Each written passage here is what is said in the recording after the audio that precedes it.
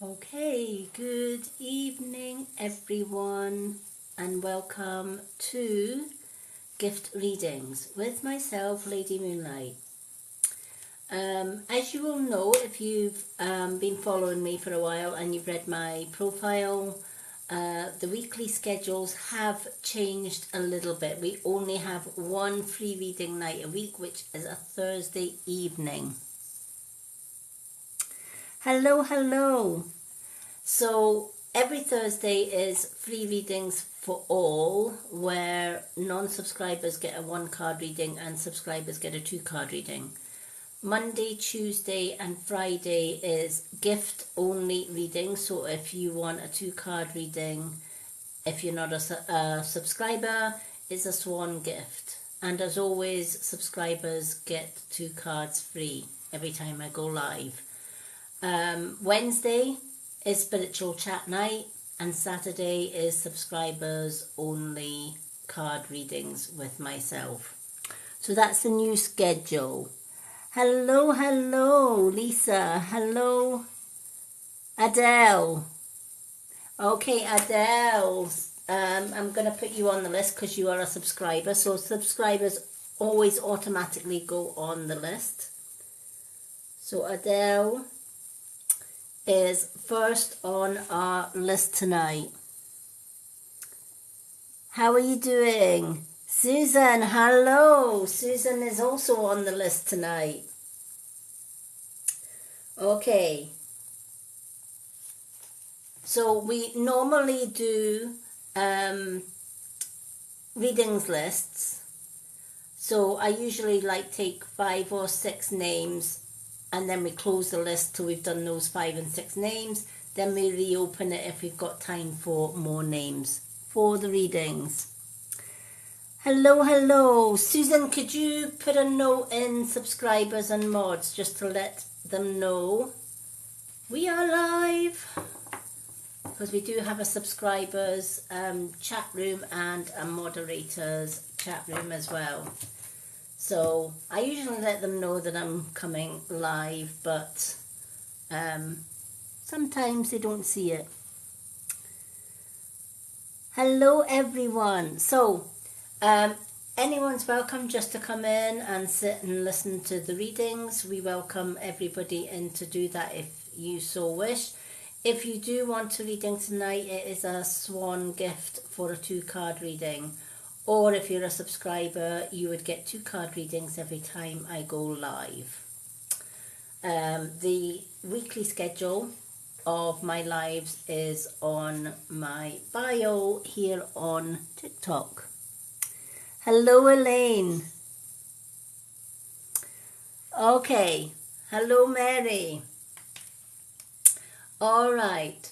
So the cards that we have got tonight are the angel cards, or the angel healing cards, and my old faithful cards as well. That's the 2 card decks that I will be using tonight.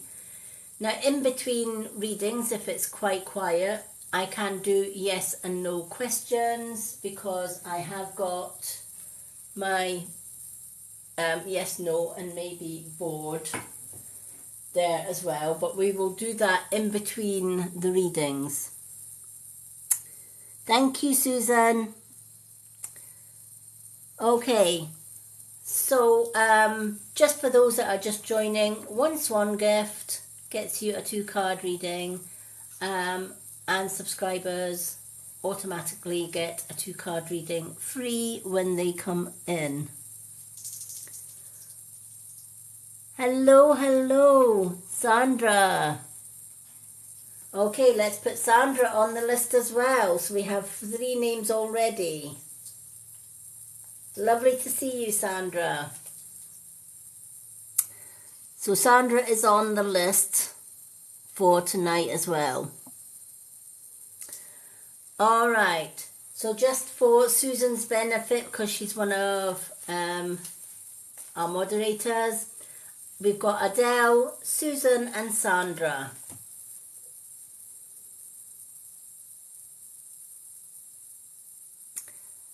It's lovely to see you. Thank you for the roses, everyone. Alrighty, so let's we can get started with the readings because we have 3 people's.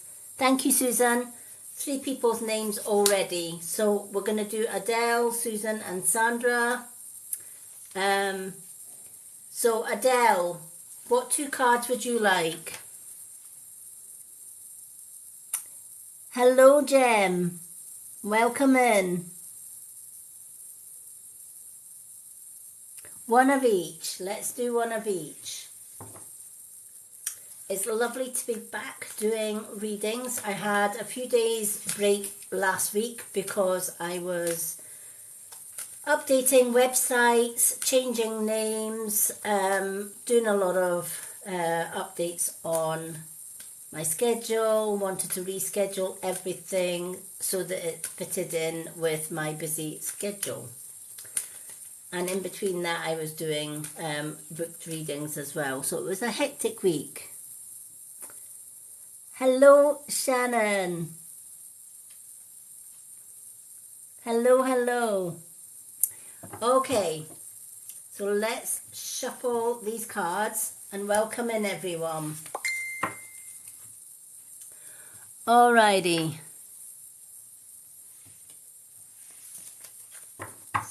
Let's shuffle, shuffle, shuffle. If you do have any questions, especially if you're new here, please don't hesitate to ask. If I'm doing readings, my moderators know everything about me anyway, so they will be able to answer any questions that we may have. You will see me looking very up close and personal with the screen. It's because I'm registered blind. So capital letters does help if you are commenting. I do miss a lot of the comments because I'm focused on the readings. So if I don't see your comments, hello Bluebell. If I don't see your comments, it's not that I'm ignoring you, it's just that I'm either focusing on the readings or I miss it because I'm not looking at the comments all of the time. Okay, so let's do Adele's cards. I hope everyone has had a wonderful Monday. I've had a busy Monday. I've been doing lots of posts and I'm all fired up for the week. All right, spring is coming and this little witch always gets really excited at spring. I love spring and summer. It's 2 of my favourite seasons. New birth. So always puts me in a good mood, especially today. The sun's been out and we've had blue skies. Still a bit chilly. We've still got the chill factor, but blue skies and sunshine I can handle. Hello everyone, welcome in. Alrighty, let's do Adele's cards.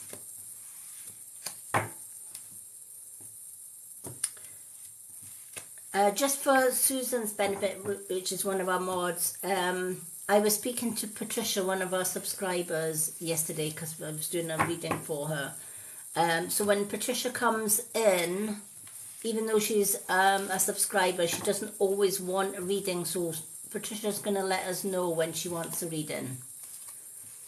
She just likes coming in and listening to the readings. All right. Let's see what Spirit has to say for Adele.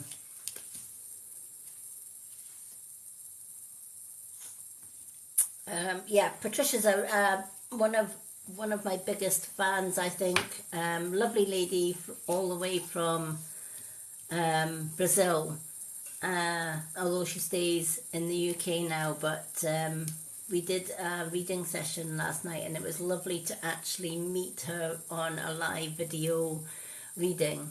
And she said, you know, I'm a lifetime subscriber, but I don't want readings every time because I would rather somebody else get readings and I just get a reading when I want one. And that's absolutely fine. So it's lovely for her to give up her spot for somebody else. Hello, hello. Okay, so let's do Adele's. Adele, your angel card is the law of attraction. All right, the law of attraction. And your Old Faithful is the Five of Swords. The Five of Swords, which looks quite scary, but it's not as scary as it looks. Hello, hello, Kaz. Alrighty. So, Law of Attraction. Let's start with the angel card, the Law of Attraction. Relationships and activities that you once enjoyed may now be changing as you become more sensitive and aware of energies. We learn from life. Life has many lessons to teach us. And that's why nobody escapes the ups and downs of life. Right? We always get people coming in and out of our lives. Sometimes for the better, sometimes for the worse. But the ones that come into our lives for the worse, even though it may be negative at the time, and even though they may come as friends and leave as enemies, and that can leave us feeling bitter or hurt or deceived in some ways. And we can hold on to that hurt and we can hold on to that negativity. But ultimately, what we end up learning as we go along life's path, especially as we get older, is that the negative people that do that, they are actually a blessing to us. And you might think, what on earth is Lady Moonlight talking about? That, you know, somebody that's meaning you harm or deceit or upset may be negative. What I mean by that is that they may bring hurt or hardship. But what do they teach you? They teach you that you know, for future reference, what a deceitful person looks and sounds like. Right? It's like when I left my 30-year marriage. I can spot a narcissist and child abuser from 20 yards. Honestly, I could. Right?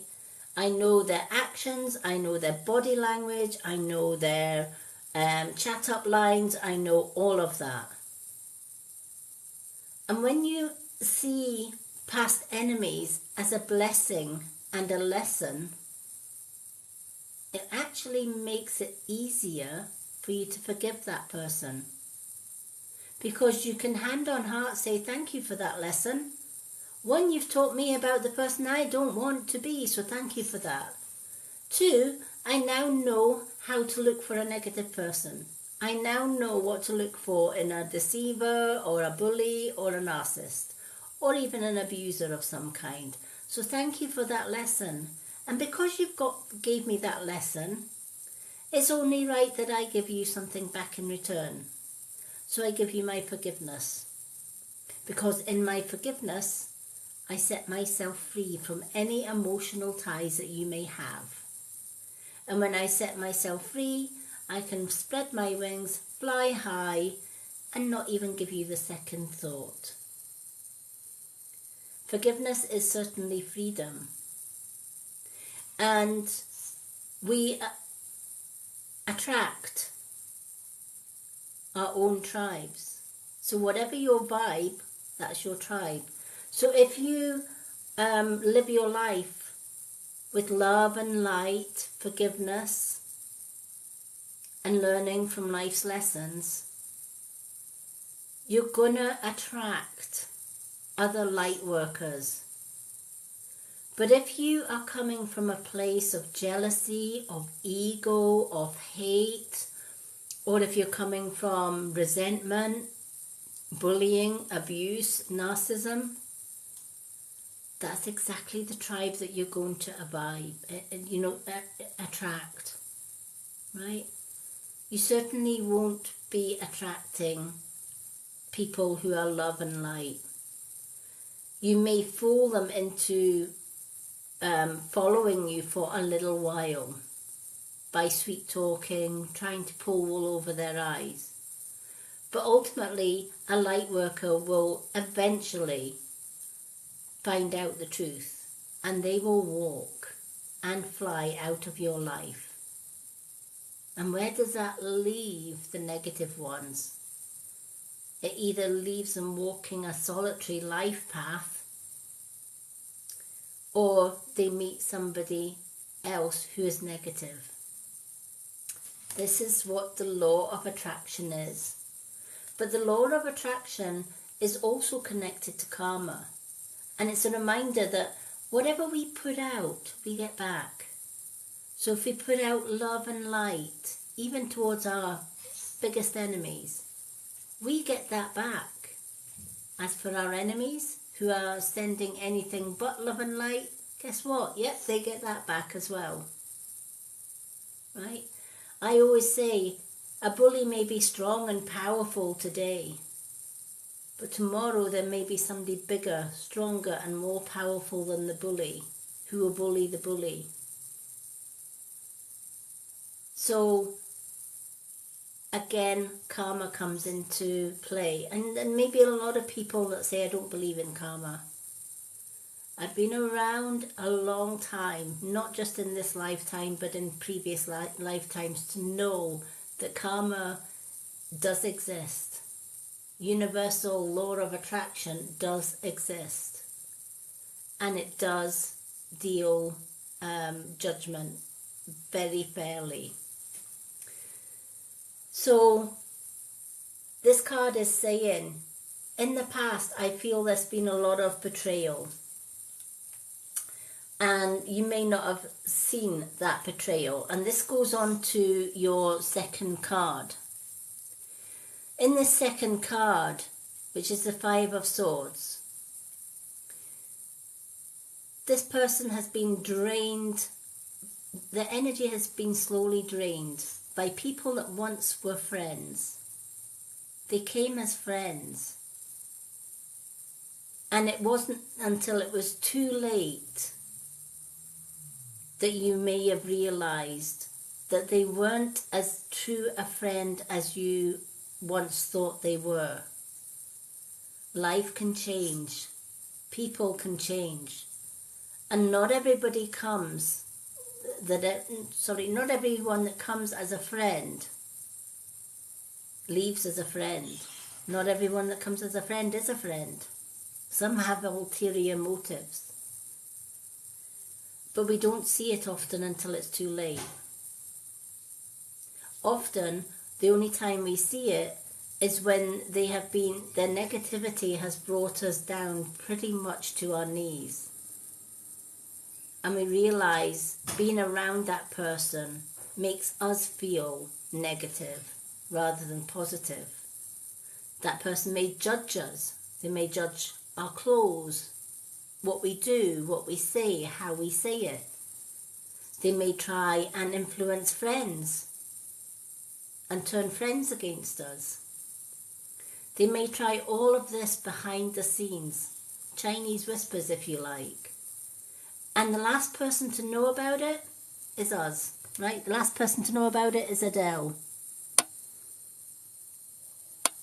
Hello everyone, hello Kim.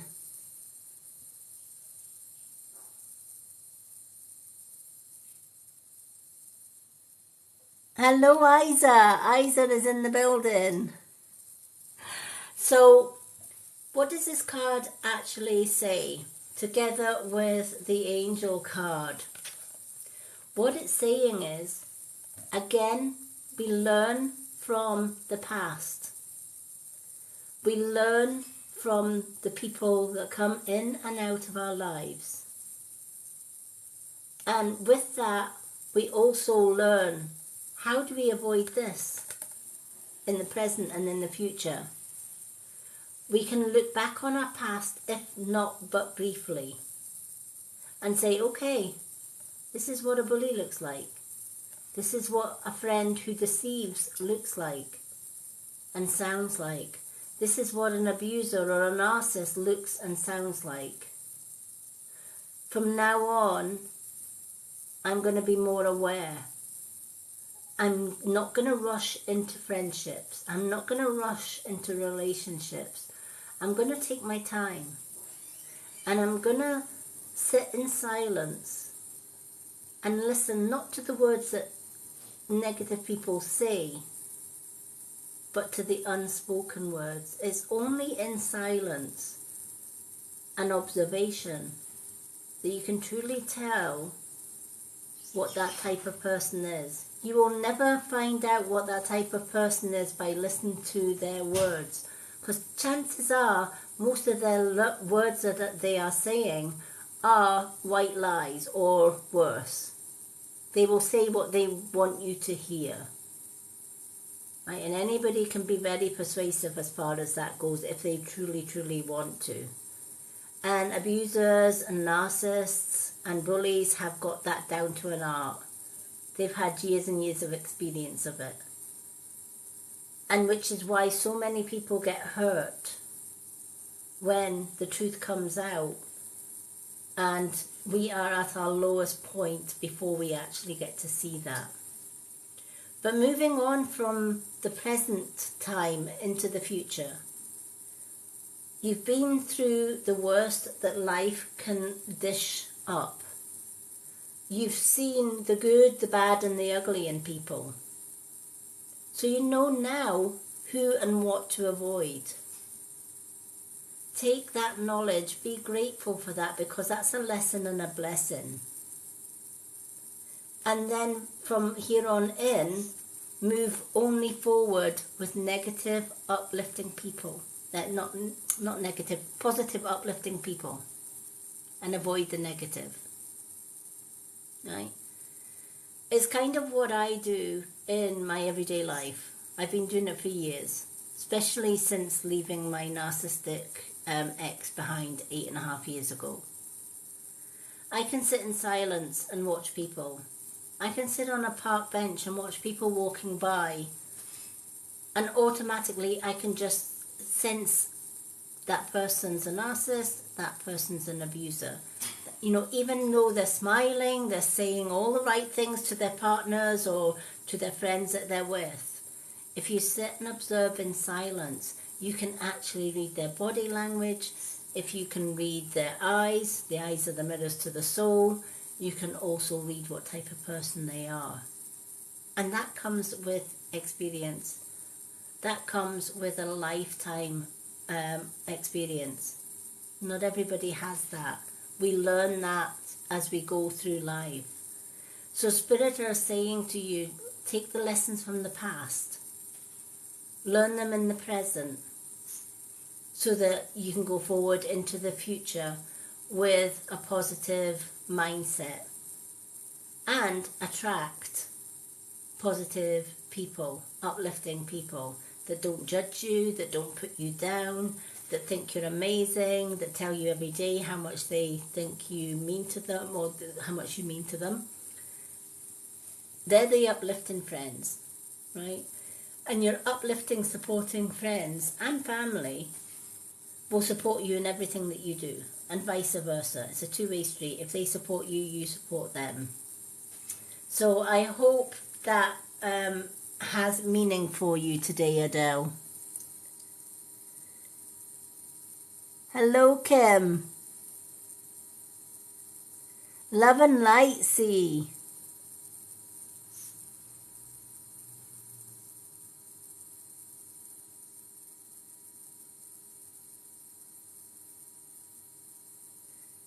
Yep, it does apply to so many people. Okay, So we've done Ardell. Next on our list is Susan. So if you're a subscriber, you do get 2 cards free. Non-subscribers, if they want a 2-card reading, it's a swan gift to receive a 2-card reading. Yes, no questions and answers are free. So Susan is next. 2 Old Faithful. So once we've done, we've got Isa on the list as well. Don't forget Isa. That's Isa on the list. Have I missed anyone else, Susan? I've got Isa coming.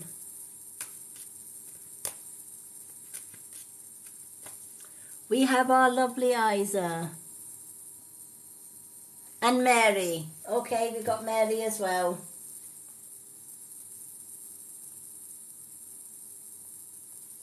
So we've got Isa and Mary on the list. Perfect. Sandra. Have I not got Sandra down? I thought I had Sandra down. Yeah, I've got Sandra down. That's right. Susan, Sandra, Isa and Mary. I thought I'm sure I've got Sandra down. I have. Yeah, so the list I've got: Susan, Sandra, Isa and Mary. So far. Okay, we are up to date. Alrighty, so let's shuffle these Old Faithful cards and see where we are.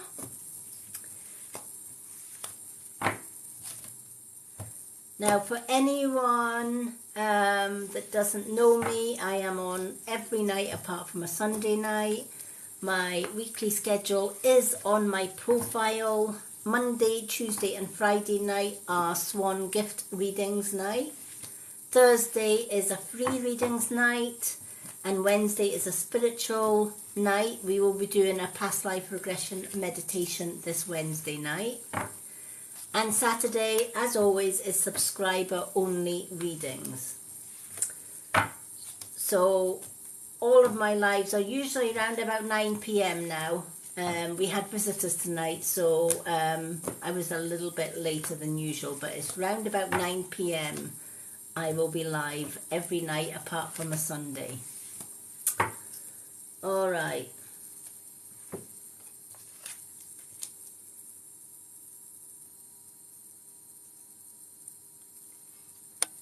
Yay, we are up to date. Hello, Crane Fire. Okay, so Susan, you have got the Magician and you've also got the Queen of Wands. All right. The Magician, master of magic, and he can manifest anything that he wishes to manifest. He has all the tools at his disposal. So he has the wands, the cups, the pentagrams, and the wands. He knows how to use all of his spiritual gifts because he's learned from them. So he knows how to control his emotions. He also knows to stay focused on his career, how to avoid problems and troubles, and how to be careful with his finances. And that's because he's learned those lessons in life. The Magician studies his craft very, very carefully. It's a bit like psychic people or light workers. It can take them a lifetime to learn about their gifts. And they make so many mistakes doing it. So the Magician is saying, just like magic, right? When the magician first practices its magic circle, his magic tricks, is he going to get it perfect straight away? Of course not. He's going to make many, many mistakes before he perfects his act. And so too in life, will we make many, many, many mistakes before we get perfect in our lives. And we may never even get it 100% perfect.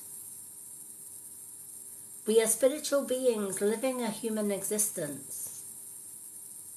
When we're in the spirit realm, it's very rare to make mistakes, if ever.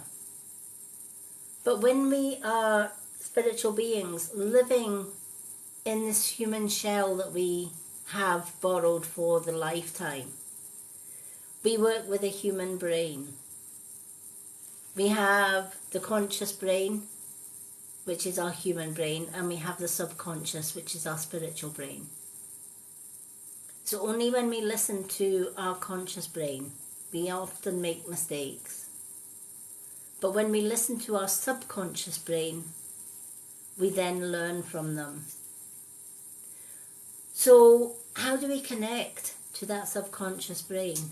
We listen to the inner voice, our intuition. Our intuition and our subconscious is linked.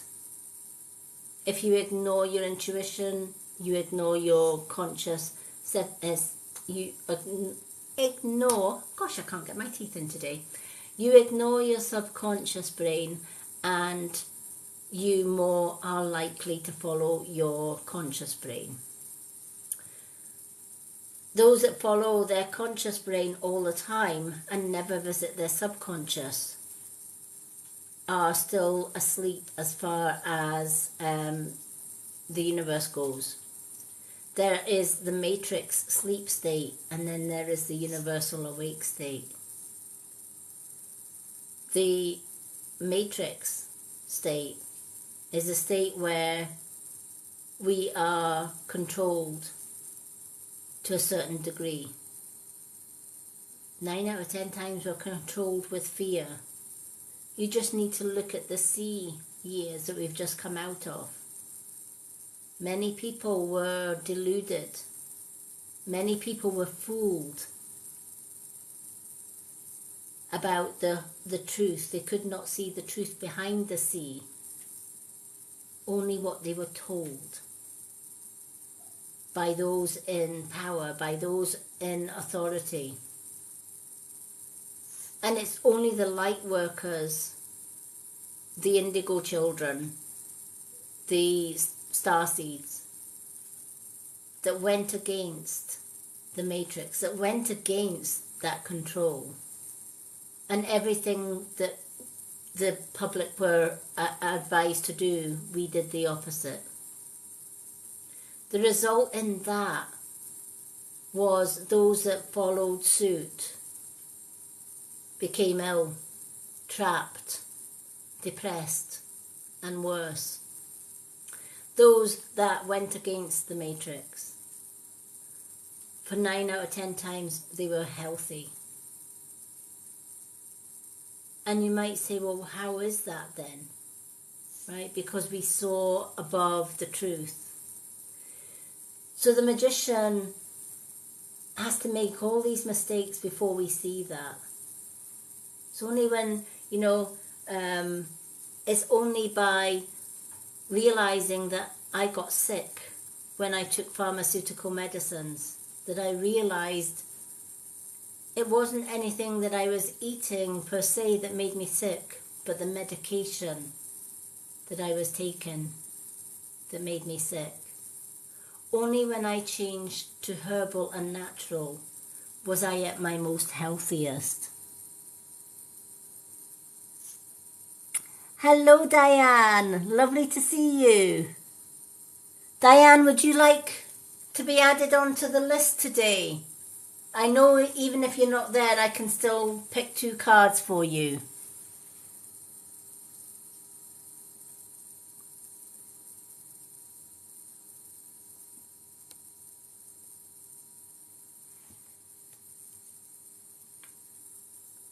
Okay, Diane, you've got a choice of Old Faithful and Angel. Which ones would you want? And I'll put it beside your name.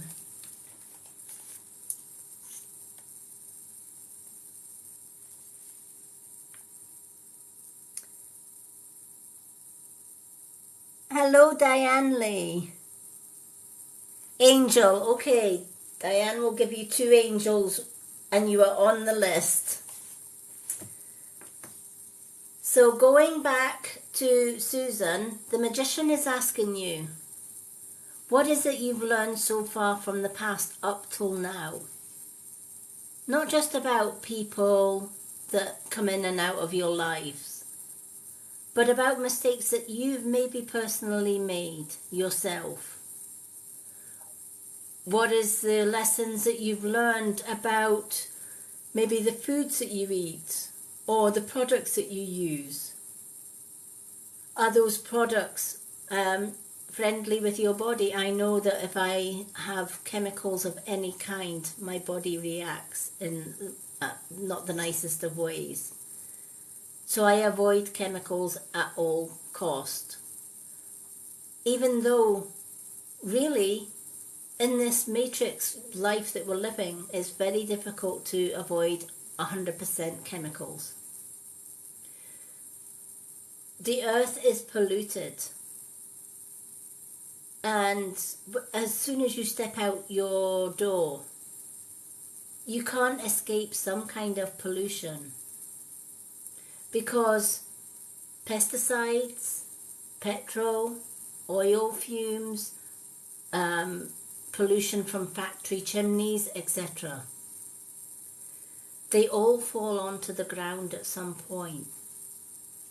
Then the rain comes down and soaks and saturates the ground. And then the sun comes up and evaporates all the rainwater from the ground. That rainwater evaporates into the clouds.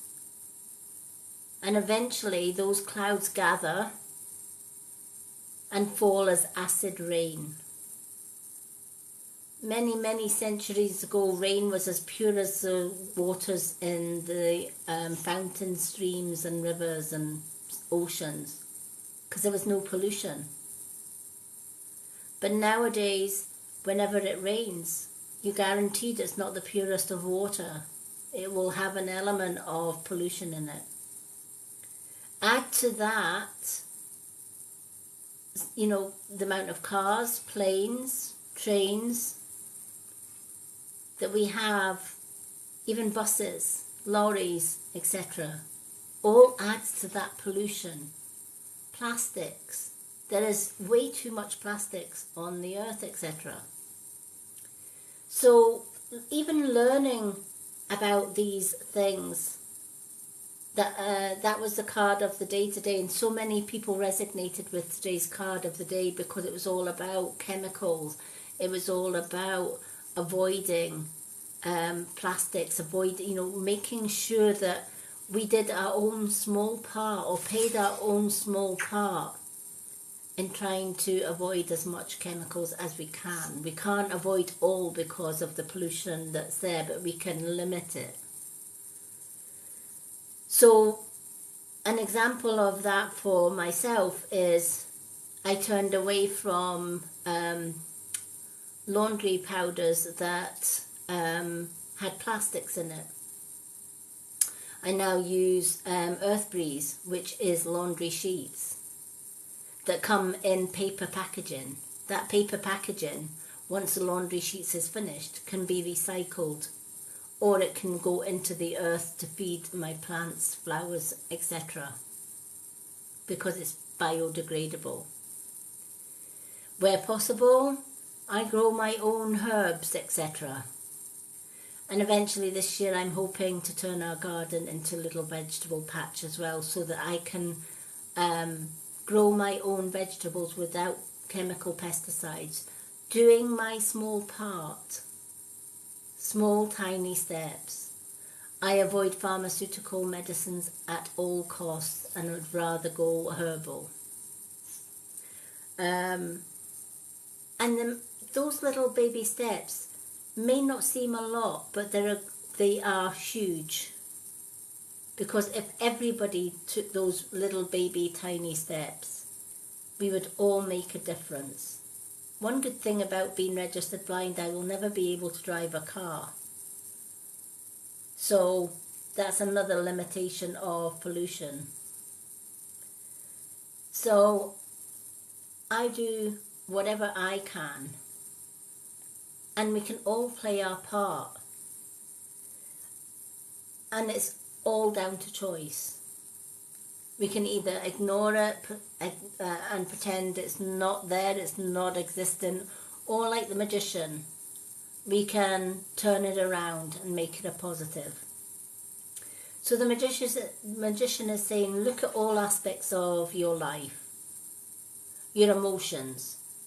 If your emotions are negative, how can you change them into a positive? If you have lack of money, what do you have to do, or what do you have to change in your life to bring you excess money? If you have problems and troubles, if you have negative people coming into your lives that continually bring you down, how can you change that and how can you make it into a positive?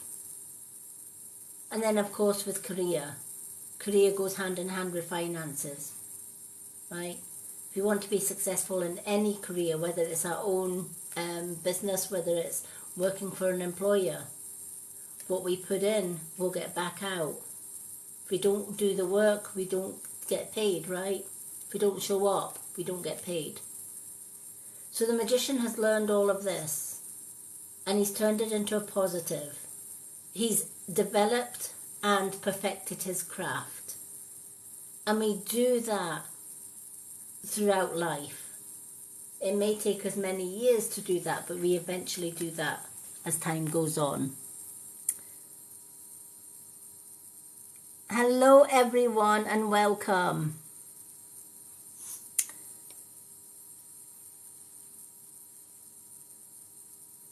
Okay, so your second card, Susan, Queen of Wands. The Queen of Wands makes a great leader, but she was never always a great leader. Again, she learned from the mistakes in her past. Queens are not born queens half the time, right? They are born princesses. They start at the bottom and they work their way up. And while they are princesses, they learn from their elders. They learn from the king or they learn from the queen. And they learn from their own challenges in life as well. Then when they become queen, by the time they've become queen, they've become wiser and stronger for it. They no longer need to listen to advice. They make their own choices. They make their own decisions. And they lead from the front. They don't follow. They lead. She knows how to rule with a fair and steady, firm hand. So she knows what she wants from her business. She will work hard for it because she's focused on what she needs to do and where she needs to go. Now that could be a material business. It could be that she's living a spiritual life and she may have her own spiritual business because spiritual items, etc., mean so much to her. I know that for me, the hippie gypsy moon witch business speaks everything about me. I promote the products that I use every day, such as crystals, incense, oils, herbs, all of that. So I promote all of the things that I love because it's natural and I lead by example. And this is what the Queen's all about, leading by example. Not being told what to do, when to do, and how far to do it. That's living in the matrix. And that's following. That's a follower, not a leader. There is a huge world of difference. It's easier to be a follower because you don't have to make the decisions. Right? It's easy to be an employee, than an employer. Because the employer has to make all the decisions. The employee just needs to follow those decisions. So, as far as running our own businesses go, right, we are answerable to ourselves. If we succeed, it's down to the work that we've put in. If we fail at our work, chances are we haven't put enough effort into it. Chances are we haven't been passionate about it. We've just been sitting hoping that things will work out for themselves without actually rolling our sleeves up and getting our hands dirty, as it were. Hello, Sharon.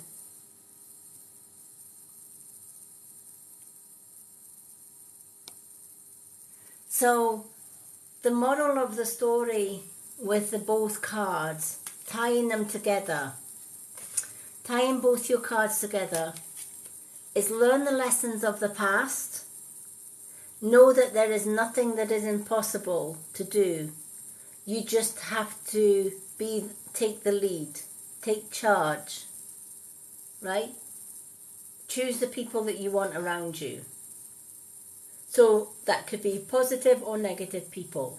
That's up to you. I prefer positive, uplifting people, just because I don't do well with negative people. I'm a typical witch and starseed. Negative people drain the heck out of my energy, so I prefer to keep my circle small and positive. But there are people on this earth that love the drama of life. They love the negativity. They love to wallow in self-pity or negative or control or being narcissistic or abusive. Right? But ultimately, even those that are narcissistic and abusive, etc., they too have a choice. They can change it any time that they want. Right? They can't blame anybody else for their behaviours other than themselves. And the only way they can change is if they choose to change. And we all have that choice. Do you want to be successful or do you not? Do you want good relationships, positive relationships, or do you want negative ones? Look at the past. See where you've made mistakes. That way, in the present and going into the future, you're not making the same mistakes twice, is the message of this card. So I hope that has meaning for you. Yep, me either. Well, that means you're keeping your circle positive. You've made your choice and you're keeping your circle positive. I just find negative people drain the heck out of my energy. So I avoid them like the plague. So I hope that has meaning for you, Susan. Okay, so I'm just checking in with Susan. We've got Sandra next, Isa, Mary and Diane.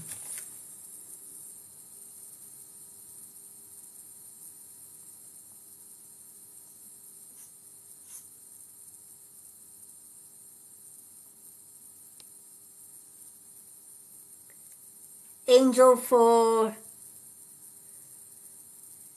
Oh, we have Pamela. Thank you, Pamela, for subscribing. Let's put Pamela on the readings list. So Pamela is after Diane. Thank you for subscribing, Pamela. Lovely to have you. Pamela, if you're on Facebook, check out my bio website. I've got a subscribers Facebook group for my TikTok subscribers. You'll also get 2 cards free every time I'm live as a subscriber. And you'll also get exclusive readings on a Saturday for subscriber-only lives. The last Saturday of every month, subscribers also get entered into a free prize draw.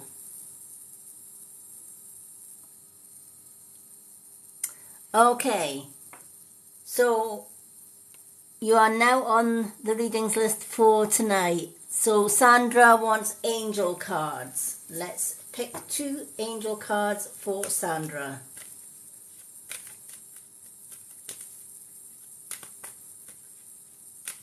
Always lovely to see new people subscribing, because subscribers, I like to give subscribers VIP treatment, which is why even on a gift night, subscribers do not need to gift. As long as their subscription is up to date, they will receive a 2-card reading every time I am live. We also have a subscriber chat room connected to our subscriber Facebook group as well, where subscribers can chat amongst themselves, and they can also chat with me as well on there. All my social media links are on my website, which is in my bio. Alright, if my bio does not have a website, be careful folks, there is a lot of people that try and copy my account. So how do you know you're following the genuine Lady Moonlight? Look for the followers. If it's got less than 9,000 followers, it's a fake account. If it does not have a website link that you can click on and open the website, it's a fake account. Also, if you get a PM from Lady Moonlight or the Hippie Gypsy Witch asking for money or readings, then it's not me, it's a fake account. So just be careful folks. So many scammers just now on TikTok. But I will never ever PM you for readings. I don't have to, people find me. And if you do find a fake account, report it and block it. But you'll always know mine, because one thing that scammers cannot fake is a website. So if my bio does not have a website link, it's most likely a fake. If they've less than 9,000 followers, it's a fake.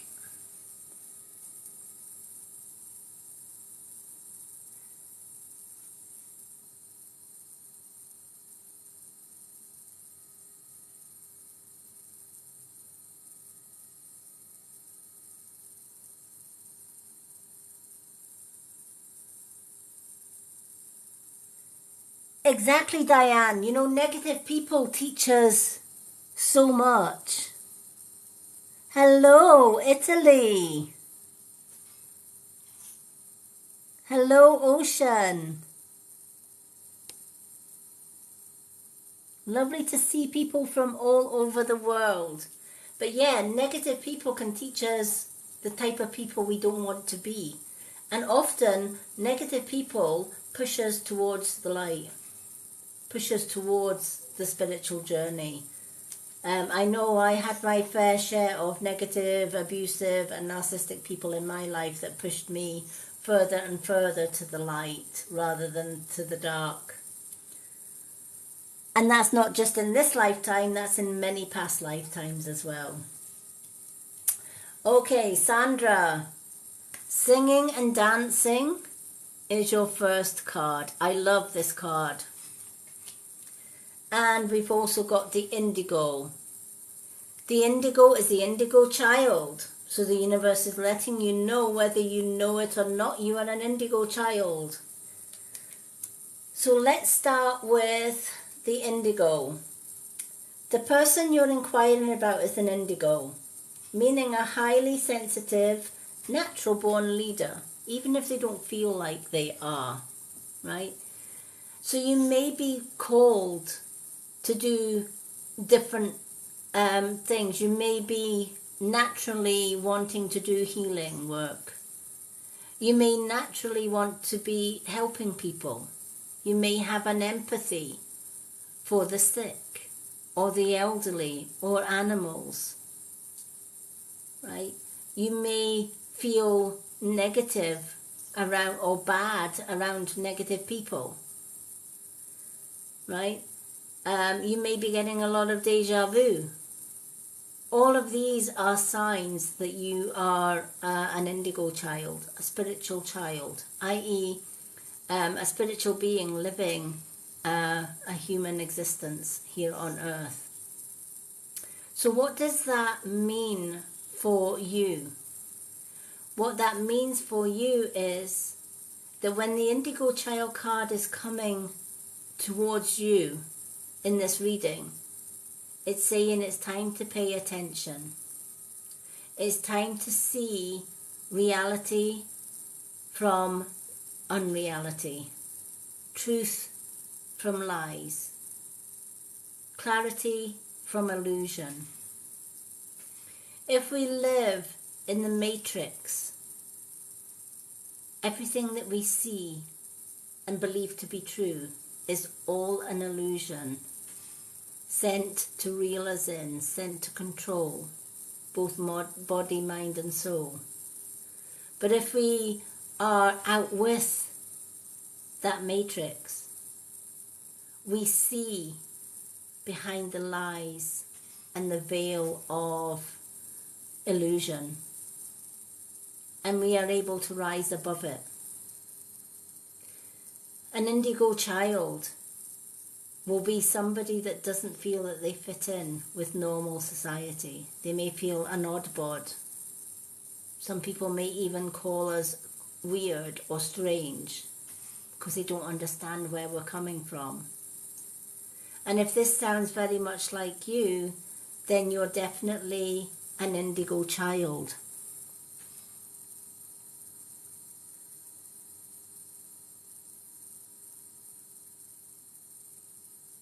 If that makes sense. So the indigo card is saying, if you are the type of person that can't be around negative people for whatever reason, and their energy pulls your energy down, whereas being around positive people lifts your spirit. If you naturally are drawn to helping the sick, if you are naturally drawn to steering away from chemicals, pharmaceuticals, etc., because they make you sick, chances are you're an indigo. You may not even know that that's what it is, but chances are that you are. And when the indigo child card comes into the equation, it's asking you, the person that you are is an indigo, meaning you are highly sensitive, right? So we can be empathic. We can pick up on people's emotions. We can sense if somebody's upset, hurt, somebody's angry, somebody's positive, somebody's negative. We can pick that up.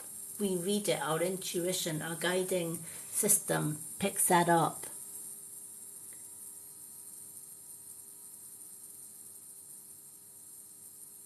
I'm so glad this makes sense to you. So this is just confirming, even if you weren't sure whether your intuition was right as far as being an indigo child, then the universe is confirming that you are indeed an indigo child. So the other card that you have is singing and dancing. Express yourself and awaken your psychic senses through the magical power of music and movement.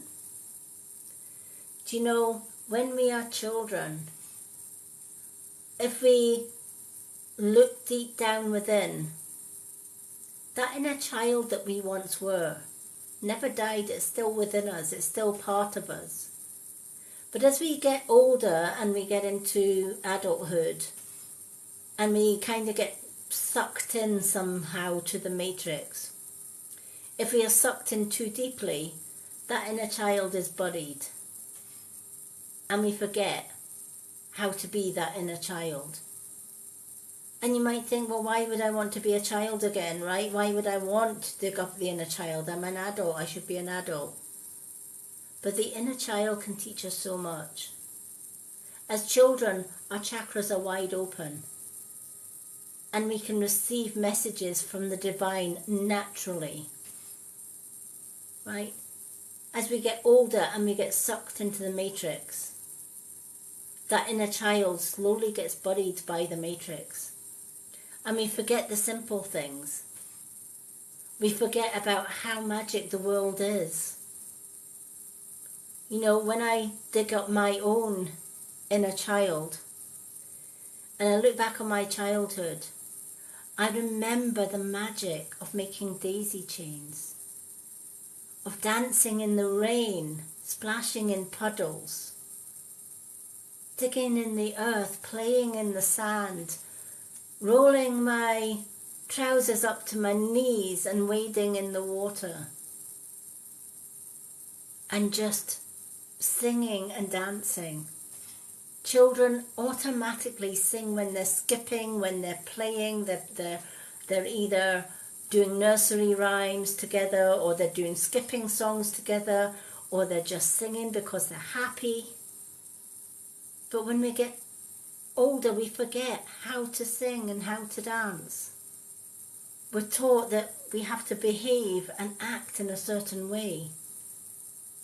And that singing and dancing and being joyful and whatever is probably taboo, right? It's not the first time, even at the age of 58, that I have been walking through a park with my fiancé and the urge to sit on a swing and swing.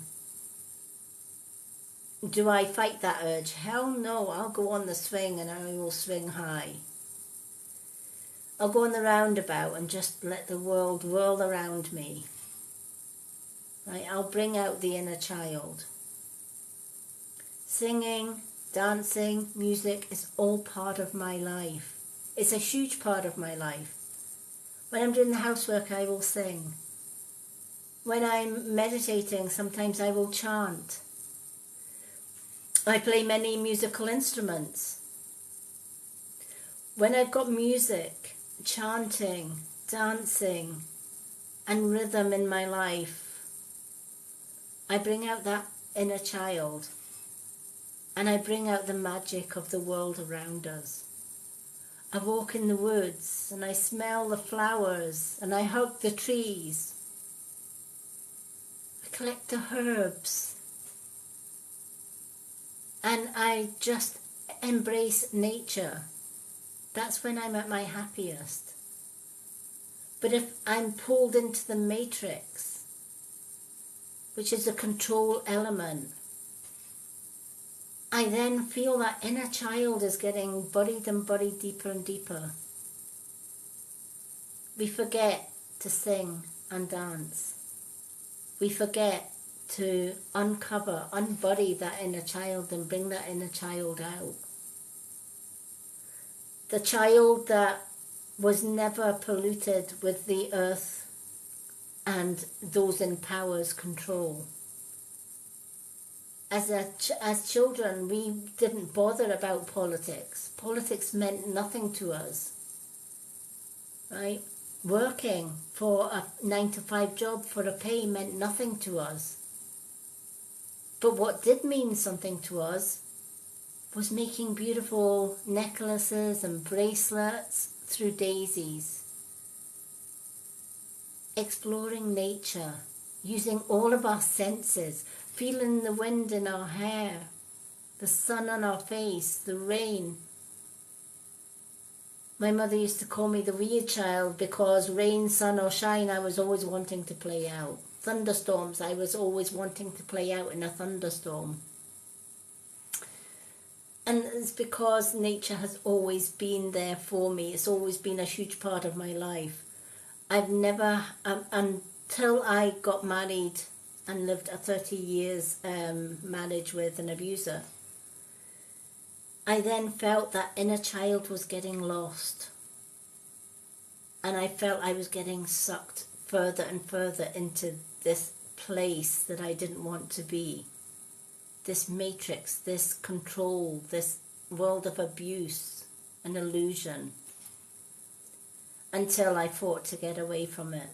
I then met my current fiance, and we've been together 8.5 years. He's also a male witch as well.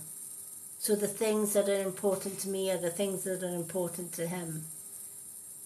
So as an indigo child, the universe is saying, when's the last time you let your hair down and just played in the rain? Sing, dance, let your hair down, played on the swings at the park, or rolled up your trouser leg and just waded into the sea.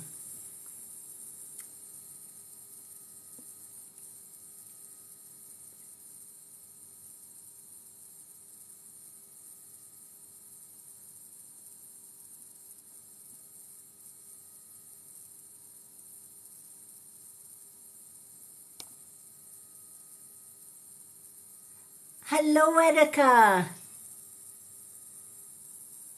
Erica, would you like me to add you to the list tonight?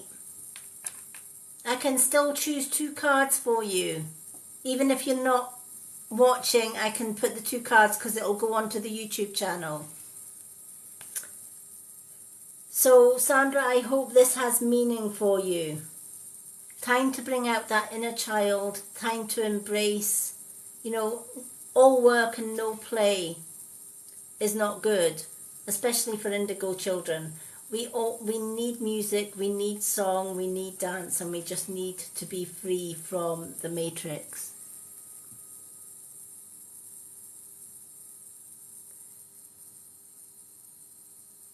Okay. Oh, I'm so glad it made sense. And I'm so glad you were here to get that reading. Did Erica, I know she came in and said hi, but if Erica's still here, would you like me to pick? There's Dr. Sunshine Flower. Yay, Dr. Sunshine Flower's here.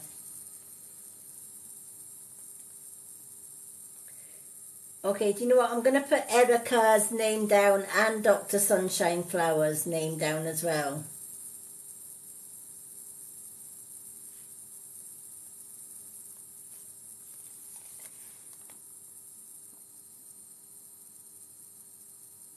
Hello, hello, hello.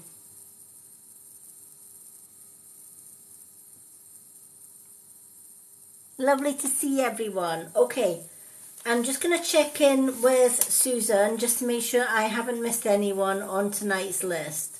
For those that have joined, if you are a subscriber, you will get 2 cards free every time I go live. If you're not a subscriber and you would like a 2-card reading, it's a swan gift to receive a 2-card reading tonight because it's gift-only readings. So Susan, I have got, we've just done Sandra. So I've got Isa, Mary, Diane, Pamela, Erica, and Dr. Sunshine Flower.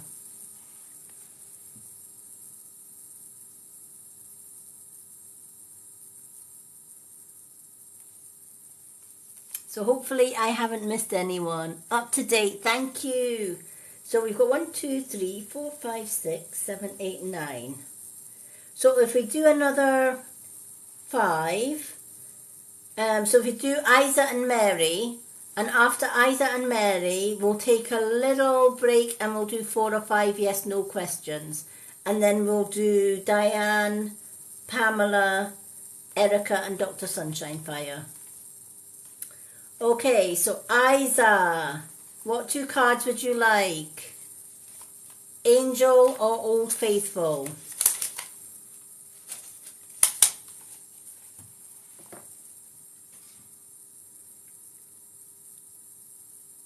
Hello, Addison's disease. Welcome.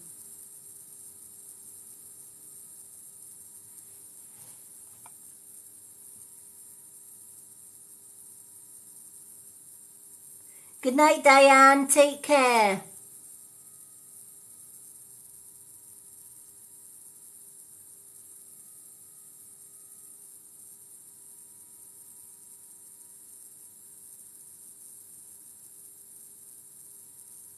Oh no, Dr. Sunshine Fire. Oh gosh. Dr. Sunshine Fire, if you do get kicked off for any time, I know sometimes your signal gets bad. What cards would you like if I get to your name? Because I know you always catch up on the replay on YouTube.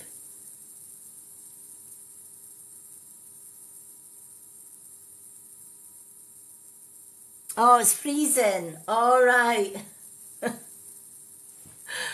Oh my gosh. Well, tell me what 2 cards you want just in case it continues to freeze. Angel or Old Faithful, and I'll put those 2 cards next to your name just in case. Just in case it freezes and be's a pain in the butt.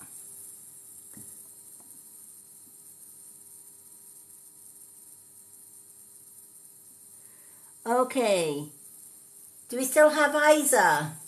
Did Isa disappear or is she still there? Let me have a look and see if I can see her on my list. Alright, I don't see Isa.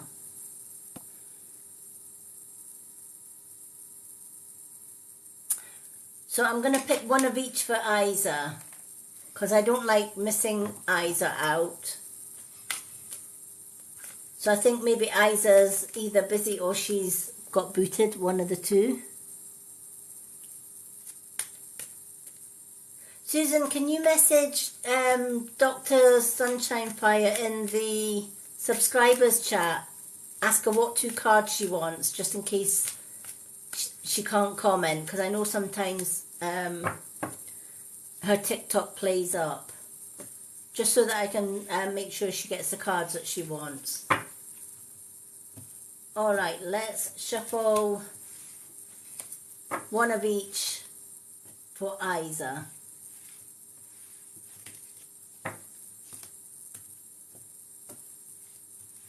Okay. I know TikTok can be a little bit funny with some people's internet. One of each. Okay. Thank you, Dr. Sunshine Fire. I will put that next to your name. I'll put one of each, just in case.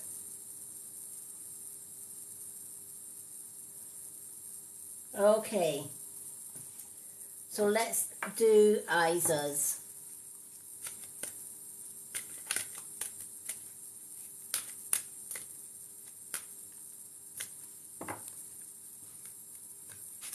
Alrighty.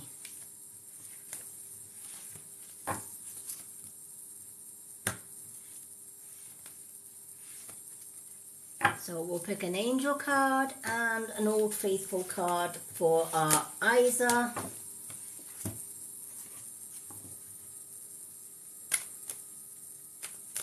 I'm pretty sure that's usually what Isa picks anyway, one of each. Welcome in, everyone.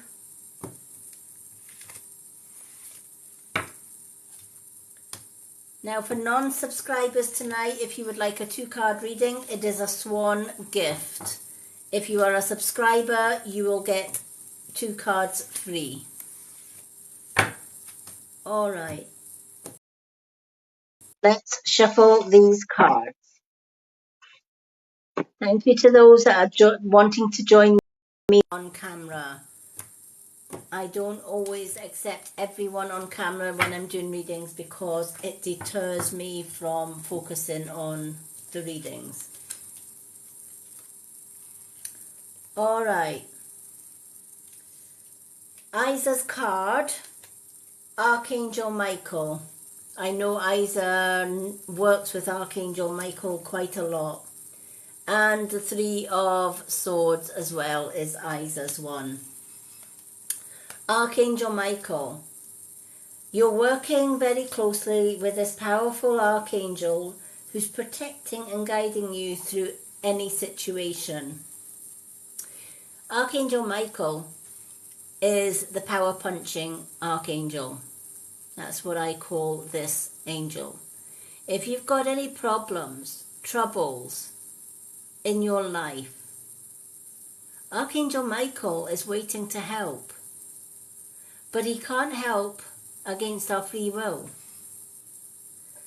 He has to wait patiently for you to say, Archangel Michael, I'm really struggling. Now that could be struggling at work. It could be struggling with finances. It could be struggling with a relationship. It could be struggling with manifesting your own dreams and goals. Right? You could be struggling with depression and how to get out of that. But we often struggle alone, and the last person that we think to ask is Archangel Michael. So he can't do anything unless we ask. It's the same when we are our guides are working behind the scenes all the time. They're listening, watching, and waiting for us to ask for their guidance. Every time I come on to do a live reading, first thing I do is meditate. Second thing I do is I'll ask my guide team, because we all have more than one guide.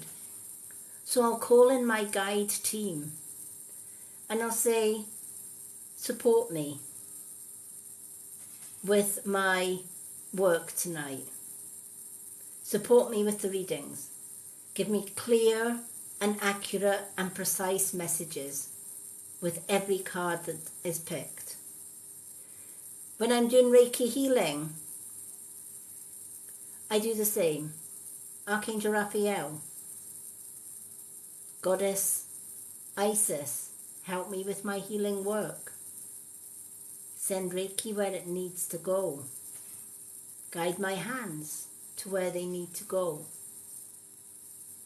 so that I am sending Reiki healing for that person's highest good.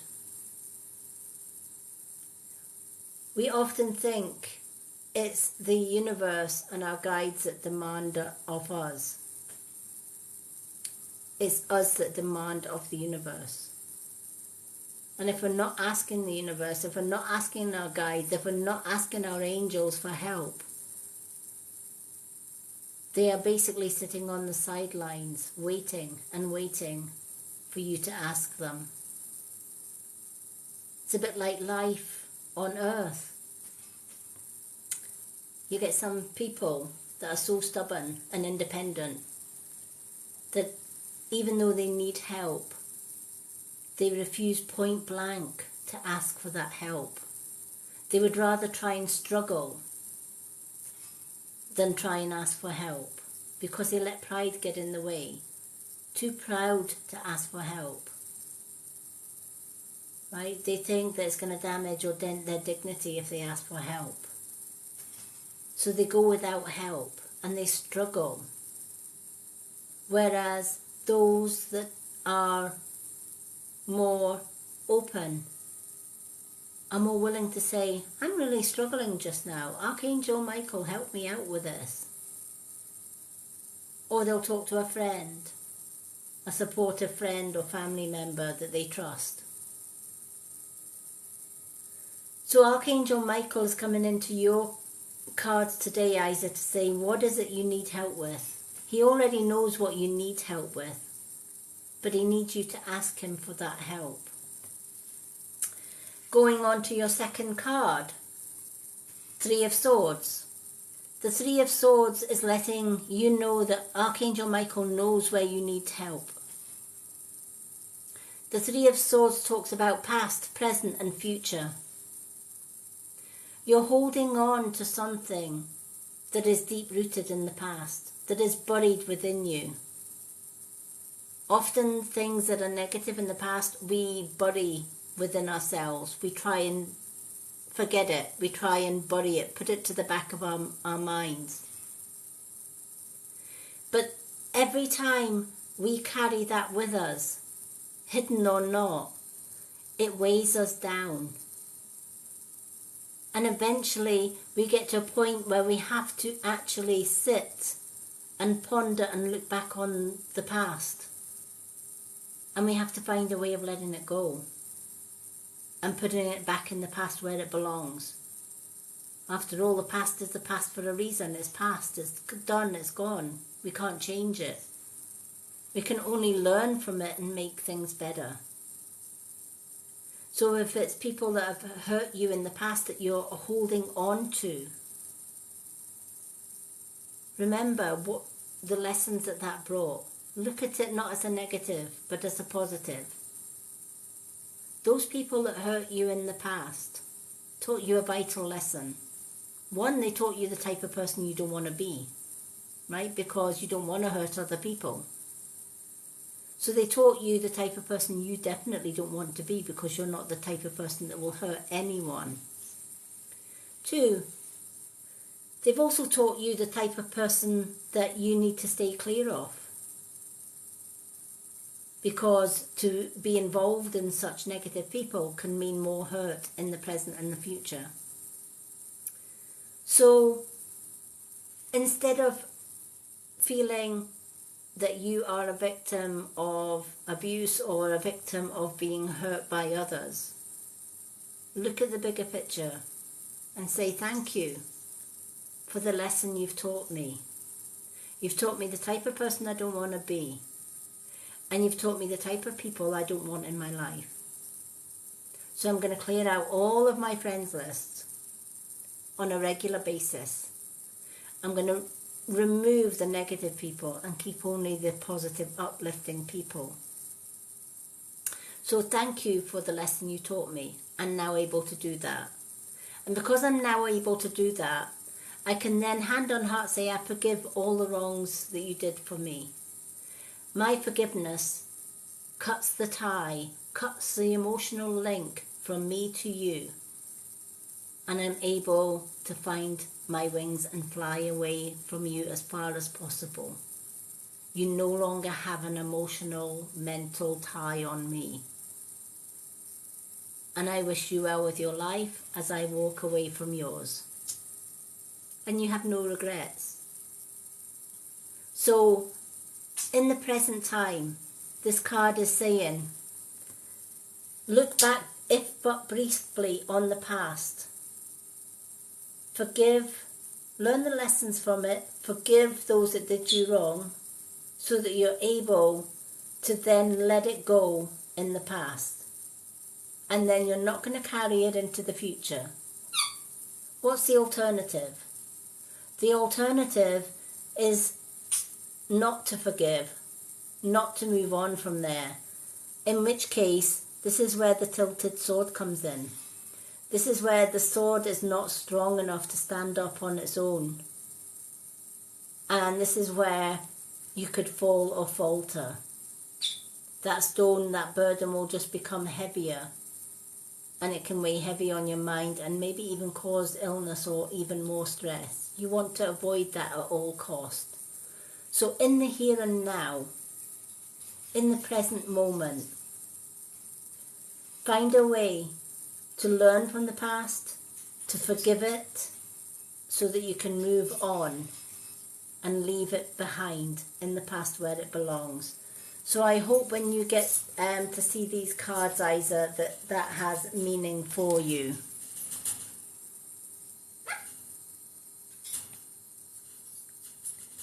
Hello, Angel.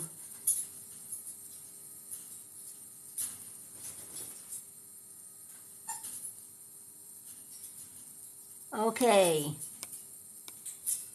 So I'm going to move on to Mary, and then we're going to have a short break and do a couple of, we'll maybe do 4 yes/no questions, and then we will go on to do the next 4 readings. So the next 4 readings that I've got is Diane, Pamela, Erica and Dr. Sunshine Fire. Okay, so do we still have Mary? Hello, Emma.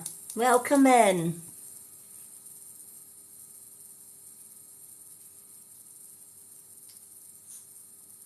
Welcome to everyone that's just joined.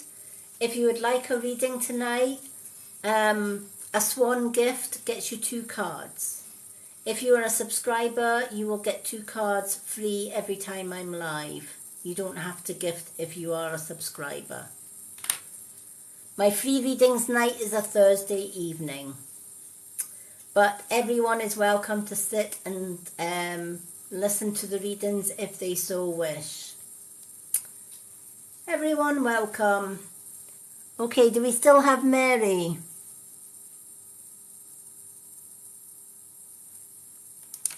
Don't know if you still got Mary. Let me just check on my list.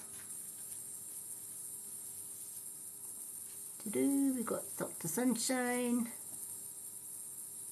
Okay, I don't see Mary on my list.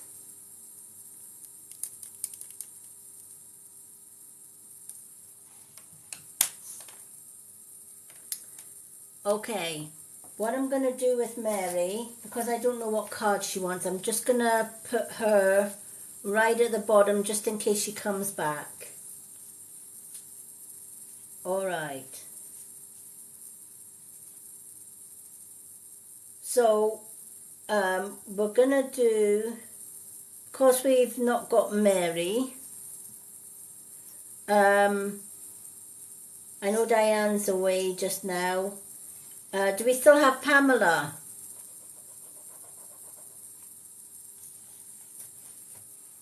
Do we still have Pamela?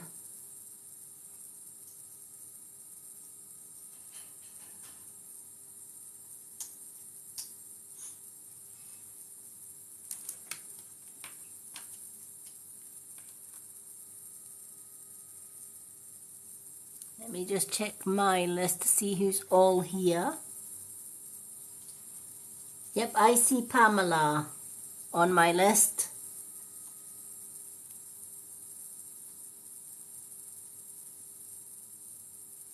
So next up is our Pamela.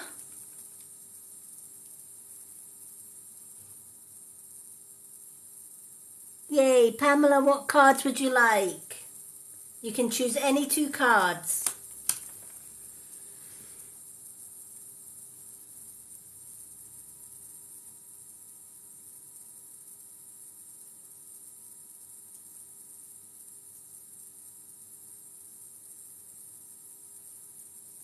So we've got Old Faithful and we've got Angel. You can have 2 Angel, 2 Old Faithful, or 1 of each. So just for Susan's benefit, we're going to do Pamela, then we're going to have a break, and then we're going to do Diane, Erica, Dr. Sunshine Fire, and Mary.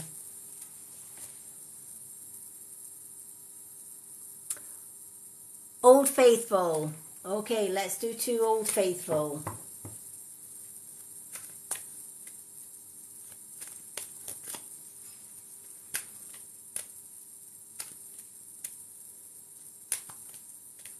Okay, let's shuffle these cards.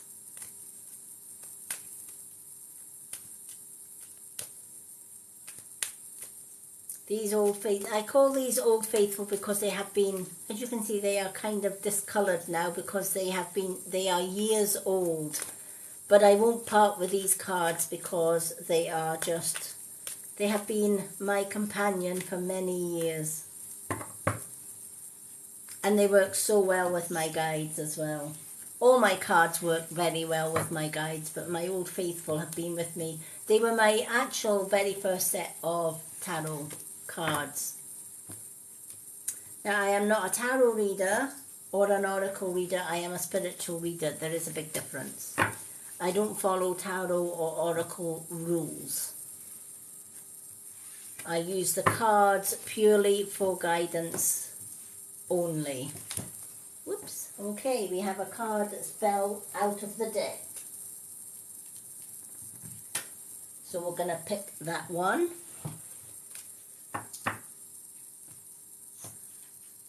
And then we're going to pick a second one.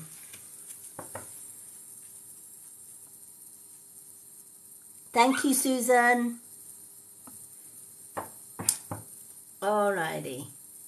Susan is ace.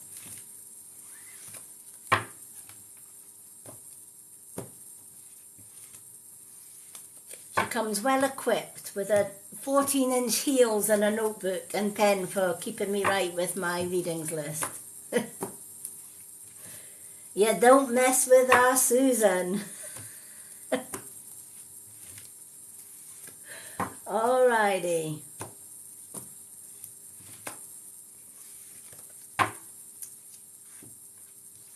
So let's see what the two cards. So the card that flew out of the deck for you. Hello, everyone.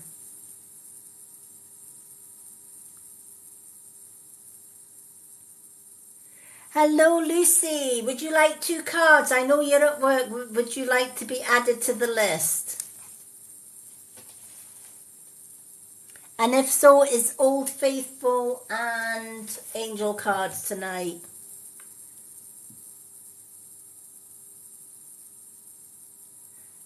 Hello and welcome, Ophia. And welcome, Linda. Okay, I don't have to ask then. It'll be two Old Faithfuls for Lucy later. All right. So two Old Faithfuls for Lucy. You got it. All right. So going back to Pamela, your first card is the Fool. And your second card is the Knight of Cups. So the Fool. Sometimes we can look before we leap. Sometimes we can act in haste. Sometimes we can listen to our head rather than our intuition. How many times in life do we listen to our head and ignore our intuition? Because our head says, yes, let's go and do this. Yes, it's risky. Yes, it could be dangerous.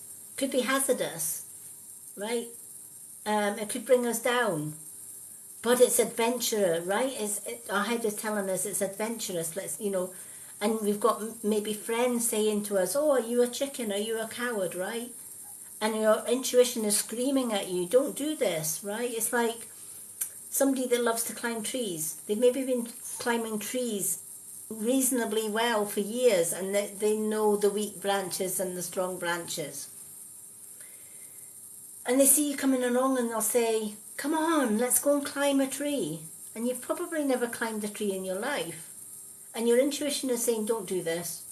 Really, listen to me, don't do this. Because you could fall and break something. But your friend is then saying, come on, are you a wimp? Are you a coward? Are you whatever, right? So the intuition, which I call the angel on one shoulder, and our human brain, which is the devil on the other, are at war. And the devil shouts louder than the intuition, and we go and climb that tree. So your friend that is experienced climbs to a certain height and knows that the next branch up is very weak and not to go there. But they haven't told you that. So you get up to the same branch as your friend. But we always want to do better than our friends, right? We always want to show off. So we go one branch higher. What happens? The branch snaps, you fall to the ground. Worst case scenario, you break a limb, leg, arm, whatever, right? Or even worse, right? And how many times in life has that happened? We've gone against our intuition. Some things went completely wrong. And what's the first thing we tell ourselves? I wish I had listened to my gut and I wouldn't have been in this pickle. This is what the Fool's card is all about. The Fool card shows, somebody that is carefree, quite happy, not looking where he's going, paying more attention to the little butterfly and catching the butterfly, not looking where his feet are going, right? And he may be happy chasing this butterfly. But if he's not looking below as well as looking above and in front, what could happen? What's the worst that could happen? Right? Worst that can happen, he can trip over a pothole. He can bump into a lamppost. Right? He can fall into water. He can bump into somebody else. Or if he's crossing a road at the time of chasing the butterfly, he can get knocked over. Right? So, being more observant and being able to listen to our intuition is key here. And this is what the Fool card brings to us. It reminds us to not always listen to our human brain, but listen to that inner voice. Your human brain will always, always shout louder than your intuition. And it will always tempt you. It will always dangle that carrot and saying, look at this juicy carrot. Don't listen to your intuition. It's boring. It's playing safe, right? Have this juicy carrot, right? Think of this, the story of Snow White and the Seven Dwarfs, right? What did the Queen tempt Snow White with? A juicy red apple, right? Snow White was probably bloody starving. So she took a bite of the apple because it looked like an apple, right? It looked juicy, right? We see food on, in a supermarket, and it's true what they say, isn't it? Never go shopping on an empty stomach because you'll buy all the wrong foods. Always go shopping on a full stomach because you're not so hungry then. And you're more apt to follow the healthier stuff. But when we listen to our intuition, when we home in to that inner voice, and sometimes we have to do that in silence, we are more observant and we are more careful in life, and we're not liable to make mistakes that we have maybe done in the past. So if you've went against your intuition and many, many times you found yourself saying, I wish I'd listened to my gut feeling and then I wouldn't be in this pickle. This is exactly what the Fool is asking you to learn from. Learn from that experience. And sometimes it's just a case of sitting in silence, not being too hasty to make decisions, to think decisions through very, very carefully, right? If you do this, how are you going to benefit from it? Is it for your highest good? Are you going to possibly get harmed if you do this? And if not, what is your intuition saying? If your intuition is saying, all green light, go for it, then go for it. But if there's a niggle, if there's something just seems to holding you back, always, always go with that niggle. Always go with that intuition. I'm going to give you a real life situation that I experienced with my own intuition. I was with a previous MLM company. I'd done 2 or 3 MLM companies in the past. And this last company that I ever joined as an MLM,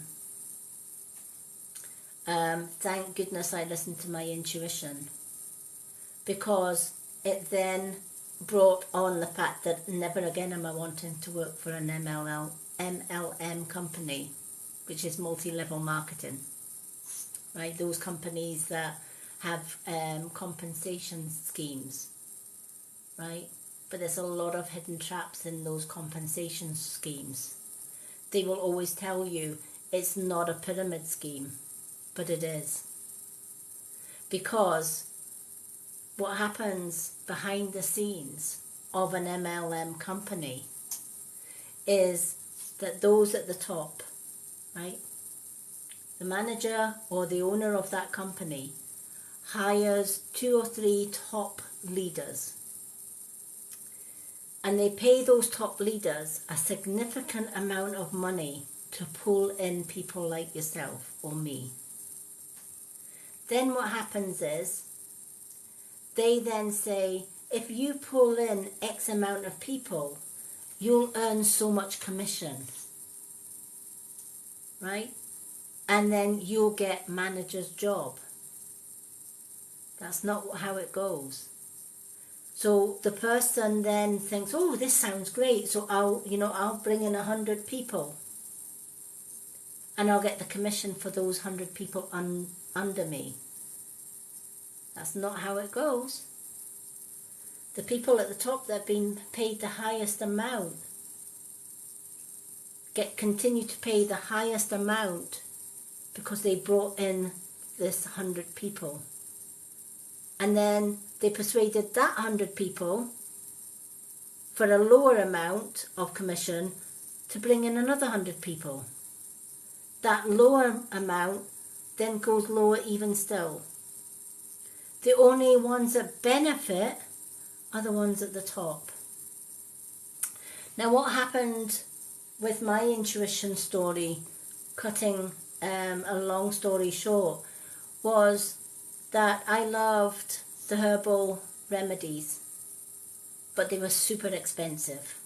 For 1 month's supply of green tea, for example, which I love, it was something like £61, which £2 a green tea wasn't extortionate in my book, until later on I realised there's a lot cheaper green tea out with the MLM marketing. It's just as good, if not stronger.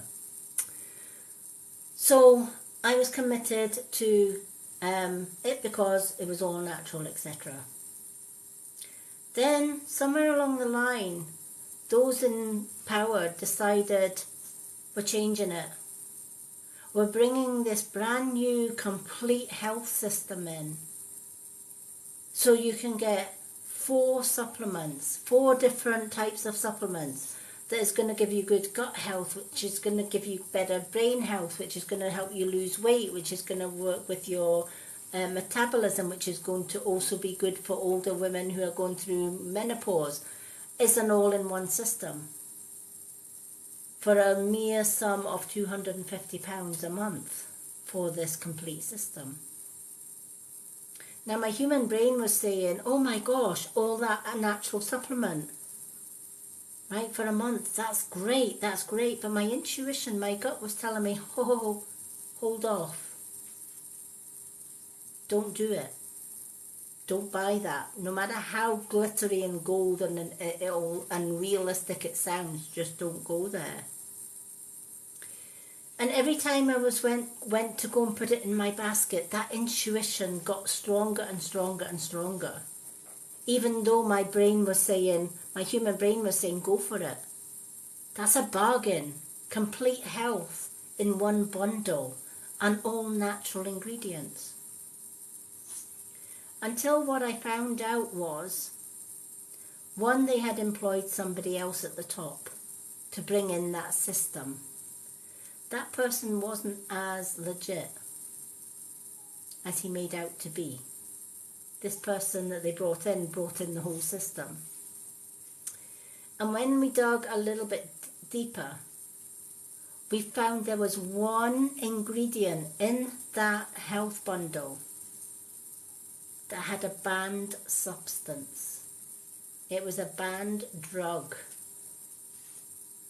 And this drug was often tested for athletes. Athletes were tested for this particular drug. And this drug could have side effects, right? It's supposed to boost your metabolism, boost your energy. But for some people that could be fatal. For some people they could get palpitations, heart attacks, and even worse. So this sudden realization that this bundle that I almost was persuaded by my human brain to buy could have actually potentially harmed me. And it was a friend of mine in the USA who was sucked into buying that bundle because she, like me, believed in natural healthy supplements.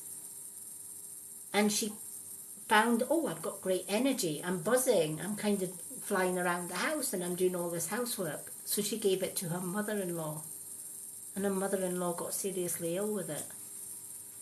So she delved into the ingredients and found this banned drug. She immediately stopped purchasing it. So that opened my eyes wide open about how sincere big corporate companies can be. So I left the MLM and I only went for small family-owned businesses that were genuine in what they were doing. And it was only affiliate schemes where if you didn't work, you didn't get paid. Nobody got better money than you, nobody got less money than you, unless they decided to join the affiliate scheme and not earn anything by doing nothing. So intuition saved my butt that day. And it was a wide wake-up call for me. Never again will I trust my human brain. I'll always listen to that inner voice. And that's what the Fool's card was asking you to do. Always listen to that inner voice. It knows better than what we do. Thank you for the shares. So the second card is a Knight of Cups. The Knight of Cups is emotions. Sometimes even just like our human brain, our emotions can get the better of us, right? Negative people can have a huge effect on our emotions, right? We may be good people, good-hearted people that want to help anyone that we can. And often we give so much of ourselves to help others. We put ourselves last. And we go into battle for that other person. And we neglect our own emotions. Sometimes we help people with their problems and they go away happy. And we're sat thinking, oh my gosh, that poor woman or that poor man. And we have many sleepless nights thinking, I hope my advice helped them. So we're left with all the worry and they're left with the freedom. But what happens then when you need their help somewhere along the line, they're nowhere to be seen. And that can leave you again with negative emotions. It's kind of like, well, how dare they? I've been there every minute of the day whenever they needed me. And the minute that I need their help, the minute that I need their support, they're nowhere to be seen. The Knight of Cups has learned how to deal with emotional people. He's learned how to spot the givers and takers and equal opportunities and just the takers, the energy drainers. And when the Knight of Cups comes into a reading, it always indicates that you've gave more than what you've received. And it's often left you tired and it's often left you drained. The moral of the story here is, yes, it's okay to help people, but make sure you're helping the people that will help you when you need that help. If for whatever reason you have helped somebody in life and you've needed that person's help and advice and they are nowhere to be seen, drop them. It's okay to say no next time they ask for help. You don't have to give any reasons. You don't have to give anybody any explanation for your choices. You have the right to choose who to help and who not to help. Giving and taking should be equal, yin and yang, right? You would never go to a medicine woman and say, can you help me to get better? And she gives you medicine and you give her nothing for it. Chances are the medicine woman won't help you the next time that you go in for help. You wouldn't go into a hairdresser and ask for a hairstyle, and then after she's done hours of work on your hair, you walk out the door and not pay for that hairdresser, right? Of course you would. You're paying for their time. So this is what this card is all about. Guarding your emotions. Making sure that nobody is draining you of your emotions. That they are not taking and taking and taking everything that you will freely give to them, and they give nothing back. Keep your friends that are supportive, and that will keep your emotions happy. And those that are negative and always bringing you negative things to help them with, they're the ones that bring their problems to your door time and time again. You help them, and then when you need their help, they're nowhere to be seen. So the Knight of Wands is saying, for better emotions, sometimes we have to stand our ground. Sometimes we have to be a little bit braver and a little bit tougher on ourselves. We have to set boundaries. And we have to say no when it's time to say no. And only say yes to those that need our help. So I hope that message has meaning for you tonight, Pamela. And I'm so glad you were able to get a reading tonight. And welcome to subscribers. Now, for all of our new subscribers, if you are on Facebook, we do have a subscribers Facebook group. You'll find that group on my website here on my bio. If you click on the VIP subscriber group on Facebook, which the link is on my website, it will ask you 2 or 3 questions. One of, what is your TikTok username? Please make sure that you put your username down, because you'll be surprised at how many non-subscribers try to get into my Facebook subscriber group. So I won't allow anyone now into that group unless they give their TikTok subscriber name. So for example, if it was Susan that was joining, I would look for the answer would be, what is your username, TikTok username? 5 for Susan, right? So make sure you put your name down so that you do get added into that group, because the amount of people that have said, yes, I'm a subscriber, and they put their name, and when I check on my subscriber list here on TikTok, they're not on the subscribers. So just for all of our new subscribers,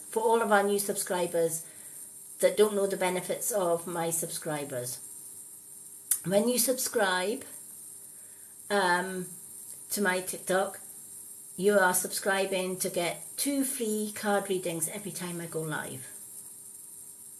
You will also get exclusive entry into a monthly prize draw on the last Saturday of every month. You'll also get subscriber only live readings every Saturday. And even though the Saturday readings are live, only subscribers can comment and only subscribers can get a reading on that particular night. So there's lots of advantages of being a subscriber, because even on a gift night like tonight, subscribers will always get their 2 cards free. Alright, so we've got 1, 2, 3, 4 more cards to read. So I'm gonna get my yes, no answers board, and we can do a few yes, no answers. So I'm gonna just pick, we'll do 5 because the yes, no answers are quite quick. I'm gonna pick 5 yes, no questions, and we will get the board to answer them. Please know the only questions that Spirit will not answer is questions regarding pregnancy. Spirit just will not answer those type of questions. Okay, so does anyone have any questions that would end in a yes, no, or maybe? So if you have, start typing your questions in capital letters because I am registered blind, so it makes it easier for me to read.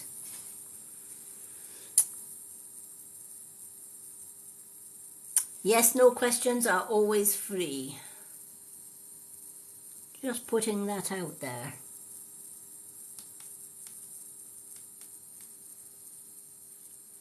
And if we don't have any yes, no questions, we'll carry on with the readings.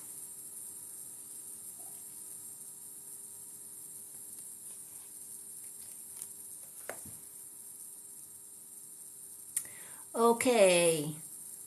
Sandra, will you be moving into a new house soon? Let me see if I can get the board interview. Yes, we can. So this one's for Sandra. Will Sandra be moving into her new house soon? Will Sandra be moving into her new house soon? Will Sandra's family be moving into her new house soon?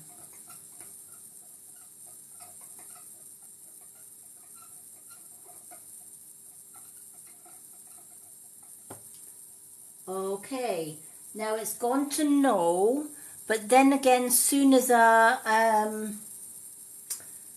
sort of uncertain. Soon can mean a week, 2 weeks, a month. So I'm going to ask it, will Susan and her family be moving into her new house within the next 3 months?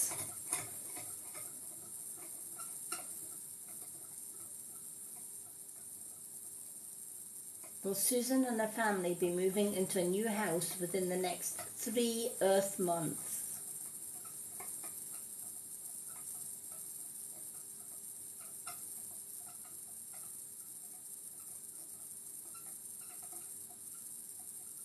Okay, so it's not in the next 3 months. So it will be after 3 months.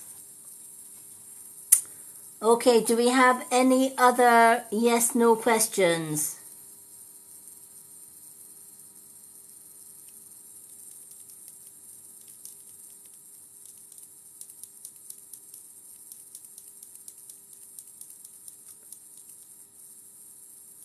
Thank you for the likes.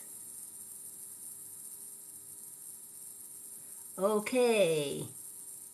Addison's disease, will your future be successful? Let's have a look. So this one is for Addison's disease. Will Addison's disease future be successful? Is there success in the future for Addison's disease? Will there be success in the future for Addison's disease? The answer to that one is yes. Yes, there's going to be success in the future. So keep working at that. All right, do we have any more questions and answers before we do some more readings? Thank you for the likes, everyone.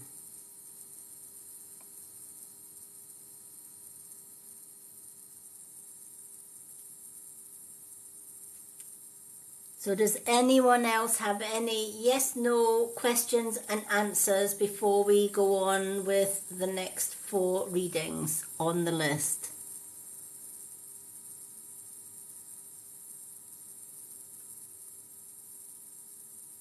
Thank you to everyone for the likes, for the gifts, and for the follows. You are all amazing. I will get back to following everyone back as soon as I can.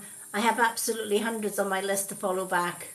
It takes me ages to go through everybody, but I will follow you back.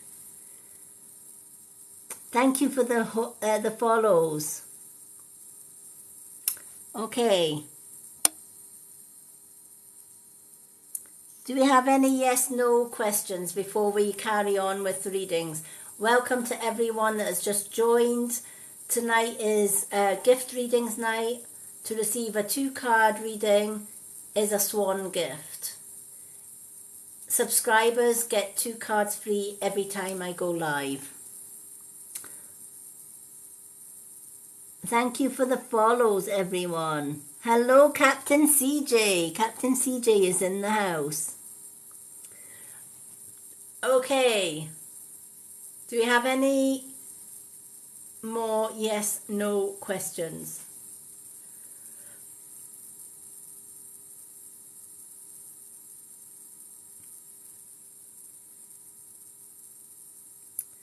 Hello, Captain CJ. Always lovely to see you. I hope you're doing well. Happy Monday to you. Okay. So, let's have a look. Letha, is M going to contact you? Okay, so Letha, is M going to contact Letha? Is M going to contact Letha?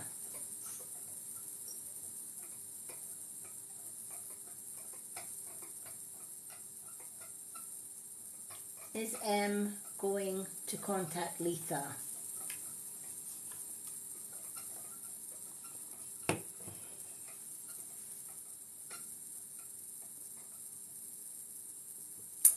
Yes, M is going to contact you at some point.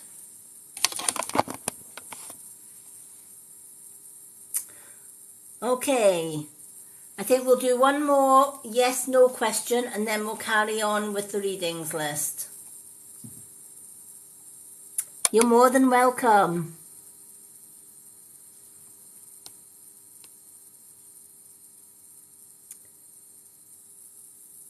Okay, so do we have one more? We're looking for one more yes/no question and then we will carry on with the readings list tonight.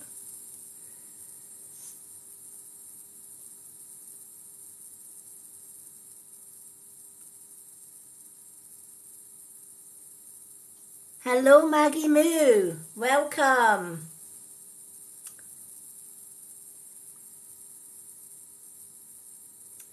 Hello, Rachel Lou. So we're looking for one yes/no questions and answers before we carry on with the readings list tonight.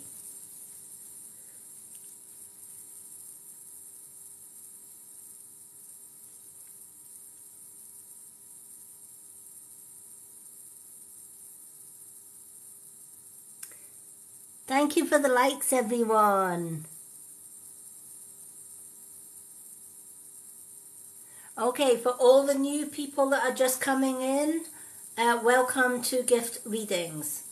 If you would like a 2-card reading, a swan gift gets you a 2-card reading. If you're a subscriber, you'll get 2 cards every time I go live, absolutely free. Okay, Maggie Moo. Is Terry happy? Let's see. Okay, so this one's for Maggie Moo. Is Terry happy? Let me move this out of the way. This is for Maggie Moo. Is Terry happy?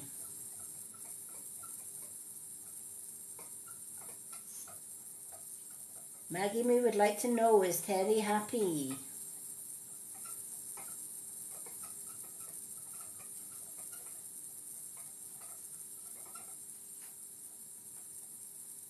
Oh, maybe not so happy. I'm going to follow that through for you, Maggie. Does Terry have something on his mind?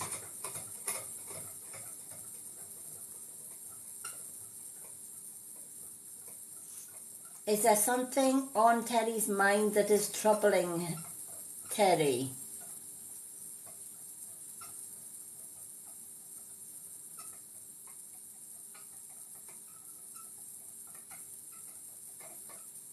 Okay. Maybe the reason that Terry isn't happy is because there is something bothering Terry, or there is something on Terry's mind, which is possibly why he's maybe showing that he's happy on the outside, but he may not be happy on the inside because there's something maybe niggling at him.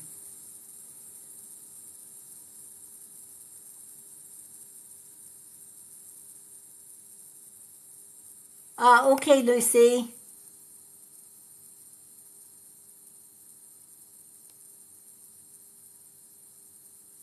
Thank you for the follow. Lucy, what was it that you wanted to... Did you want to ask a question?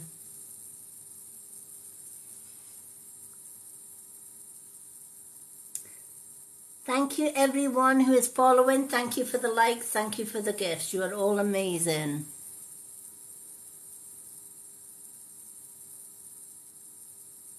Okay, what's your question before TikTok? What is your yes/no question?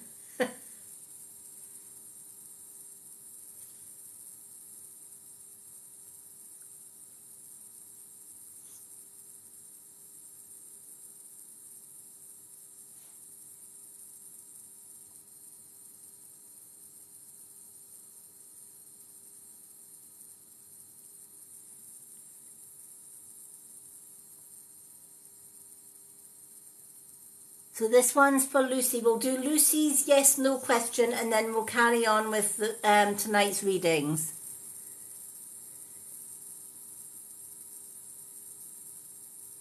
Lucy, if it's easier to ask your question in PM, Susan can pass on your question, because sometimes TikTok can be a bit of a pain with comments.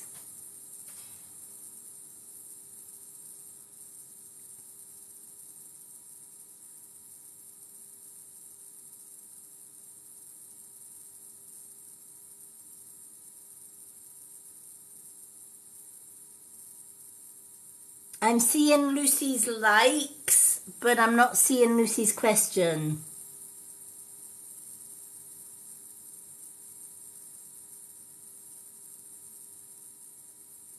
Perfect. Thank you, Lucy. See, I can see that. It's just not showing. TikTok's just not showing some questions. TikTok is just, for whatever reason, not showing some of these questions. Come on, TikTok, get a grip. People are wanting answers here. Oh my gosh.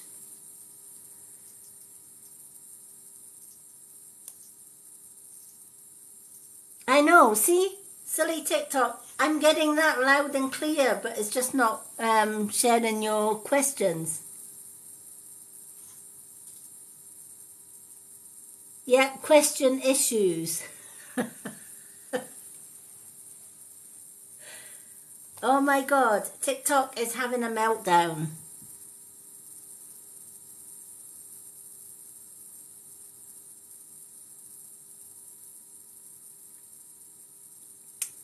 So we'll do Lucy's yes/no question and then we'll carry on with the readings list for tonight.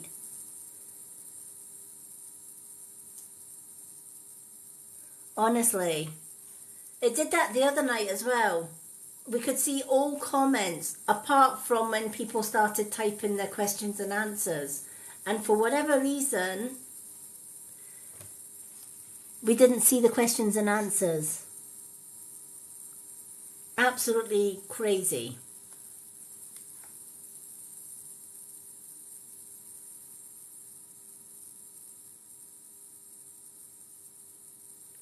So I don't know if Lucy's posted the question yet. Oh, there's our message come in.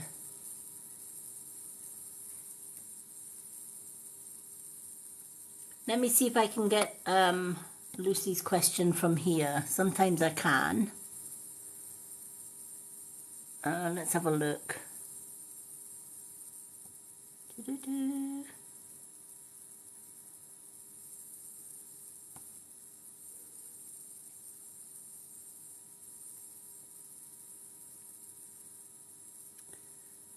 Let me see if I can see Lucy's question.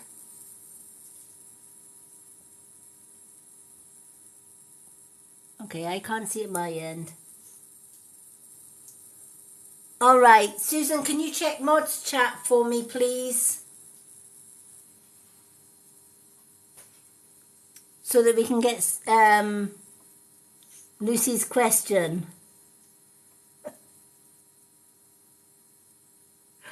Oh my goodness me. Where there's a will, there is a way.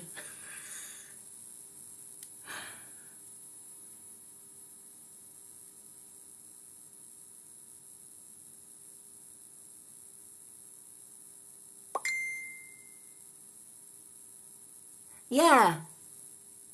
Some of the questions are coming through, Sandra, and some questions like Lucy's been typing her question, and it's just, we can see all of Lucy's other comments.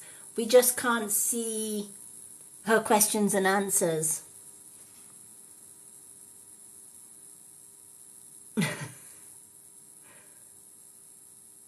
It's crazy. I don't know how TikTok does that or why TikTok does it, but they do sometimes. Isn't that weird?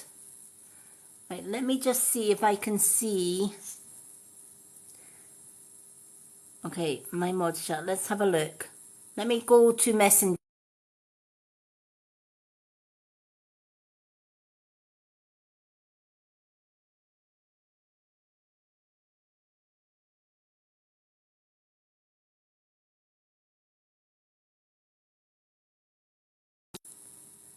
All right, we're back. Okay. I got your question. I just went to the mods chat very quickly. Okay. Spirit, will Lucy see an engagement ring by the end of 2023? Will there be an engagement ring for Lucy by the end of 2023?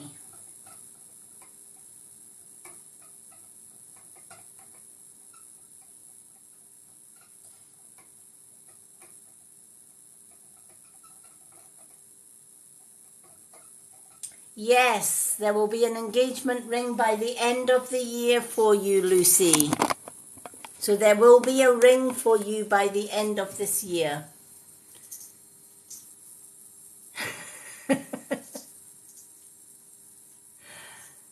We got there in the end. I don't know why TikTok was holding that question back, but you got it answered anyway. Okay, let's carry on with the readings list. So I'm just going to check to see if we still got Susan, because Susan's gone quiet too. I hope they've not kicked Susan off. Yeah, Susan's still here.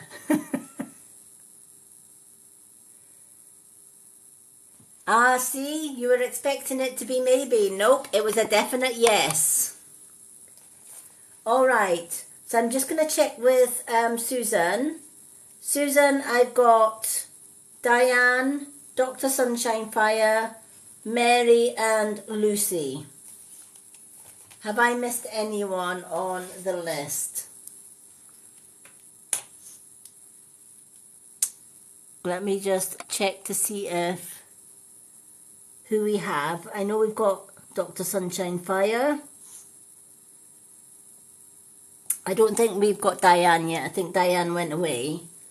What we'll do is I'll put Diane last. So do we have Dr. Sunshine Flower still here? Thank you, Susan. I know Dr. Sunshine Flower has picked one of each card, so I'm going to pick one of each card because sometimes Dr. Sunshine Fire's cards don't come through either. So one of each. I know that Dr. Sunshine Flower, I call her Dr. Sunshine Flower because she is. She's a beautiful, radiant sunflower. That's the one I'm looking for.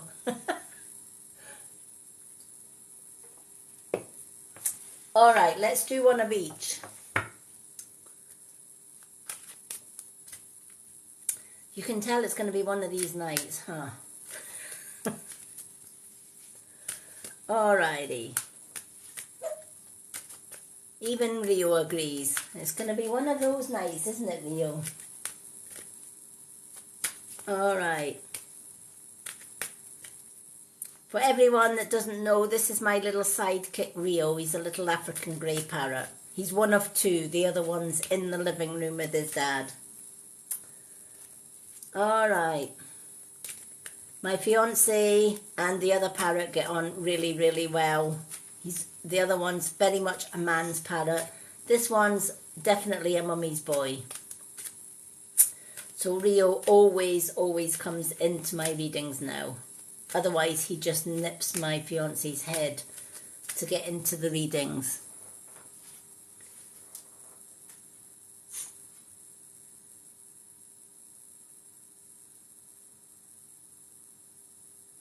All right, okay, Susan, no problem.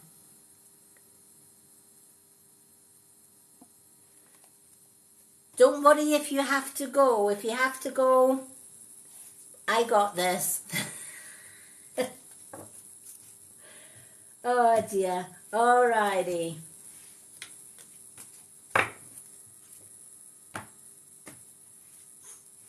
So let's do Dr. Sunshine Flower. One of each. So just for Susan's benefit, because I know she's just come back, we're doing Diane, and then I don't think Mary's back, so we're going to do Lucy at the end. So it'll be Diane, Lucy and Mary, unless we get any others or swan gifters. Those that are just joining, if you would like a 2-card reading, if you're a non-subscriber, a swan gift will get you a 2-card reading. If you are a subscriber, you get a 2-card reading free. Alrighty, let's do Diane's. I know Diane had to go away, but because she's a subscriber, she always gets her 2 cards. She's already picked her 2 cards earlier. And Diane wanted one of each.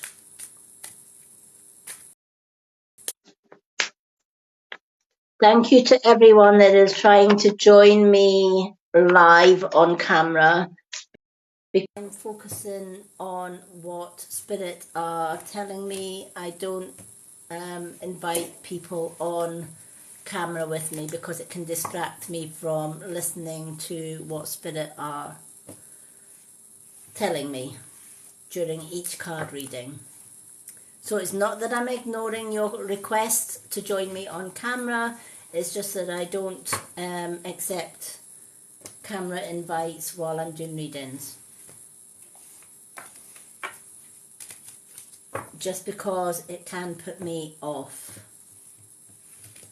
There's a lot of concentration needed when I'm doing my readings. Okay. So, I know Diane will catch up later. The Tower is the Old Faithful for you, Diane. And you've also got listen to your intuitive feelings. There's that, listen to your intuition again. The Tower, I feel, is represented of maybe past events where you probably have done everything but listen to your intuition. And every time we fail to listen to our intuition, things go wrong. They never go right. And sometimes that's because it's more exciting to go against our intuition than it is to go with our intuition. To go with that gut feeling that says, yes, do this, or no, don't do this. But one thing's for sure, our intuition is given to us to guide us to what is right and what is wrong, which road to take and which road not to take.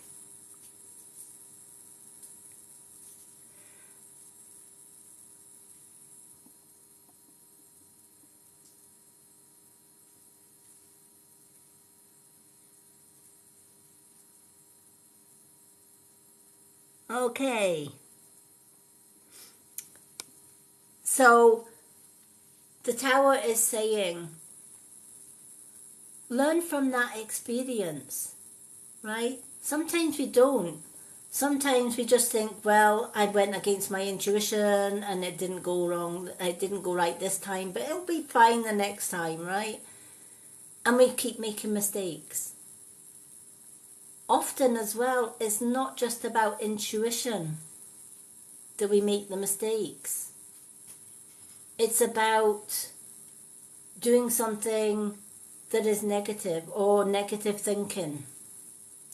Negative thinking brings negative actions. If we think if we change a negative into a positive, it changes a whole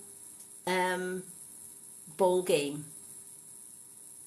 Many people in life, when they are faced with something or an opportunity, will I or will I not do this? Right? And they often ask other people's advice. Will I go for this new job or will I not? And that other person may have good intentions and say, yeah, go for it. And the second person they ask might say, no, don't go for it. And you're kind of stuck in dilemma then. Well, who do I listen to? The one that says go for the job or the one that says don't go for the job?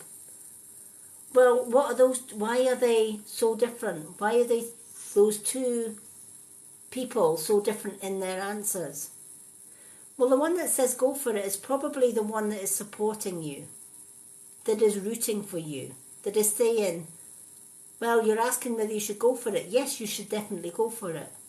The one that's saying, no, I don't think you should go for it, right? They don't want you to succeed because they have their own agenda. Or if that person succeeds, if Diane succeeds, they're going to forget about me and I'm going to be left behind. So I'd rather keep Diane here with me rather than let Diane go further and further up the ladder. So if Diane then chose the second option, no, don't go for it, right? That's when things go wrong. That's when everything that Diane is building comes crumbling down. Because Diane wasn't listening to her intuition. She was listening to the many different opinions from other people around her. But ultimately, other people are not Diane. Other people are not you.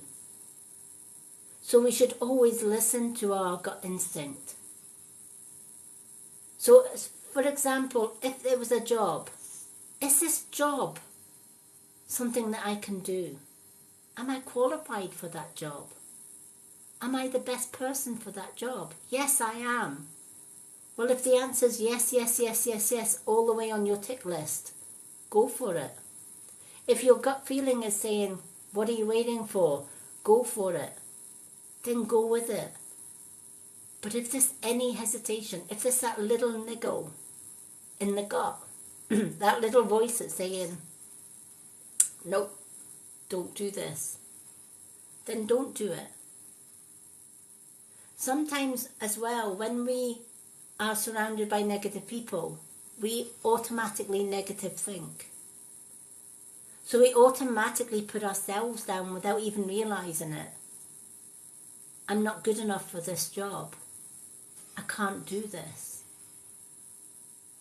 I'm not worthy of success. I'm not worthy to be able to be doing this. And they talk themselves out of it. I use a 5-word phrase for instances like that.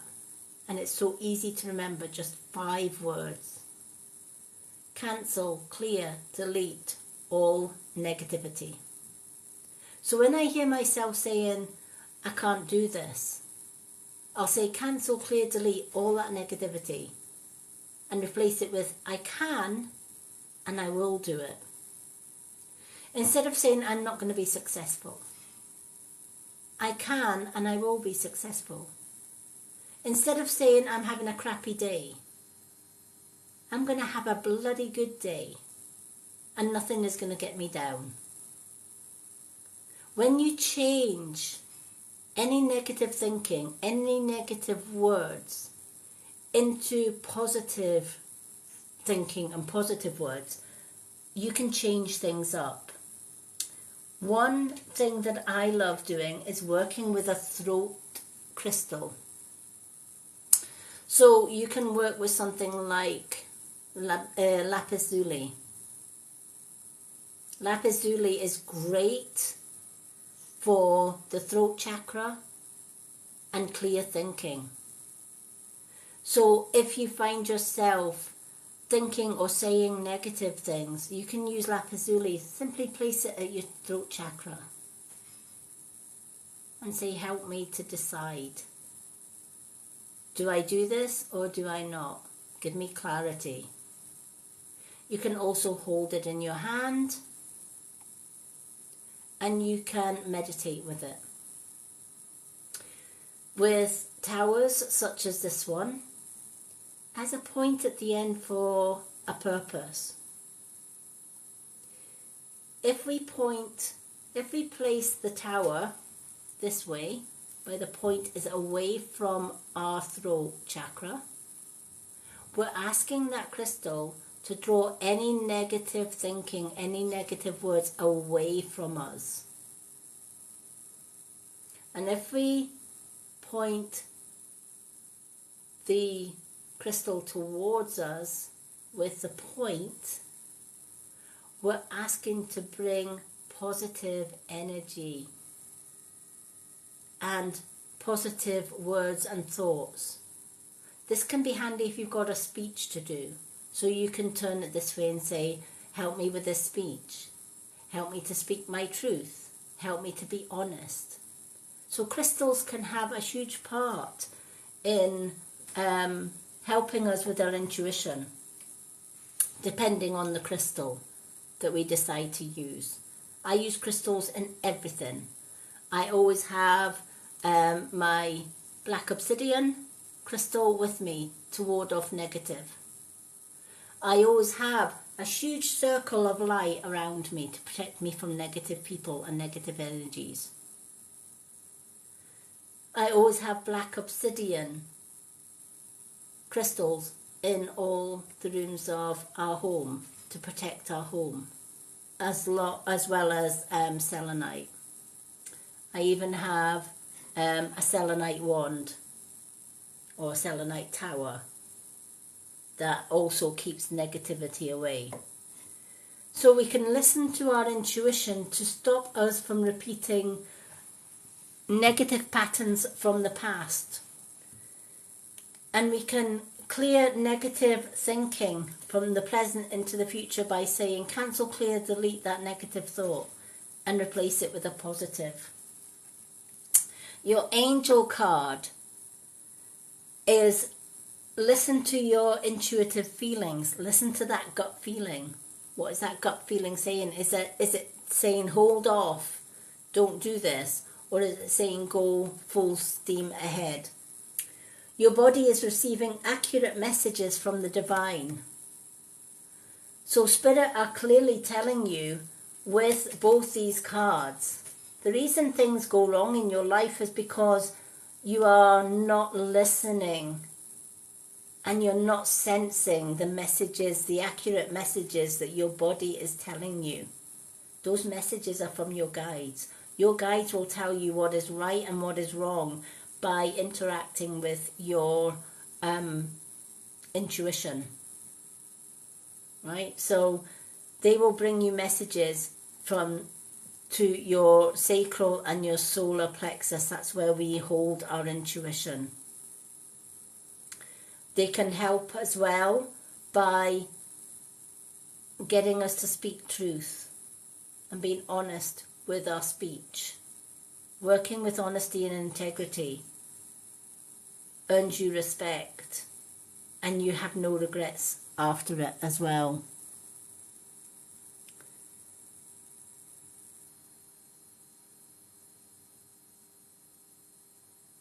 I love crystal. Yeah, crystals are fantastic.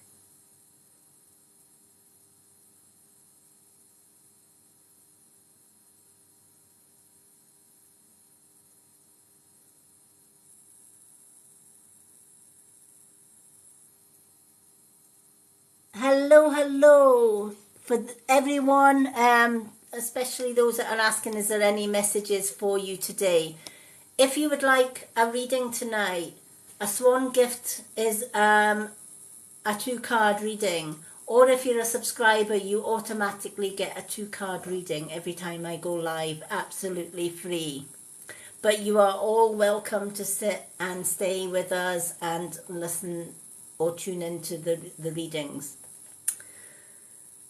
So I know when Diane sees this, she always replies. But that is your 2 cards for today. Spirit are guiding you to the direction that you want to be going in through your intuition, through that inner voice. And it's asking you to pay close attention to that. Going against our intuition, our world can come tumbling down and things can go really, really wrong. Many of us have done that, right? Many of us have made mistakes in life and thinking, do you know what, my gut instinct told me not to do it, but I'm a stubborn old goat and I went and did it anyway, and it ended in disaster. Why did it end in disaster? Because you failed to listen to your intuition. So that is today's message for you, Diane. And I know that you'll always give me feedback later on when you watch this back on my YouTube channel. All of my live readings get saved and recorded to my Lady Moonlight YouTube channel.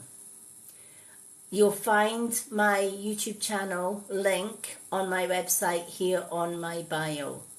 If my bio does not have a website link on it, please do not follow that account because there's a lot of fake accounts going around. To make sure that you're following my genuine account, I have over 9,000 followers. Anything less than that, it's a fake account. Don't follow them. I will never PM you for money or readings. I don't have to. People find me on TikTok. I don't have to advertise. I just show up and do my lives, or they find my card of the day on my profile. I don't have to jump into people's DM boxes and ask them for readings or money. That's not my way, and it never has and never will be. So if you get a PM from any Lady Moonlight or any hippie, gypsy, witch, it's not me. So the things to look out for, no DMs, I will never DM you, right? And I will always have over 9,000 followers.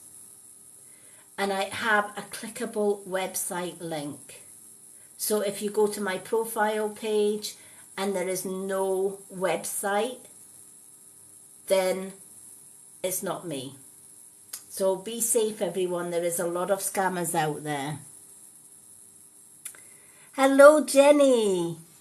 Yay, Jenny is in the room. Okay, let's put Jenny on the list. Okay, so we've done Diane's cards. So we've got Lucy Lou with 2 Old Faithfuls. And then we've got Mary and Jenny.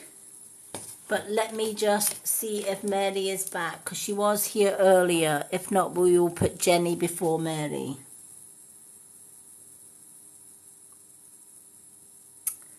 Let me have a look. Okay, Mary's not here, so just for Susan and Lucy's benefit, we're going to do Lucy next. I know Lucy wants 2 Old Faithful. Then we're going to do Jenny and then Mary. Is there anyone I have missed, Susan? Hello, hello. Leah. I'm going to put you on the list. So we've got Jenny and Leah. Leah, you are on the list.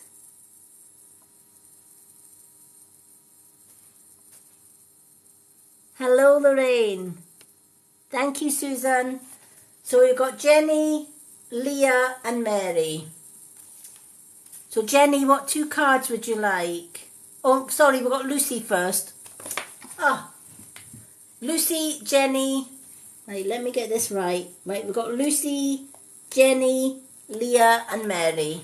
That's one. Right, let's do one of each for Lucy. No, 2 Old Faithful for Lucy. Whoops. All right. Lucy, your grandmother is around because she has just tipped half my cards on the floor. Oh, don't you just love Lucy's gran? Oh my gosh. Right, let's pick these cards up and start again. My goodness me. Honestly, anyone that knows Lucy's gran, who is in spirit, knows she has her days when she is behaving herself, and then she has the days, oops, when she decides she's going to tip all my cards on the floor. Oh my goodness me. All right, let's start again.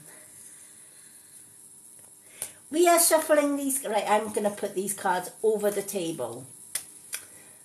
Nowhere near the edge of the table when Lucy's grandmother is around. Right, okay, she's just chucked one card out of, oh my gosh. She has chucked a card out of the deck, and the card that she's chucked out is the Fool. Oh my lily me. It's going to be one of those nights. You just feel it in your bones. Right, that's another card just flew out. Definitely Lucy's grandmother involved in this, by the way.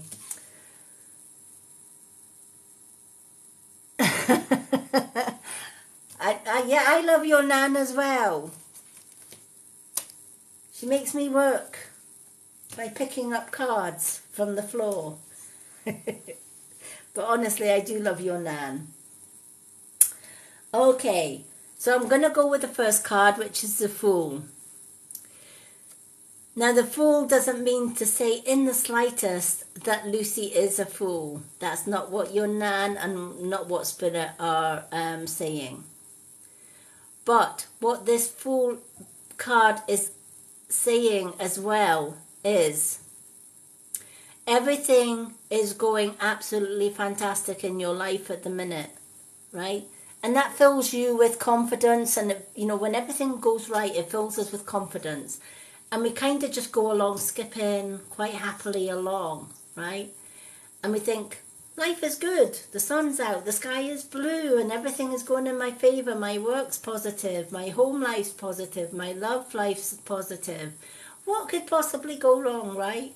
And we have that euthanasia, you know, we just have that upbeat feeling about ourselves, and we think, yeah, right? So we go along, skippy, happy, dancing, and whatever else. But your nan is saying, be careful at the same time. Keep your wits about you. Because there is a blip or a bump in the road coming your way. And you can't handle, and she's not saying this to put a damper on your day. Far from it. She's saying, yes, enjoy the moment. Live every moment as if it was your last, and enjoy every positive moment, right? Life's too short not to. Don't look too far in front of you, because that's when you're going to sit and worry about what's this bump in the road. Ultimately, she's saying the best advice that she can give you just now is live every day, moment by moment. Don't look even as far as tomorrow or the next day, because tomorrow may never come. So what she is saying is, if we live in the moment and we deal with each moment as it comes, when that bump in the road comes, you'll deal with it in that moment. But if we worry about something that's not even happened yet, we miss out on opportunities in the moment. We miss them out because we're so worried about what might be and what might not be. that we are missing vital opportunities that come our way in the here and now. Whereas if we give ourselves the mindset that whatever happens is going to happen. Sorry, I hate having my knots at the front. My knots on my pendants are always to be at the back. It's just a thing. I just seen the knot in the camera. I'm thinking, no, you should be at the back. What will be, will be. You know, it's going to, you know, if it's going to happen, it's going to happen. There's no point in worrying what may or may not be in the future, because it may happen, but then again it may not. And what if we're worrying about something that's going to happen and it doesn't happen? We spent all that wasted time worrying about something that actually didn't happen, rather than paying attention to the here and now. What Yinan can say is, what you've been through in the past is a lot worse than what is coming in the future, that little bump in the road. So there's no point in worrying about it now.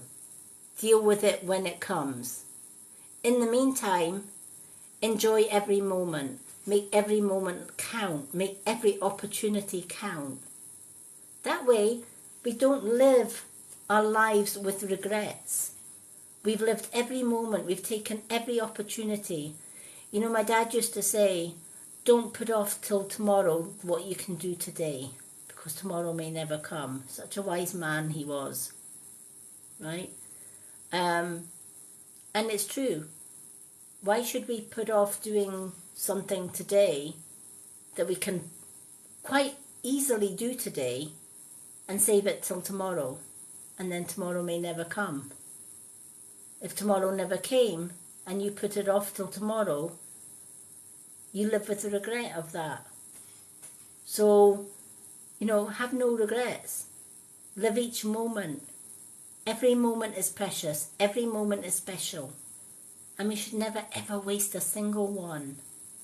We should grab life and live it to the full, moment by moment, second by second, minute by minute, hour by hour, day by day. That way you have no regrets. And we will deal with problems when it comes along. Until that time, we will continue enjoying life and making the most of what we have, because life is too short ultimately.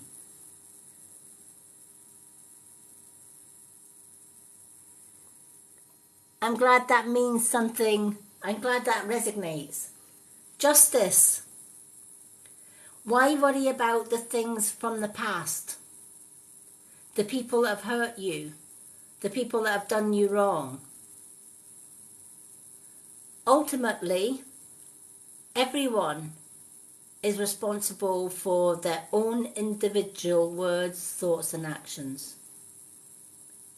Right? I'm responsible for my words, thoughts and actions. Right? I could quite easily say, you know what, I don't want to work with spirit, I'll just wing it. And I'll just guess what the cards are going to say. Chances are I'm going to get that wrong. And if I get my readings wrong, people are not going to come back and say, I'm not going to Lady Moonlight because her readings are totally wrong. Instead, I trust my guides. I work with my guides every single day, on and off the camera. My guides help others, but they also help me as well with my path. So if I'm stuck in a rut, or I'm not sure which way to go, or which direction to take, I trust my guides 1010%. So I trust that those people that did me wrong in the past,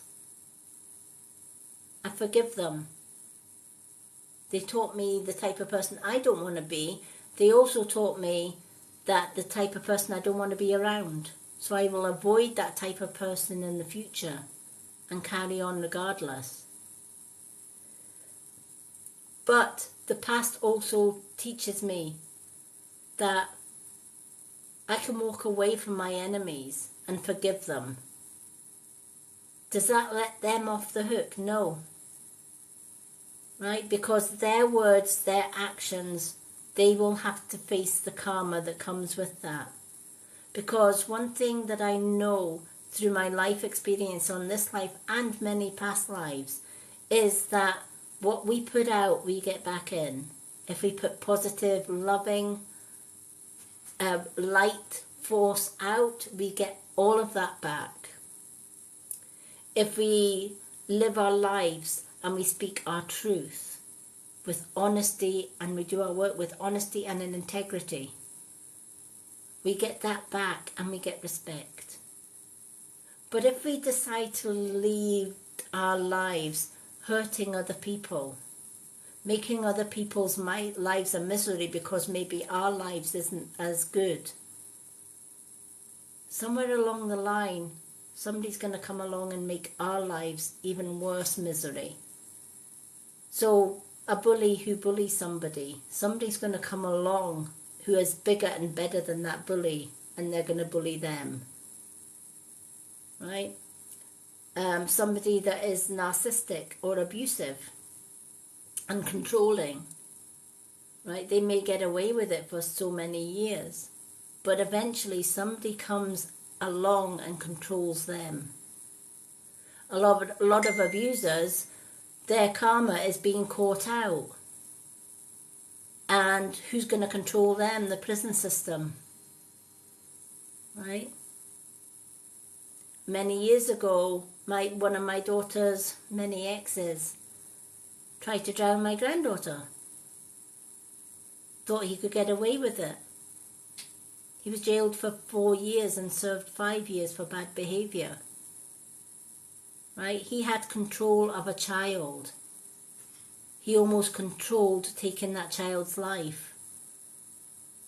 The karma, prison controlled him, took away his freedom, and took away 5 years of his life. So karma is real, and it's a real thing. And we're each and every one of us responsible for our own actions and words. And it's never too late to change our ways. So if you've been a bully or a narcissist or an abuser in the past, it's never ever too late to say, do you know what, I don't want the karma that comes with that. So I'm going to change my ways. And I'm going to reach for the light rather than live in the dark. Right? Nobody can make an abuser or a narcissist or somebody that's negative into a positive, loving person. They have to want it for themselves. So for all the goodness that we want to try and help people, if they don't want to help themselves, there's nothing much more you can do. But as far as Lucy goes, the Justice card is saying, let go of the negative people in the past that have hurt you. They can't hurt you anymore. If you learn from their lesson, thank them for the lesson, and then say, I'm moving on. Wish you well with your life. I forgive you for all the things that you've done to me. That's for you and your karma to deal with. I'm walking away. This Justice card is always the karma card, and it always reminds us that karma is very much real. The universe will give back what we put out. So always be careful about your thoughts, your words and actions. If people are bad towards you or negative towards you, don't take it personally. Don't let their actions define how you are. Take it as a lesson and a blessing. Say, thank you for that lesson. Now I know exactly the type of person I'm going to stay away from. And because you've gave me that lesson, my gift to you is I forgive you for doing me wrong. And from now on, I snip the ties, the emotional ties that you have with me. I walk away, flap my beautiful wings and fly high, and wish you well with the karma that awaits you.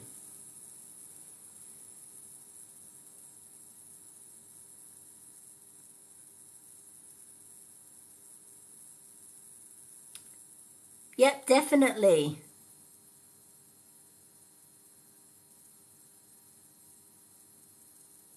It certainly does.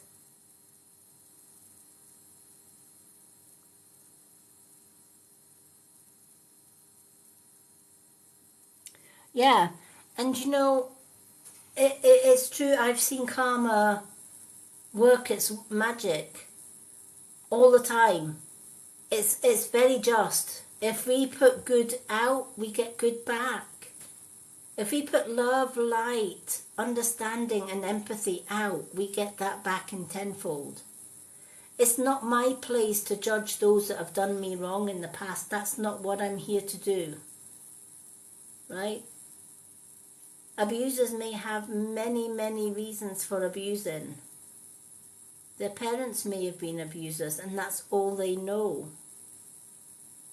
So should we be so harsh on abusers and hold grudges because of that? No. Can we change them? No. Can they change themselves? Yes, of course they can. We never know what is going on in somebody else's life, even in an abuser's life. Why do abusers abuse? Right? My daughter was brought into the world and I taught her, as a mum, I taught her right from wrong. I taught her the light path. And back then I was a carer. So I was working just as many hours as my ex was. What I didn't know was he took every opportunity when I was working 6, 12-hour shifts, sometimes 24-hour shifts, to use and abuse our own daughter. And he would bribe her as part of the grooming. So if my daughter came to me and asked me for a £200 pair of trainers to teach her right from wrong and to help her to be respectful for the little things that she has in her life, I would always say no to the £200 trainers, because a £50 pair of trainers can just do her just as good.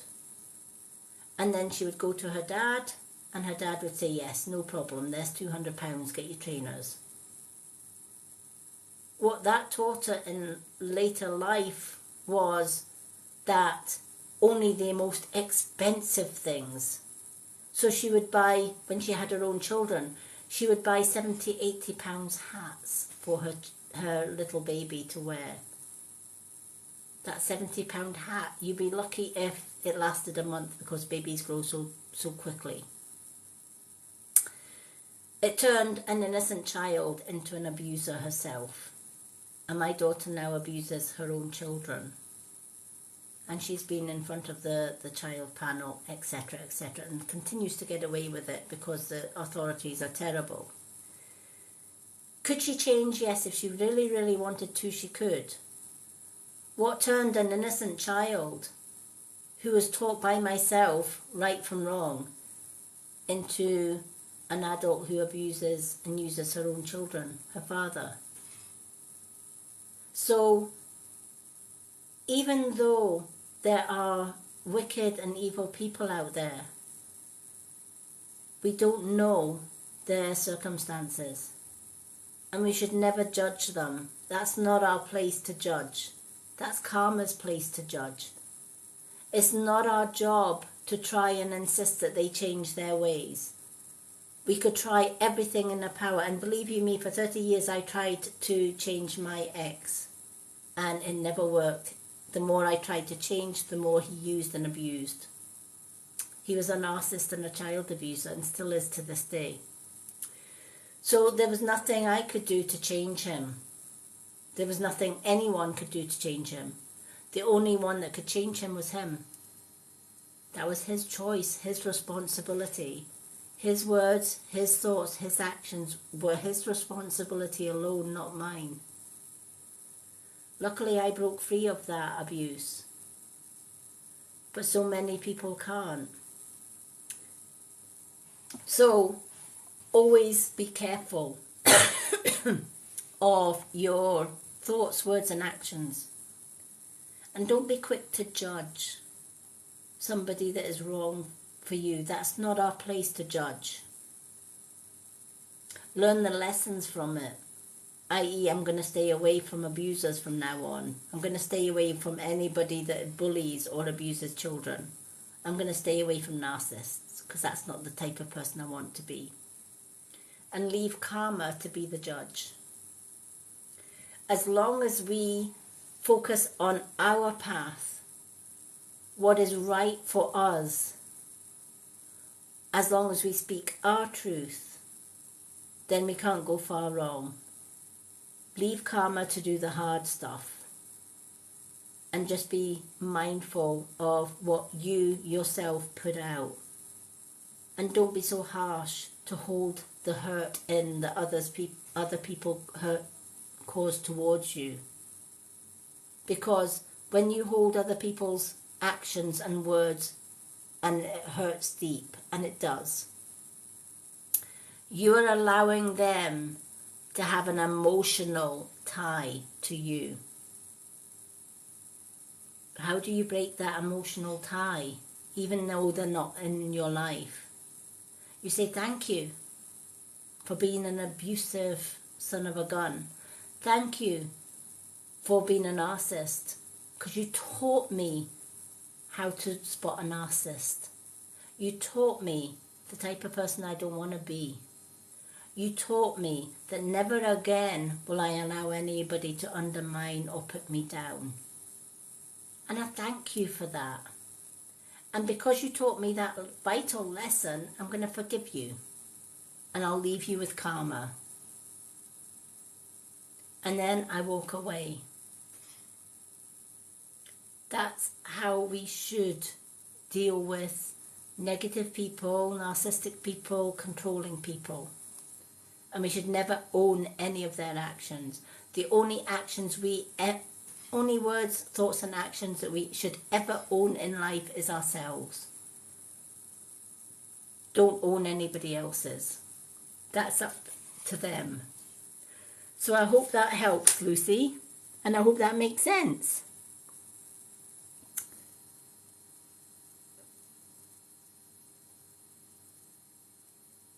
Okay.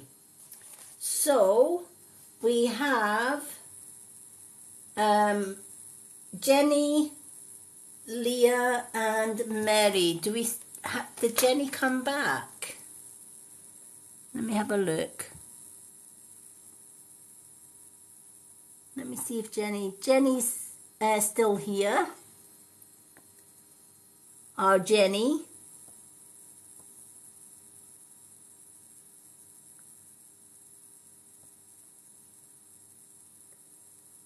Hello, Jenny, what 2 cards would you like? So we've got our Jenny, then we'll do Leah, and then we've got Mary. Have I missed anyone out?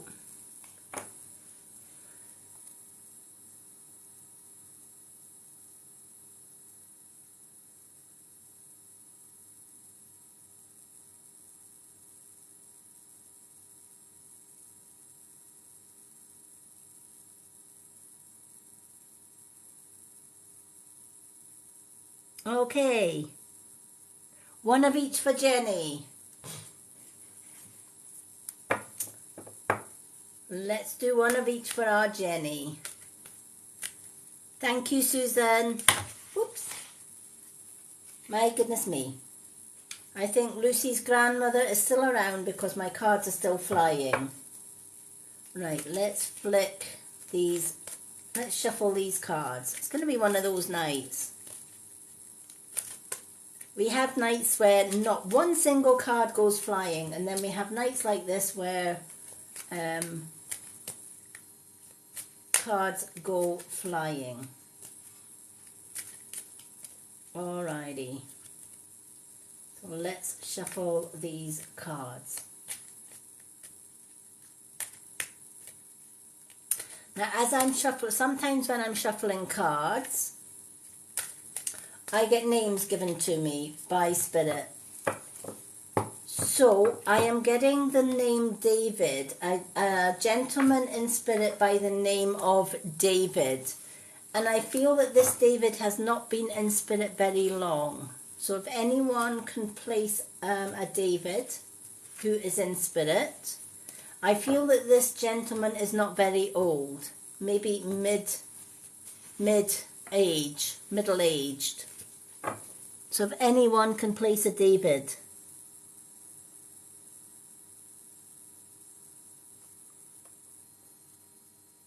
I can see your message, Leah. I'm reading this one. I can see are your messages being received. Let me just double check to see if I've seen anything else, Leah. Okay, I got the last message that I got from you was how sad. That was your last.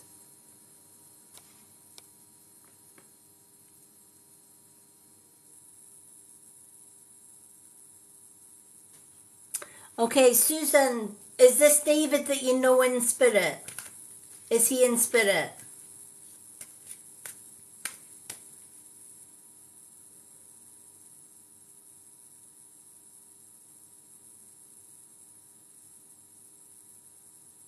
Okay. Has this David recently passed over into spirit?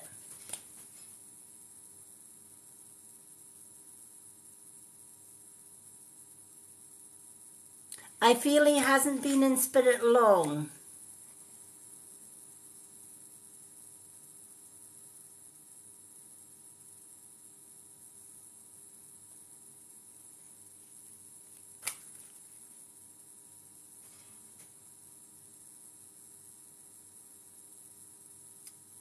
All right. This David, I'm going to ask him some more information just so that we know he's the right David. Because I know that spirit time and our time is totally different. So I'm going to ask him, all right. I don't know if this means anything to you, but this David has something to do, or the turtles. He's showing me, I don't know why he is showing me turtles. Whether he liked turtles, whether he liked like Teenage Mutant Hero Turtles. Why am I saying Teenage Mutant Hero Turtles? Was that not a cartoon or something? I'm being shown turtles.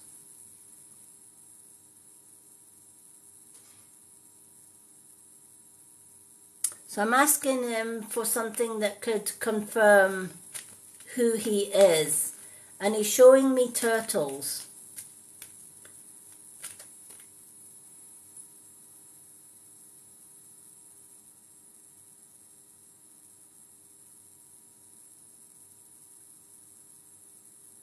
Ah, Ninja Turtles, yeah.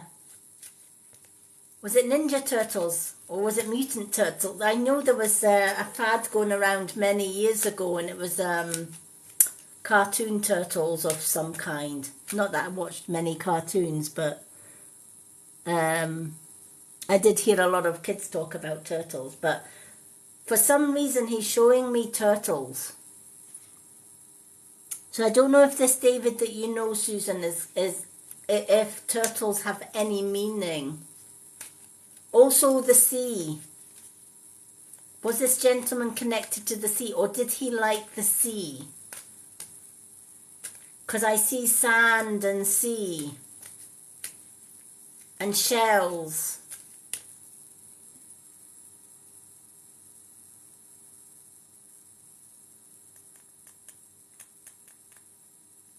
Okay, this David is definitely connected with turtles, the sea. I don't know whether he wanted to be a sailor, whether he had a passion for aquatic mammals or animals. But there is just a connection with the sea and turtles. It may not be the same David that you're thinking of.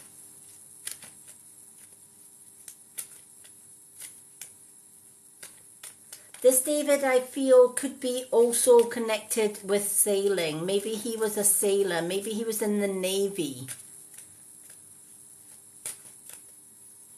A lot of time spent on the sea or at the seaside. So it may be that turtles often represent tropical places. So maybe he was a sailor. Sometimes sailors are represented by turtles or ships or boats.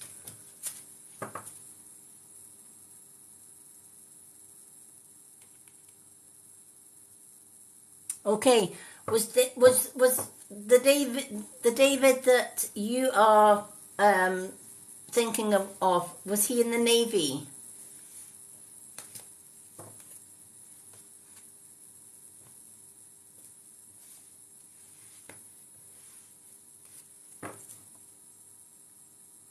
Okay, that's where the connection with the sea is, because he's showing me like Turtle Island. He's mentioning Turtle Island, right? Maybe it's a place that he visited. And it's maybe a memory of when he was sailing, because he's mentioning Turtle Island.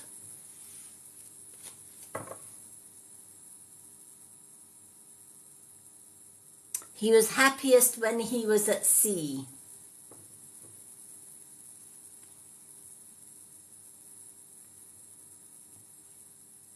And I feel his life was taken way too soon.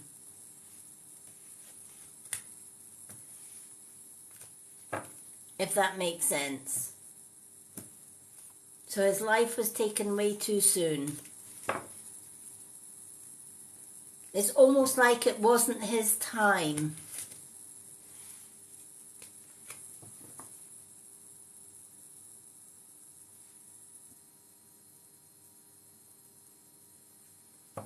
So I don't know if I feel he's middle-aged. So I don't know how he passed over. He's not making that clear, but all he is saying is he was taken before his time.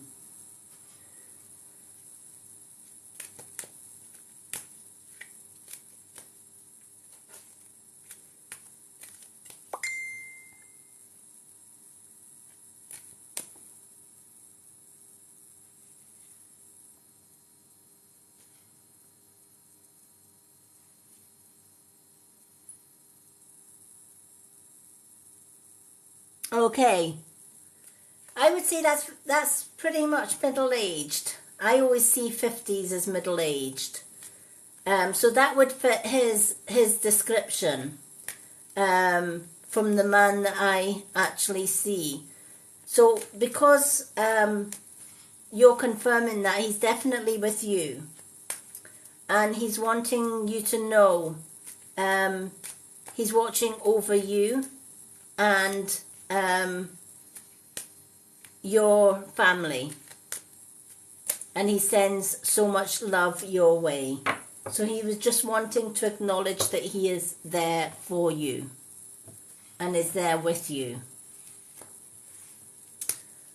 Okay, I'm glad somebody could place this David. As I said, I never know who they are. I just shout out the names and I shout out the descriptions when and if I get them. Alrighty.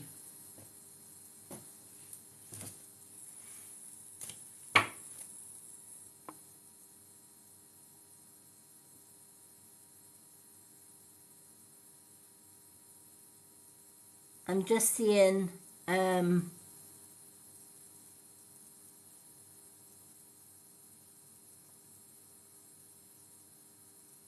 yes, Leah's on the list. Leah's wait a minute, let me have a look. We're doing Jenny, then it's Leah, and then it's Mary. So yes, Leah is on the list. Leah, it's Jenny, Leah, then Mary is what I've got on my list. If there are any subscribers that I have missed, please let me know. But we have got, I'm doing Jenny's just now, then it's Leah, and then Mary.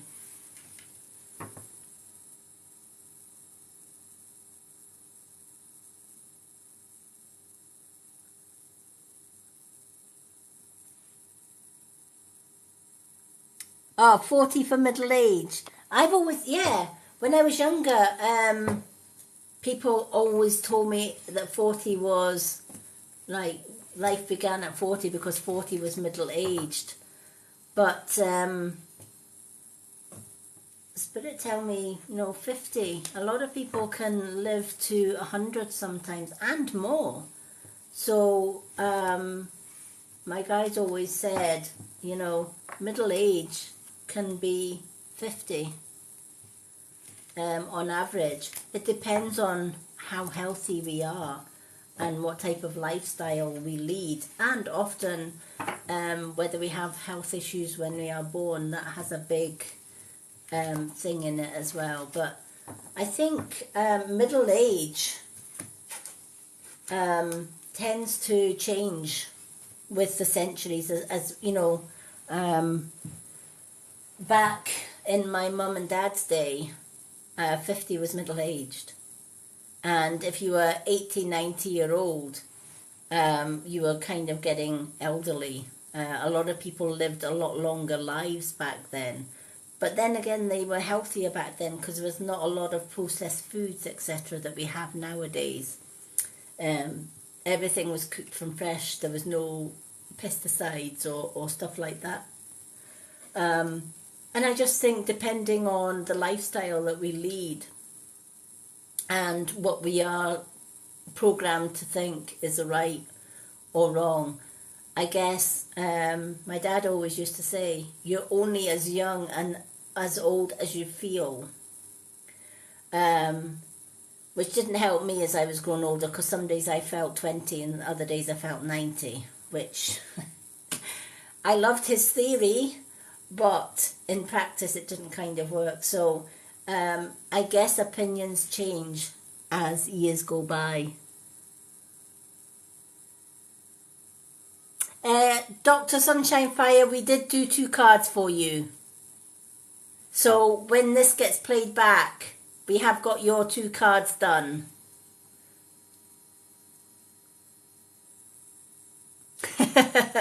Do you know, most days I feel 19, but I think it's just because I'm upbeat. I'm always upbeat and I'm always working on the positive. And I'm so enthusiastic about, I'm so focused on the work that I have to do, and I think that keeps you young.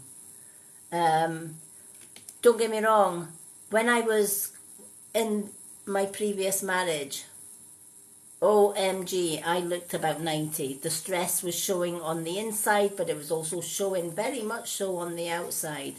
So I think it depends on the lifestyle that we have, how we feel, or how old we feel. Age is but a number.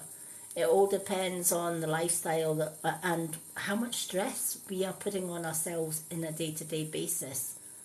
If we try and omit as much stress and aim to lead a healthier lifestyle, then yeah, we can feel 19 again.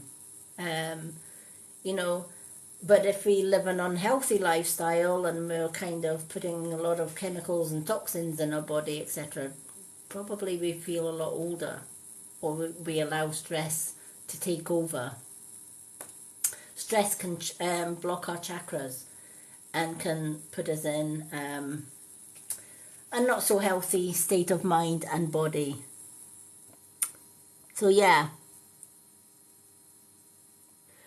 All right, but yeah, Dr. Sunshine Flower, we have got reading for you on this live, and I know you always check back on the YouTube channel. I will try and get this one downloaded either tonight, depends on how long TikTok take to process it. Sometimes TikTok are really, really good at processing my live videos, and they have it ready to download pretty much 2 hours after my live. Other times I'm looking tomorrow morning or tomorrow afternoon before I can actually download it. Depends on how quick TikTok are, but once it's downloaded, I know that you'll be able to check your reading on there. I didn't want to miss out on your reading, so I just picked your cards for you.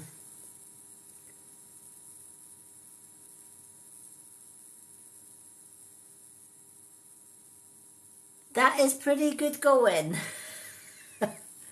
Well, I'm a mom of 2 and a grandmother of 3, and I'm 58, so I'm not too bad.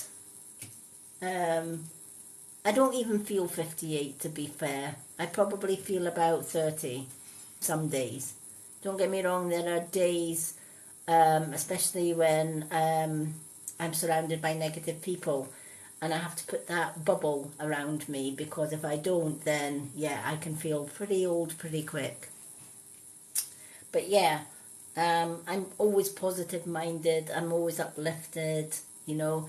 If my fiance is feeling down, I'm the one that lifts his mood, and can help him, you know, get through. He's very much empathic, and he, you know, if he's with somebody that's uplifting and uplifts his spirit, then he can cope really, really well, and he has really, really good days. But if he's around a lot of negative people, that can pull his mood down as well. So, yeah, I kind of even his moods a little bit. That's why we get on so well for the last 8.5 years. Because when he's losing it, I build him up again. So, yeah, we work hand in hand. Okay. So we're doing Jenny. Jenny, be willing to forgive is your angel card. And the death card is your old faithful. Let's start with the death card. The death card looks scary, but it's not.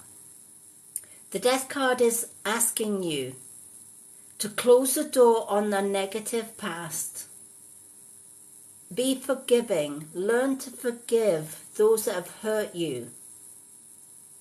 Because while you spend the time not forgiving those that hurt you, you still keep that door to the past open. And it's still going to keep trying to pull you back. Right? A river never flows backwards. It always flows forwards till it reaches the sea. We should never go backwards, but we should strive to go forwards. But how can we go forwards from a negative past? From a past that's maybe filled with trauma, hurt, or control? The first thing, and I've repeated this so many times in so many readings, but it's so true. The first thing is to say, you know what, thank you for hurting me. Thank you for being negative. Thank you for showing me the person I definitely don't want to be in my life. I don't want ever to be like you. So thank you for showing me that. And because you've shown me that, I'm going to thank you, because I now know the type of person I can stay clear of. And because you've taught me that lesson, I'm going to forgive you. Because I know that when I, hand on heart, say, I forgive you. Even though you've been a mean son of a gun to me. Even though you've put me through hell and back. I forgive you because you taught me a vital lesson. You taught me the type of person to avoid and the type of person I don't want to be. So I'm going to thank you for that lesson, and I'm going to forgive your wrongs. Because when I forgive you, I snip that emotional tie that you have on me that drags me back to the past. That drags me back to that negative time. Even though you're not in my life anymore. I snip that cord. And I release the emotional tie that I have with you. And I close the door on the past. And I spread my beautiful butterfly wings and I fly free into the future. But I can only do that if I learn the lessons from the past and learn to forgive. If I don't ever learn to forgive, that door stays open and the burden gets heavier. I'm so glad that that makes sense.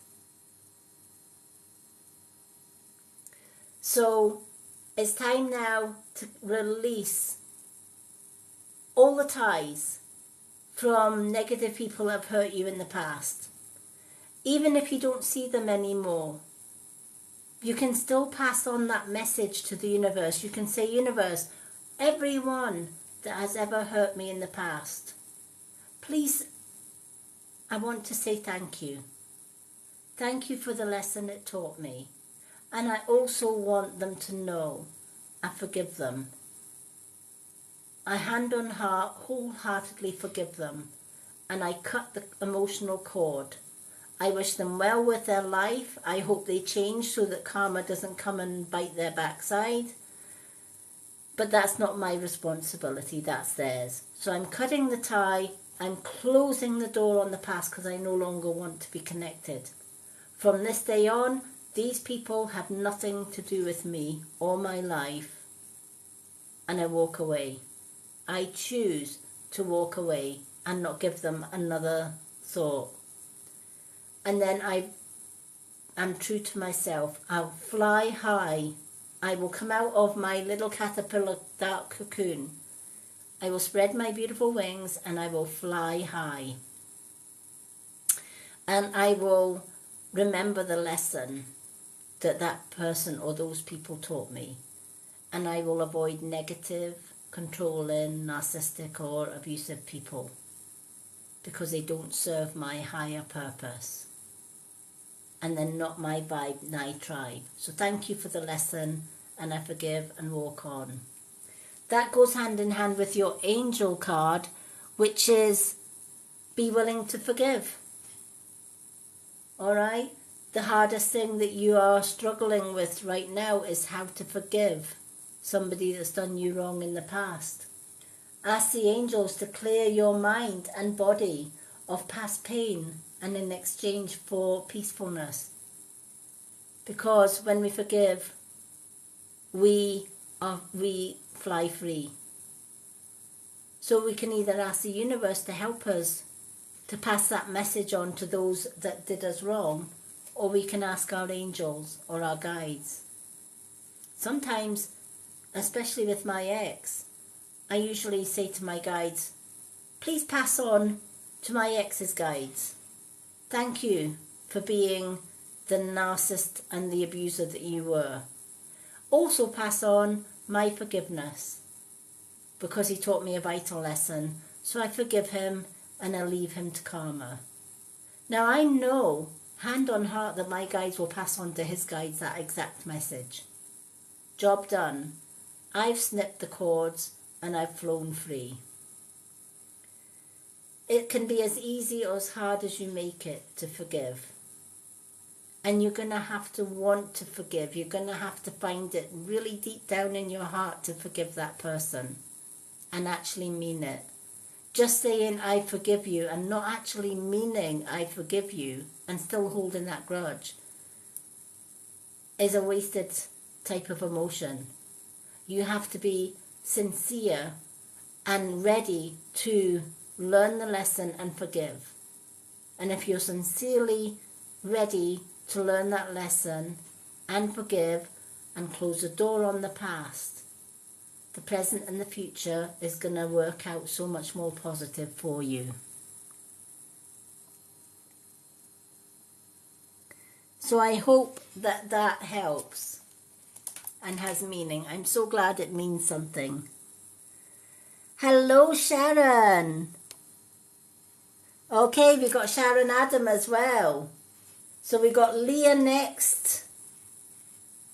And then I'm going to do Sharon Adam.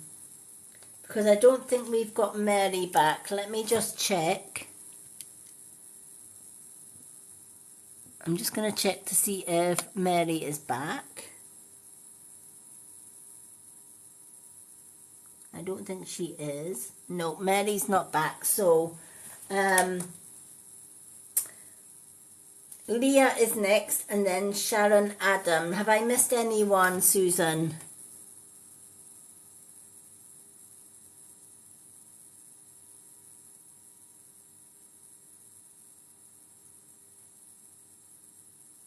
It is. Forgiveness is so hard when you've been through hell and back. But forgiveness is enlightenment. Forgiveness is the difference between staying in the matrix and actually rising above the matrix into love and light. Being the better person.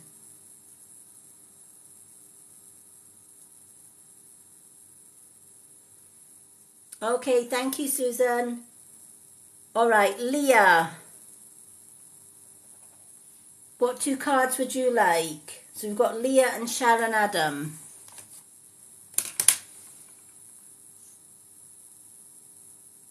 Hello, hello.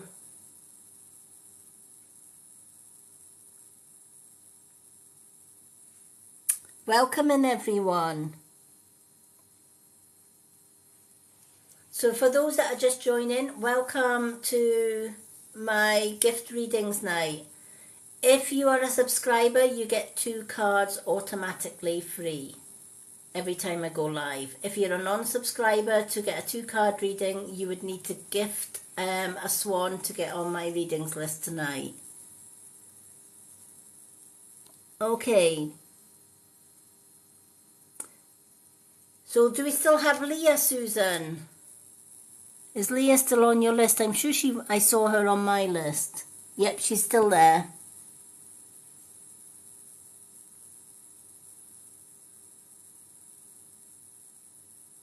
Yeah, Leah, you're still there. I can see your messages. What type of cards do you want? Angel or would you like Old Faithful?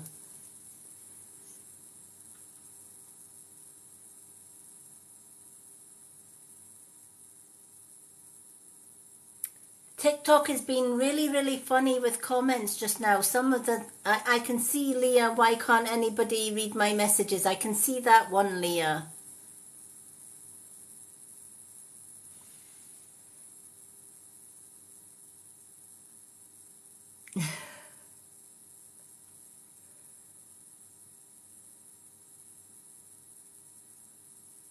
Okay. One of each. I got it. Okay, one of each for you, Leah. We got there. And Dr. Sunshine Fire, you are so right. TikTok has been such a nuisance just now. It's unbelievable. It never used to be that bad. TikTok never used to be that bad. We used to see all the comments. Now I don't know what's going on with TikTok. Alrighty. But we got there in the end. Alright, one of each.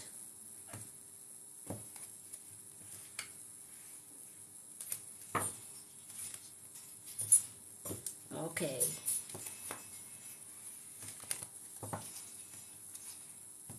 So let's do one of each.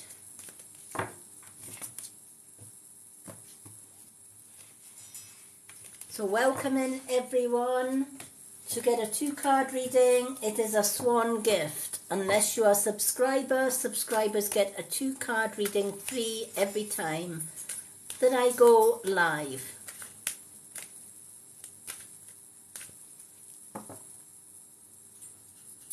Hello, Loretta. Yay, Loretta is here as well. Okay, let's put Loretta on the list. So Loretta is after Sharon Adams.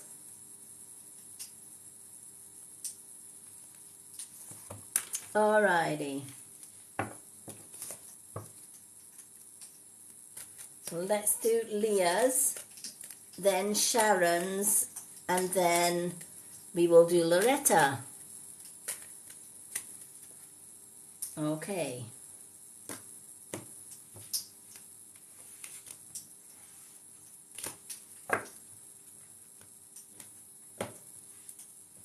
Let's shuffle these cards. Okay, so Leah, the cards that you have, the Old Faithful is the Six of Wands. So you have the Six of Wands. And you also have books. So the Six of Wands talks about career, hobbies, or even studying for career. But it also has the horse. Horses mean travel or movement, moving forward, not staying in the same position, but moving forward. So the ones that are behind the traveller are the things that you have done in the past that has led you into the present. Now I feel that as far as career goes or jobs go, whether you are studying just now or whether you are thinking about studying to get more exams in order to further a career that you are passionate about, I do feel that there is some kind of learning involved, if that makes sense. So whether you are at college or you are planning on going to college, university, that kind of thing, but I feel that there is a learning here somewhere.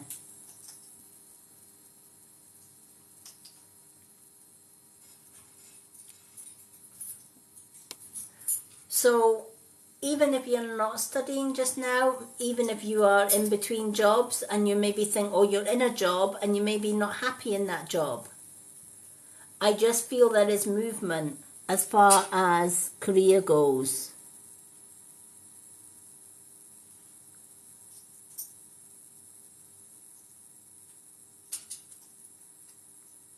Okay, hurt on job recently. All right. So I feel there is movement, right, as far as job goes, right? So you may have been lucky in work and then not so unlucky. And you might have to be hunting for a new job, a new position. This is where the horse comes in. It's almost like you're moving from one situation and you're in search of another situation. Hello, Viper. So sometimes, for example, this card can often mean unemployment from one job or taking a break from work and maybe having to look for another job or another position. It can also mean not being happy about something in an existing job and looking for change somewhere along the line, right? Often with change, that can also mean, right, okay, if I'm looking for another position or I'm looking for promotion or I'm looking for another job, one, you're going to have to make plans, right? Practical plans. You're going to have to ask yourself several questions. What type of job do I need? What or want? What are my qualifications? Do I have enough qualifications to get the job that I'm looking for? And if not, what do I have to do to get those qualifications? What's my next step? Hence the movement with the horse. What's my next step? What do I have to do now to move forward from the situation that I'm in at the minute? So you may be thinking, okay, for example, I'm just giving this as an example. I want to be a nurse. I want to help the sick. What qualifications do I have? Well, I don't have any nursing qualifications at the minute. I've maybe done a few, helping out here and there, healing the sick, etc. But qualifications, probably not. So what do I need to do? I need to apply for nursing college. So I need to go on the hunt for positions that are available for nursing. And I need to see, one, how much money I need for that. This is where books come into it. This is where the books are coming into play. Your life purpose involves writing, reading, editing, or selling books, maybe even spiritually based. So whatever line of work you're looking to be, what qualifications do you need? How are you going to get those qualifications? So it may be, do you know what? I want to be a healer. I want to learn Reiki and be self-employed. Well, how do I do that? Well, first of all, I'm going to have to look around for Reiki masters. And I'm going to have to find the right Reiki master that I can work with and that I can trust. And I'm going to have to decide, is that Reiki master going to be online or are they going to be in person? And how much is it going to cost? And how much have I got and how much do I need to save for that? So there's all of that. It's making practical plans. But if it was for nursing or engineering or, being a beautician, what qualifications do I need? Maybe I need to go to beauty college. Maybe I need to I want to be a secretary, so maybe I need to go to business school and I need to study.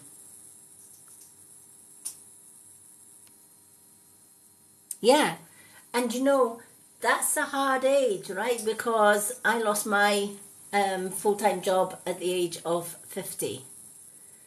And that was due to losing my vision. Right, and nobody's going to hire a blind woman. So I was kind of stuck in the same kind of situation as you. What am I going to do? Who's going to employ somebody at the age of 50? What are my options? Well, I could wallow in self-pity if I wanted to and just say, well, that's it. That's my life over, my working life over. I might as well just sit and do nothing and gain my benefits. But one wise decision that I made while I was working was I paid into a private pension or every year that I worked. So when I lost my vision, I could retire at the age of 50, which is something that most people couldn't do because a lot of people that started working at the same time as me didn't want to invest in a private pension. They wanted all their wages. They didn't want any of their wages to go to a private pension. But I like to think ahead. So I always said, well, I never know what the future's going to hold, so I'm going to pay into a private pension. I'm so glad I did. Because when I lost my vision, it meant I could retire at 50. I was still getting an income for being at home. And then I decided, okay, here I am at home. I've got an income, might not be a great income, because it's only, I only worked for 15 years and 15 years building a pension isn't much, but it keeps the wolf away from the doors, it pays the bills, puts food on the table. And I don't have very much left after that for the niceties or the extra things. So what am I going to do? What am I trained in? Well, I was already trained as a Reiki 1 and 2. So I saved up and I got my Reiki Master's stroke teacher. I was now qualified to do Reiki. Because I was blind, I couldn't have clients come into the house. But the good thing about being a Reiki Master is I can send distant healing. So I can still do my Reiki healing for anyone and send it to anyone around the world. That was extra income. I've always been a spiritual reader in my part-time, so now I make it my full-time. So where the job section will not tolerate or entertain me, and if they don't help, I found a way of helping myself. I looked at the skills that I had. I can read. I can do and send healing wherever it's needed. I'm a spiritual guide and mentor, so I can teach the spiritual path. And so initially my little small business was The Mystic Witch. And because of all the trolls and copycats on TikTok, I recently changed my business name to The Hippie Gypsy Witch, or The Hippie Gypsy Moon Witch on Facebook, which changed my TikTok link, which means the copycats were using my old link. And so I protected my business and I kept doing what I do best. I knew I was qualified spiritually because I've been working with spirit in this lifetime and in previous lifetimes. I knew I had my Reiki Masters stroke teacher, so not only could I send healing as a Reiki Master, but I can attune others into Reiki, and I can also teach others how to do Reiki as well. So I turned what could possibly be an impossible situation into something positive. I choose my own hours of working because I have that freedom to do so.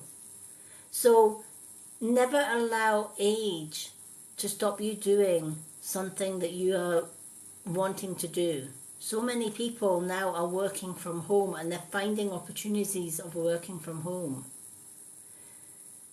So this is saying there are other options out there. There are online courses that you can do, as well as physical college or university courses. Those courses could lead to something that you can quite easily do at home, or you might even want to set up your own business. Whatever the case, always think positive. And sometimes we have to think out of the box to get ourselves from that one position that we were in, from moving from unemployment to then suddenly finding another position, right? We just have to say, what am I good at? What can I do to protect my financial future? Maybe working for an employer is not a good idea because of my age. So what can I do to maybe better my life myself? How can I look out with the box? Am I good at painting? Am I good at crafting? Am I good at healing? Have I got any qualifications for something that I could quite easily do at home? Maybe I love beauty. Maybe I could take a beauty course and then be self-employed, being a beautician. The options are always out there. Sometimes we forget to look out with the box. We just see the world of unemployment, and we kind of go into that rabbit hole and thinking, well, it's hopeless, my age is against me, the odds are against me. But nothing is impossible. Anything is possible. Sometimes we just have to think out of the box.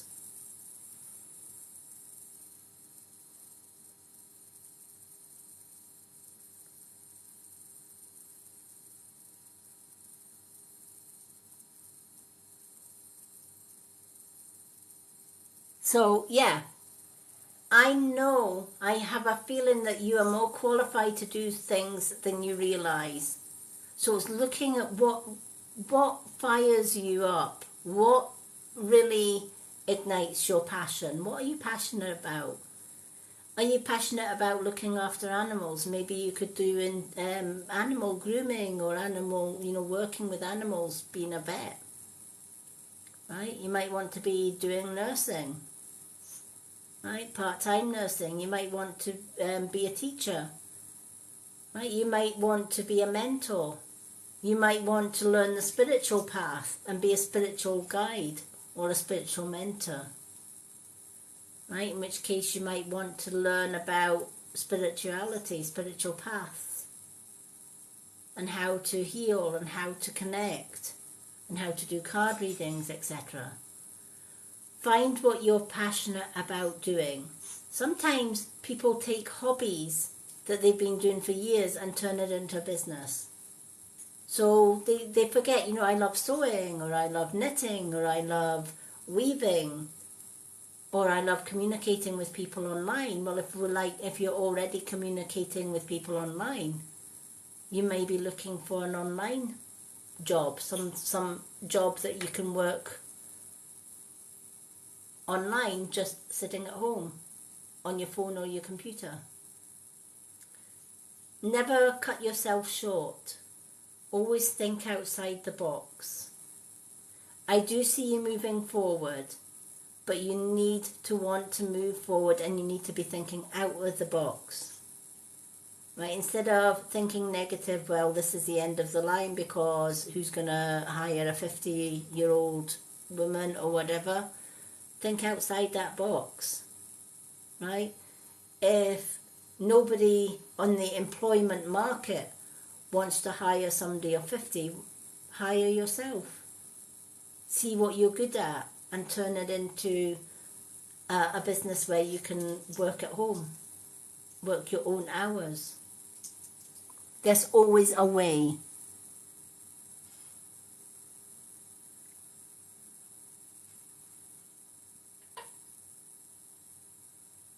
There you go. You're an empath and you love to try and read for people, right? I know that on my Facebook group, I have two Facebook groups. One is the Hippie Gypsy Moon Witch Facebook group, and the other one is Lady Moonlight's Spiritual Health and Beauty, Natural Health and Beauty page or group. In both of those groups, I'll be teaching things on how to read cards without the rule book. I'm a spiritual reader, not a tarot or a oracle card reader. There is a difference. Tarot and oracle readers follow the tarot rules and the oracle rule books that come with each deck of cards. When I get a brand new deck of cards, it doesn't matter what deck they are. I can read the cards without reading the rule book because I'm using my intuition. So I teach people how to read cards using only their intuition. I teach people how to connect to spirit to make them a better reader and a better medium. So if you're looking for something like that, then looking for a spiritual mentor such as myself that can maybe help you along that path is maybe an option that you might think about doing. So if that's your passion, don't stop there. Find a way of making that passion work. I know that my passion is reading and healing and guiding others and teaching others a spiritual path because I'm a starseed. That's my calling in life, and I've always accepted that calling from since I was very young. So I know it's something that I'm good at. I know it's something that I'm qualified at, even though I have no vision. I can still do it really, really well. Because you don't need physical vision to be able to connect to spirit. You don't need physical vision to be able to teach. You can teach perfectly well without that. So follow your passion. Think out of the box. Don't think, oh, I have to go back into mainstream 9-to-5 jobs, etc. We don't. We can break free from that, and we can actually go self-employed ourselves and make our own way in life.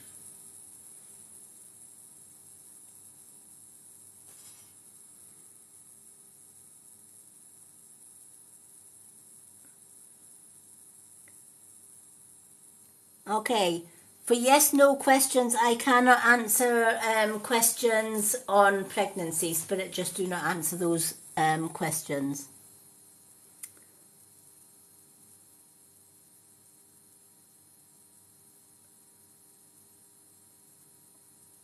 So I hope that has meaning for you, Leah, and I'm so glad you got your reading. Excuse Rio in the background.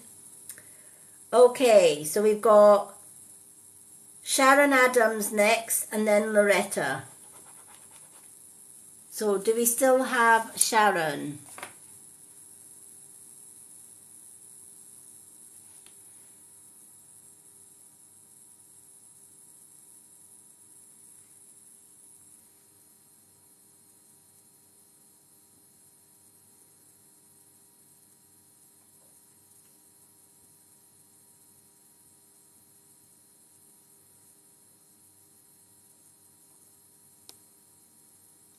Yeah, we still have Sharon. Sharon, what 2 cards would you like?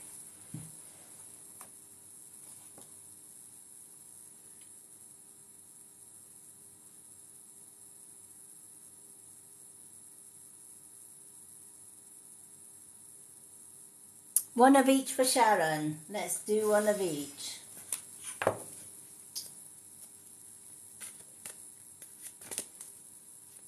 Susan, is there anyone after Loretta?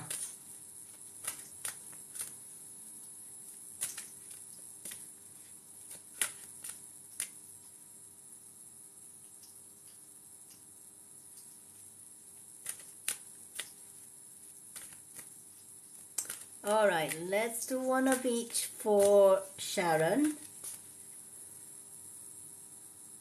Okay, so after Loretta, the list is closed then, Susan, because we are at 1:30. So we've been kind of reading since 9:30.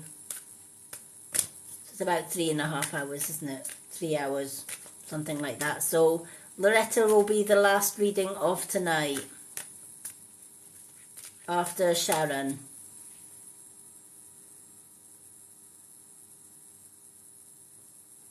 Thank you for the roses. So after Loretta, the list is closed. We're doing Sharon's just now, but I am back tomorrow with more gift readings. So if you haven't been able to get a reading tonight, I am back tomorrow at 9 p.m. tomorrow evening, UK time, which is 3 p.m. I think, for USA or CST time, and it is also 2 p.m. for other USA regions. So if you're in the UK, it'll be 9 p.m.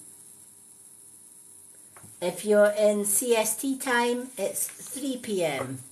And if you're in other USA areas, it's 2 p.m. tomorrow evening. It will be more gift readings, so non-subscribers would have to gift a swan to get a 2-card reading, and subscribers will always get 2 cards free. Wednesday night is spiritual chat night. We will be doing a past life regression meditation. So I will be guiding you into a past life meditation where you will find out what your past life was. So that is on Wednesday. Thursday is free readings for all. Friday is gift readings, and Saturday is subscriber only readings. And of course Sunday is always my day off. So I always do my booked readings on a Sunday, which is always offline. You will see my weekly schedule on my profile page. Okay.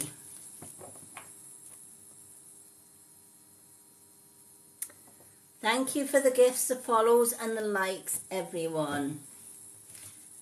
It is so appreciated. Okay. So let's do Sharon's, and then we'll do Loretta's. Okay, Sharon, past life issue is your angel card. And we also have the 7 of Swords. Again, the 7 of Swords talks about past life issues. So let's delve into the 7 of Swords first. The Seven of Swords talks about carrying something from your past into the present. Now, those issues that were already in the past, when you were facing those issues, they weren't quite so bad. You faced them a little bit and you kind of shoved them to the side, or you shoved them to the back of your mind. But you never completely let them go. So moving on into the present day, those worries and troubles or traumas from the past, or hurt from other people from the past, the burden of that began to get heavier. Now, if you continued to hold on to past trauma, hurt, etc., that burden will increase. It's like taking a pebble, right? Or taking a crystal, for example. Let me give you an example, a sort of clear example of that. So one example of that would be using these crystals here. Oops. So here's your problems from the past, right? They're relatively small, right? People may have hurt you along life's way, deceived you. You might have been a victim of control or bullying, or somebody's betrayed you somewhere along the line. And you've maybe fell out with that person, but the hurt still remains. So you carry this burden from the past into the present. But you still can't forgive, and you still can't forget, and it still hurts. And you get flashbacks of those negative times, right? Triggers. A lot of people that deal with negativity from the past often get triggers. So somebody that has been physically abused, if they see somebody fighting in the street, that could trigger them right back to that time where they were dealing with that, right? And it can bring back the hurt, it can bring back the resentment, and it can bring back the trauma. So when that happens, what then happens in the present? They carry it into the future. And that small burden then becomes a huge burden. This is so easy and light to carry. But as we carry it further into the future, it becomes bigger and heavier. And it's less easy to control. So what do? Excuse my witch. We have a motion detector witch, and sometimes Spirit lets her go off. She's pretty creepy. I don't know if I can turn this around. Let me see if I can turn this around and let you see my...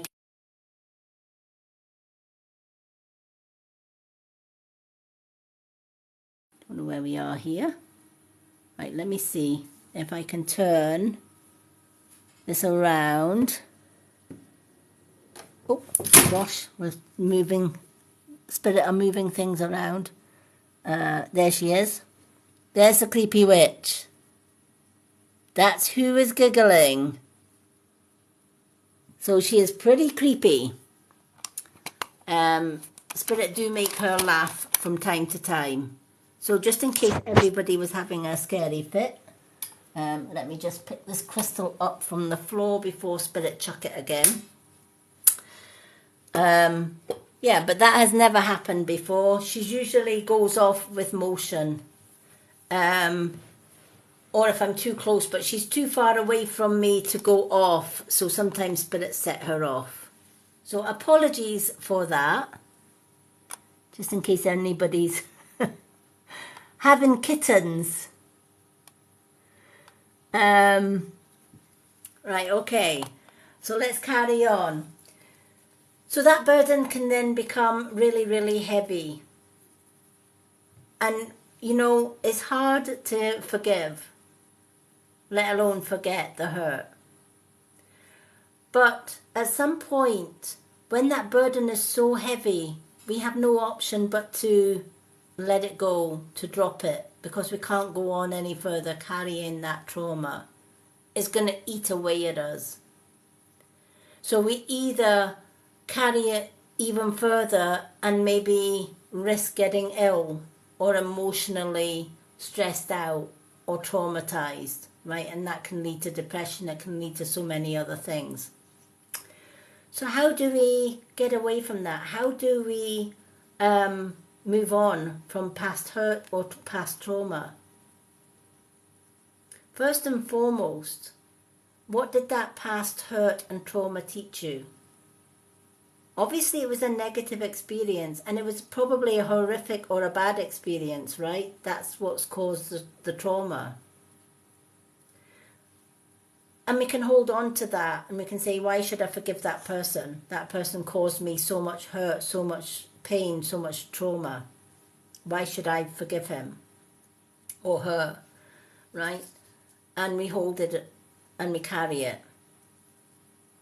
But ultimately, one thing that taught you, even though you don't realize it at the time, is you can see a bully or somebody that is like them a mile off because you've experienced what they're like. You know their ways, you know their words, you know their sweet little lies that lure you in and then they strike.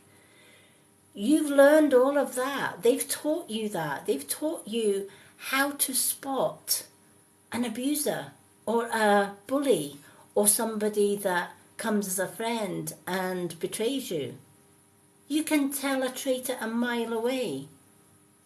That's not a negative, that's a positive. And when you change your mindset to think, well, wait a minute, yeah, that's right. They did teach me the type of person I no longer want in my life and the type of person I don't want ever to be.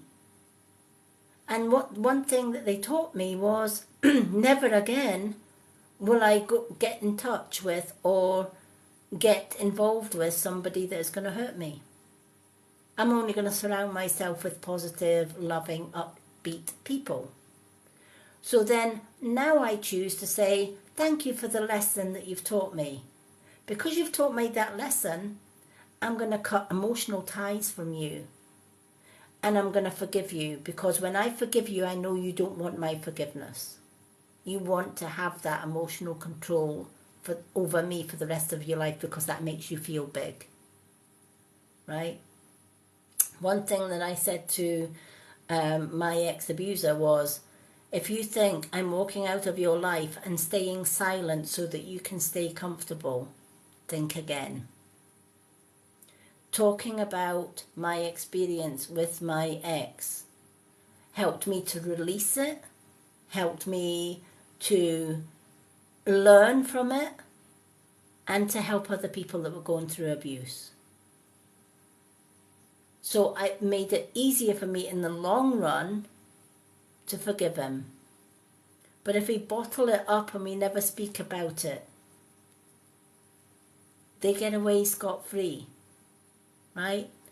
Because they're relying on your silence. They're relying on you not to say anything so that they can feel comfortable. Make them feel uncomfortable. The last thing they don't want is your forgiveness. So forgive them and move on. And move on with the knowledge that there is a better judge than us out there, and it's called karma, and it's universal karma.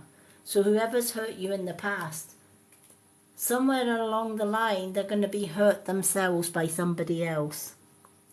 Hello, Nick. Hello and welcome. Oh, bless Susan. Well, welcome back. So your second card, past life issue. And again, this goes back to a past life issue. So both cards are relating to the past life issue. And this angel is reiterating already what we've just spoke about. The situation has a basis in one or more of your past lives. either in this lifetime or even it can also stem back to past life issues. Ask your angels to help you to remember and release and learn and heal from your past experience. And again, sometimes we throw the trauma so far back in our mind that it's hard to dig it back up.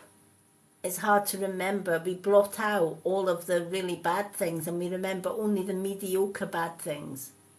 I know I did a lot. I blocked out a heck of a lot of dark stuff until I started to release it. And it was the releasing of the darker stuff that was the most hardest to do and the most painful. But my way of doing that was writing it all down. And it took me months to complete, because I would write so much and then it was too painful to carry on, so I would have a rest. And then I would write a little bit more and have a rest, and I would write a little bit more.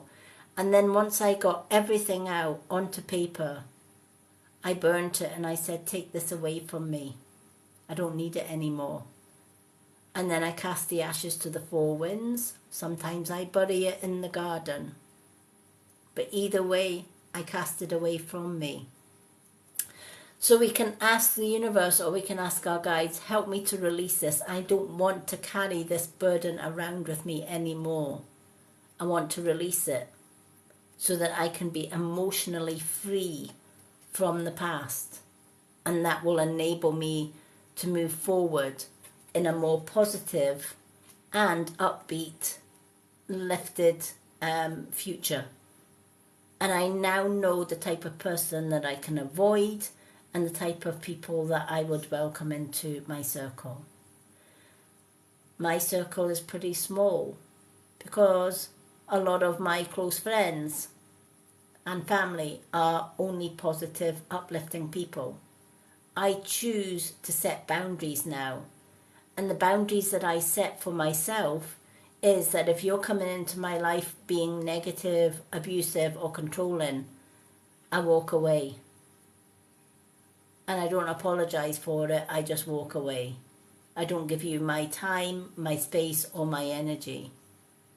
But if you're coming into my circle with love, light, positivity, and understanding, and empathy, and support, then I will give you just that back. Love, light, empathy, support. And I stick by those boundaries every single day. And it makes it easier for me to forgive those that wronged me in the past. Forgiveness is freedom.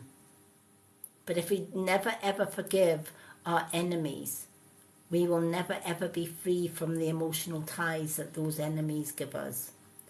So I hope that helps and has meaning for you. Okay, so we are on to Loretta, which is the last reading of the night. Because I don't think Mary came back. Okay, let me just double check. I don't think Mary came. No, Mary didn't come back. So, do we still have Loretta? I think we still have Loretta. Yes, we do. Loretta, what 2 cards would you like?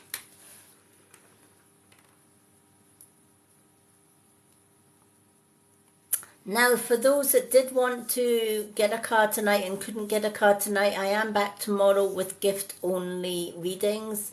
So I'm back tomorrow night, 9 p.m. UK time, 3 p.m. CST time, and 2 p.m. USA other areas.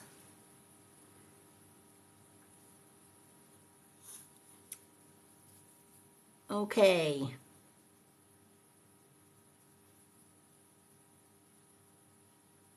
So Loretta is up next.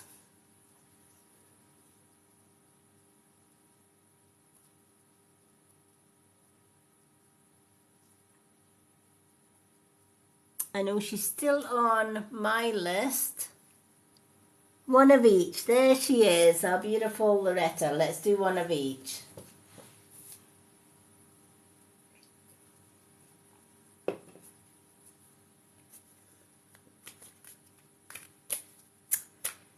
Okay.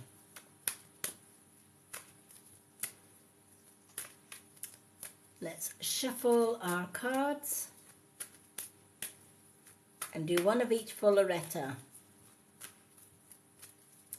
Apologies for TikTok being a pain in the butt tonight. There's some comments that got through, some comments didn't. Poor Susan got kicked out God knows how many times. But Susan's like me, she's determined. If she gets kicked out, she comes right back in. So, you know, don't kick Susan out because she'll just come back in. Nothing or nobody stops our Susan. She's a tough little cookie, is our Susan. Nobody messes with Susan. Right, let's shuffle the cards. We all love Susan. She's ace. Alrighty. Thank you for liking. How many likes did we get today? Wow, we got 13.3k likes. Woo, thank you for everyone for tapping that screen. Hello, Sunny. Alright, let's do Loretta. One of each for Loretta. And sadly, after Loretta, that is the end of tonight's readings. Yep. Rubber ball, I'll come bouncing back to you. Now I'm showing my age because that's an awful old song, that one. Look what you started, Susan. You got me singing. You got me dancing. You got me romancing. Oh my goodness me. Must be that time of the night. Oh dear. Now Susan's got that song in her head now. Rubber ball, I'll be bouncing back to you. Rubber ball, I'll be bouncing back to you. Oh dear. Honestly, my songs are sometimes old school. I show my age with the songs that I play. I love my songs. I love my music. Okay, dokie.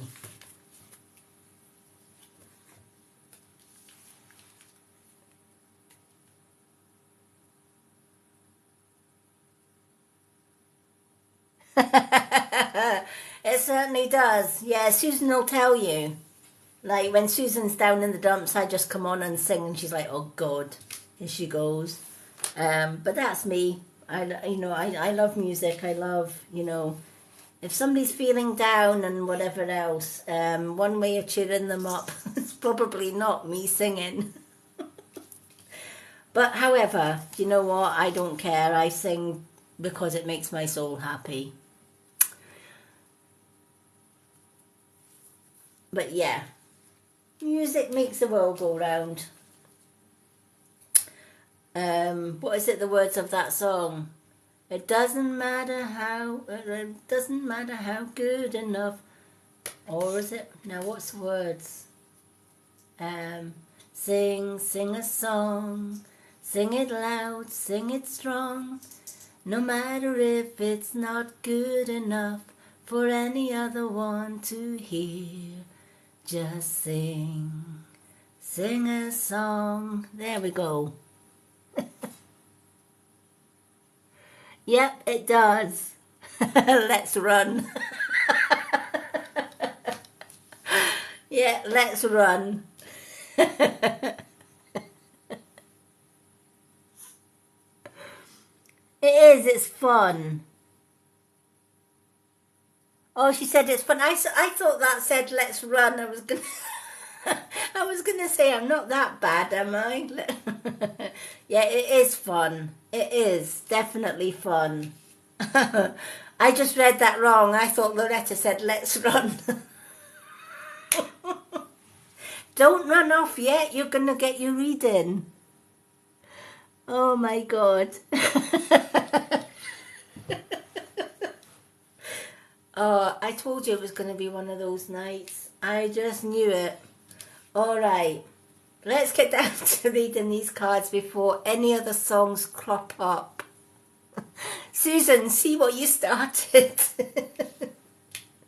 All right. Oh, my goodness me. Right. The Hermit. And then you also got Earth Angel. So, the Hermit.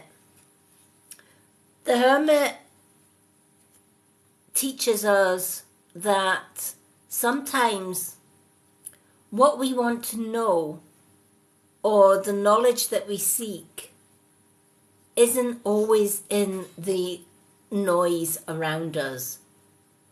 It's not in the everyday commotion. It's not always about asking people or 10 or 12 people for different opinions, right? And getting even more confused because half will say one thing and half will say the other, and you're not further forward. We will never hear answers from our guides or from our angels or from spirit in the hustle and bustle of the world around, the world around us. We will only hear those answers in silence, by listening within, by going away from our conscious human mind and going deep within to our subconscious. That means meditation, grounding, right? You can't meditate and you can't ground when there are televisions on or people are coming in and out of the room, or you've got a radio on, or you've got kids screaming because they don't want to go to bed, etc., etc. It's an impossible situation to ground in those circumstances, right? Because you can close your eyes, you can try and get into meditation, and then the kid's screaming in the corner, the dog's barking, the cat wants to chase the dog wants to eat the cat, then in between that, the husband or the dad is screaming at the kids, the telly's on in the background, the radio's on, somebody's up the stairs in their bedroom playing music and playing hopscotch on the ceiling, and you're trying to meditate. Is it going to happen? No, it's not, right? Are you going to find answers at that precise moment with guides and spirits? No, definitely not, right? Can you meditate in a busy crowd? For example, meditating on a busy bus? Probably not. Right? You've got the chitter chatter about with everybody around you, right?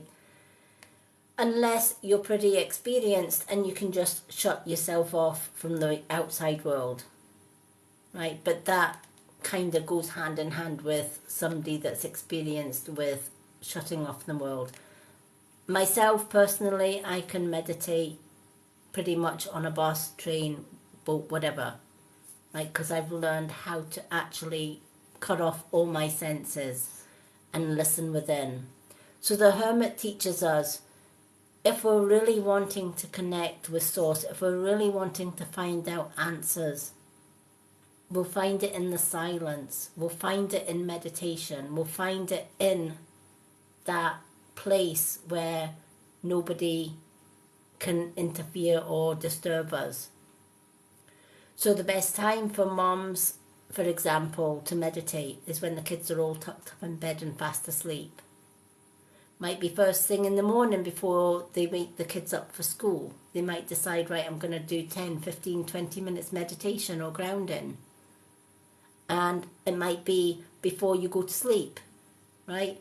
You might clear your crown and third eye chakra. Quite easy to do. You simply take your left hand with the middle finger, which is your power finger, place that on your third eye. Power finger on your right, you place on your crown. And 5 minutes before you fall asleep, you just gently butterfly tap the third eye and the crown. And you're just closing your eyes. And you're taking a deep breath in and a deep breath out. And you just continue to do that. That will clear your crown and your third eye chakra. You can then, after that, say, help me to remember my dreams. Ask your guides, help me please to remember my dreams. And when you wake up in the morning, before you even get out of bed, grab a pen and a paper which should already be by your side and write down anything that you remember from your dreams. And look back on those dreams every day, because those little fragments of dreams may not make sense on the day, but those little fragments of dreams combine together to tell a story. It's like reading the chapters of a book, right? You read a chapter of a book every day, Monday to Friday, right? So you start the book on Monday, you finish the book on Friday, right? So it's a 5-chapter book. Chapter 1 Monday to Tuesday, Wednesday, Thursday and Friday is the last chapter. So what if you started the book on Monday? You read the first chapter. You missed Tuesday and Wednesday night. And Thursday. So you went straight to the last chapter. Are you going to know what happened in that whole story? Of course not. You'll know how the story began and you'll know how it ended, but without the middle parts, without the rest of the chapters, you don't know how it got from the beginning of the story to the end. It's the same with our dream journaling. If we write down our dreams on the Monday morning from the Sunday night, and we don't write down our dreams Tuesday, Wednesday and Thursday, but we write it down on Friday, the dreams that we miss out on the Tuesday, Wednesday and Thursday might hold vital information or knowledge. And because we didn't write it down, we only get the first part and the last part, and it's difficult to piece it all together. It's like having a 20-piece jigsaw and you lose 10 pieces. You can't complete that jigsaw without the other 10 pieces. So dream journaling is so important to do every single day. And we should actually be doing that every single day. Lots of people don't. And they miss so much information through dreams. Spirit can connect us to us through dream time, because that's our subconscious. So dream time is going within ourselves. Right? It's when our physical brain switches off and our subconscious brain is wide awake. And when our subconscious brain, which is our third eye, is wide awake and our crown chakra is wide open, we receive vital, important messages in dream time. And if we're not writing those dreams down, even if it doesn't make sense, we're losing vital information.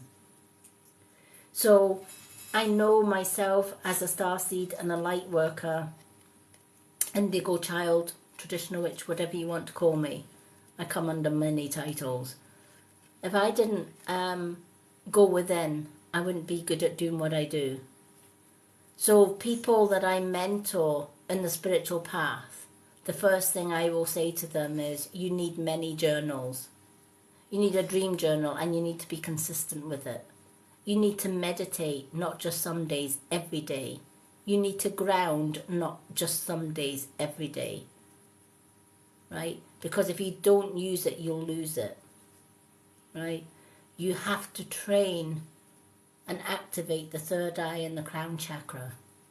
You can't just willy-nilly it. You can't just say, well, I'll do it on Monday, but then I'll not do anything until Friday. Right? There's no point in doing it at all then, because you're not being consistent. Right? Living a spiritual path, a lot of people think it's easy. It's not. It's it takes a lot of dedication, and it takes commitment every single day to grounding, to meditation, to writing dream journals. I have so many dream journals, or journals. I've got a journal for dreaming. I've got a thought journal where I can decipher what is my thoughts and what is Spirit's messages in thoughts. I've got an affirmation, positive affirmations every day. Keep me positive. I have a manifestation journal, right? And I have a negativity journal where I write down all the negative things from the past that I'm still holding on to, and I let it go. So I have so many different journals for so many different things. And I can look back on those journals. And come the day that I'm not here, my journals will end up being somebody else's survival guide. So somebody in the future reading my journals who may be going through abuse, my journals will be their survival guide as to how to get out of abuse. They may look back on my YouTube channels and say, oh my gosh, all that wisdom that she had, that can help me in the future. Earth Angel is your second card. You are a light worker who has come to Earth to teach about love. So how do we go on from that message? We are being told by Spirit that we are actually light workers, even if we don't believe it ourselves. So how can we use that knowledge? Well, first and foremost, maybe we need to be like the hermit, go within, seek the answers from our own spirit guides. We've already been told by our spirit guides that we are more than capable of receiving those messages, those communications from Spirit. We just need to believe in ourselves and our abilities a little bit more. Again, as the hermit says, journaling, dream journaling, daily meditation, working with crystals. I work with crystals every single day. I can't live without my crystals because my crystals keep me grounded. They help with healing. They help with my Reiki. They help with clearing my chakras. They help with sending healing around the world, and they cleanse the energy around me. So Spirit are basically letting you know the universe mission for you is to work with Spirit. There are so many gifts waiting for you, spiritual gifts waiting for you. You just have to accept, and they can't force us to be light workers. They can show us this is what your mission on earth is, should you wish to accept it. Right? Some people do. And they become great light workers. And some people, it's like, no, I'm not ready. And that's okay too. But Spirit, when they feel your time is ready to embrace being a light worker, to embrace helping others by being positive, then they will show those two cards time and time again.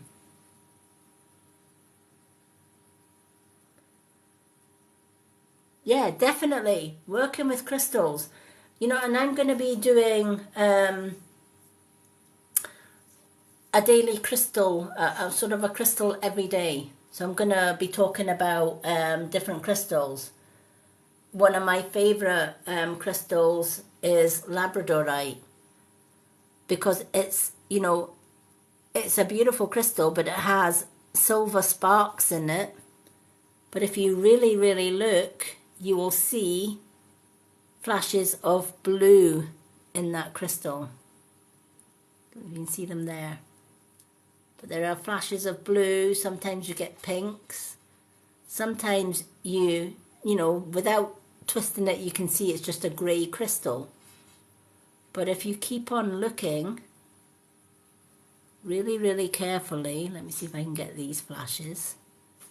And you just slowly tilt it different ways. There we go. You can see the blue flash. There are lots of blue, silvers, etc. This one is, Labradorite is great for concentration, for clearing the crown chakra, working with the throat. There we go, there's some flashes there. Working with the throat chakra as well. So that has many, many beautiful uses. We've also got lapis lazuli, beautiful deep blue crystal. That's good for speaking your truth. If you're afraid to speak up, you can hold lapis lazuli and say, right, okay, I've got a speech to do, or I've got to speak my mind, or I've got to speak my truth. So you can hold lapis lazuli and speak your truth and gain the energy from that.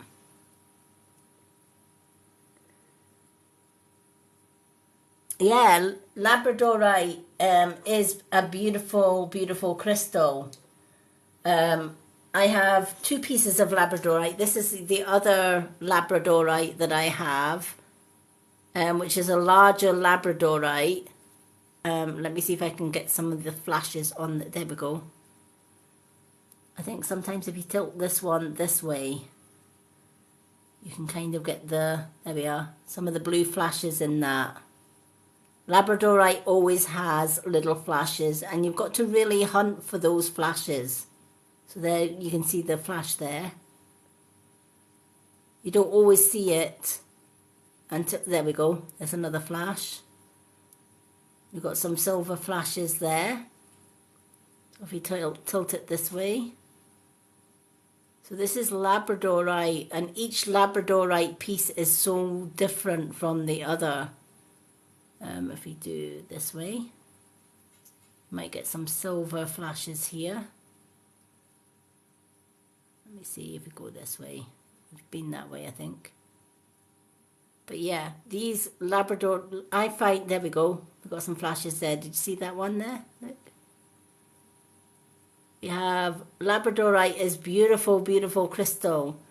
We have Labradorite in my Hippie Life store, which is on my website. If you are in the USA, you can still order from my Hippie store.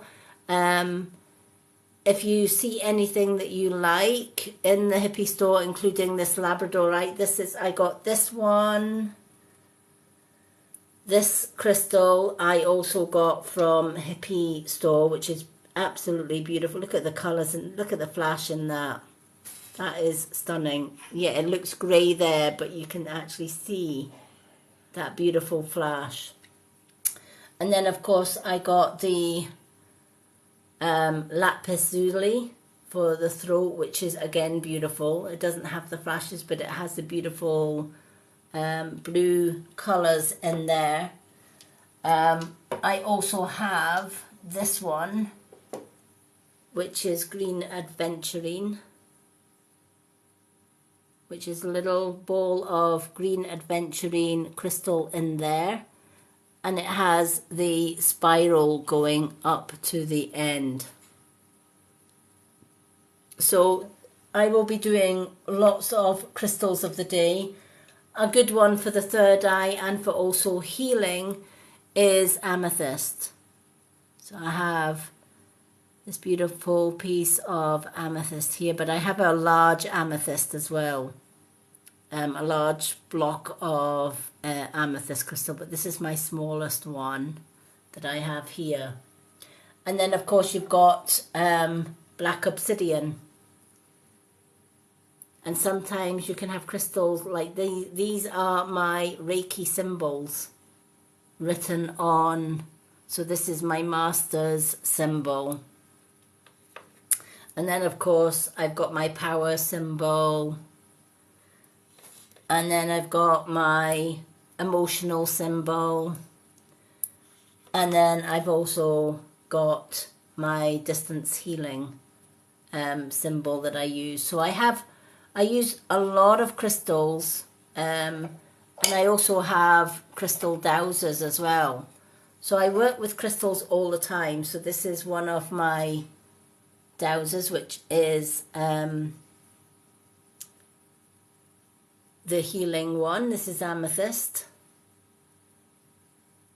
So I can use my amethyst dowser as well, which guides me in different directions, yes, no's, etc.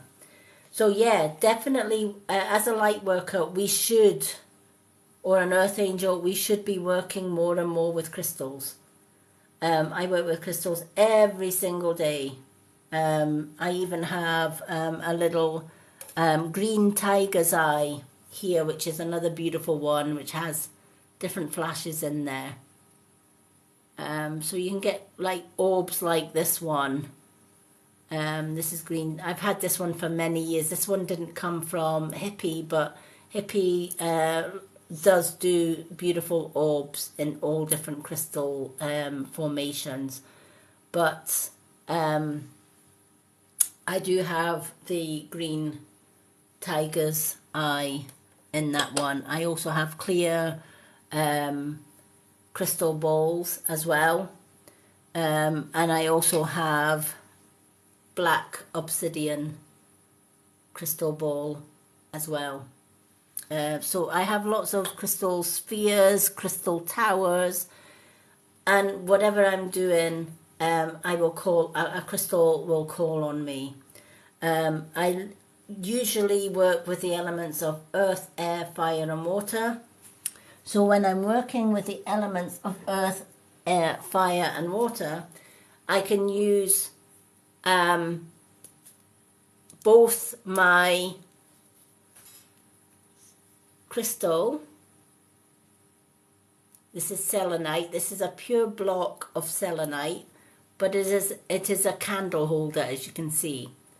So I can pop a tea light candle into here, right? So I have already got my earth with the crystal. I've got my air, because there is air around this. And I've also got my fire, earth, air and fire. All right? And of course, if I wanted to add the element of water when the candle's finished, or when I want to put the candle out, I can just drip a little bit of water on it and it puts the candle out. So I can have earth, air, fire and water all within that. Of course, incense burners as well are really, really good for earth, air, fire and water. Selenite is beautiful.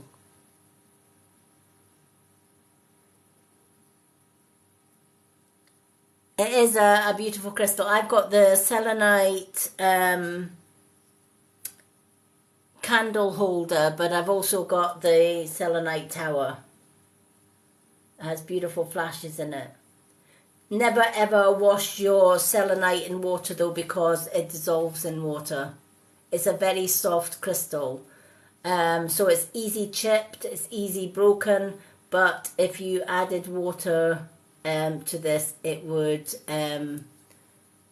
be almost like putting salt in water. The salt would dissolve. Well, selenite is a soft.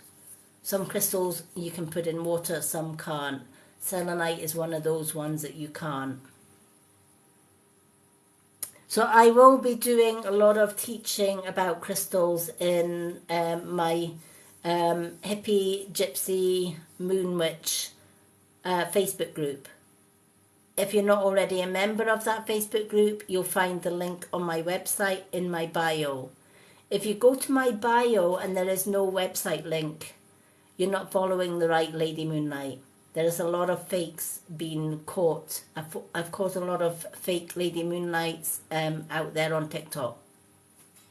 So how do you know it's my profile and not a fake Lady Moonlight or a fake Gypsy Hipsy Witch or a fake the Mystic Witch, as I used to be called? I have over 9,000 followers. So if it's got any less than 9,000 followers, it's not my account.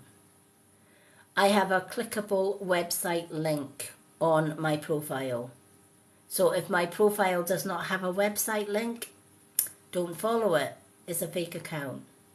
I will never message you to offer you readings or ask for money for readings or spells or anything. In fact, I will not message you at all. I don't need to. People message me instead. So if you're getting a Lady Moonlight, a Mystic Witch, or a Hippie Gypsy Witch messaging you, it's not me. Alright? If you're getting somebody asking you for money or for spells, etc., under my name, it's not me. I even had one scammer, because I had in my bio, I will never ask for money or DM you. They changed that on the fake profile and they put, I will ask for money and I will DM you. Right? They just changed the wording. So be very careful, folks. There is only one Lady Moonlight. There is only one Hippie Gypsy Witch, and that's me. So if it doesn't have a clickable website and it's got less than 9,000 followers, it's not me. Don't follow it. All right. So the best way is if I'm live, follow me when I'm live. You know you're following the right person. All right. So we have come to the end of another live reading.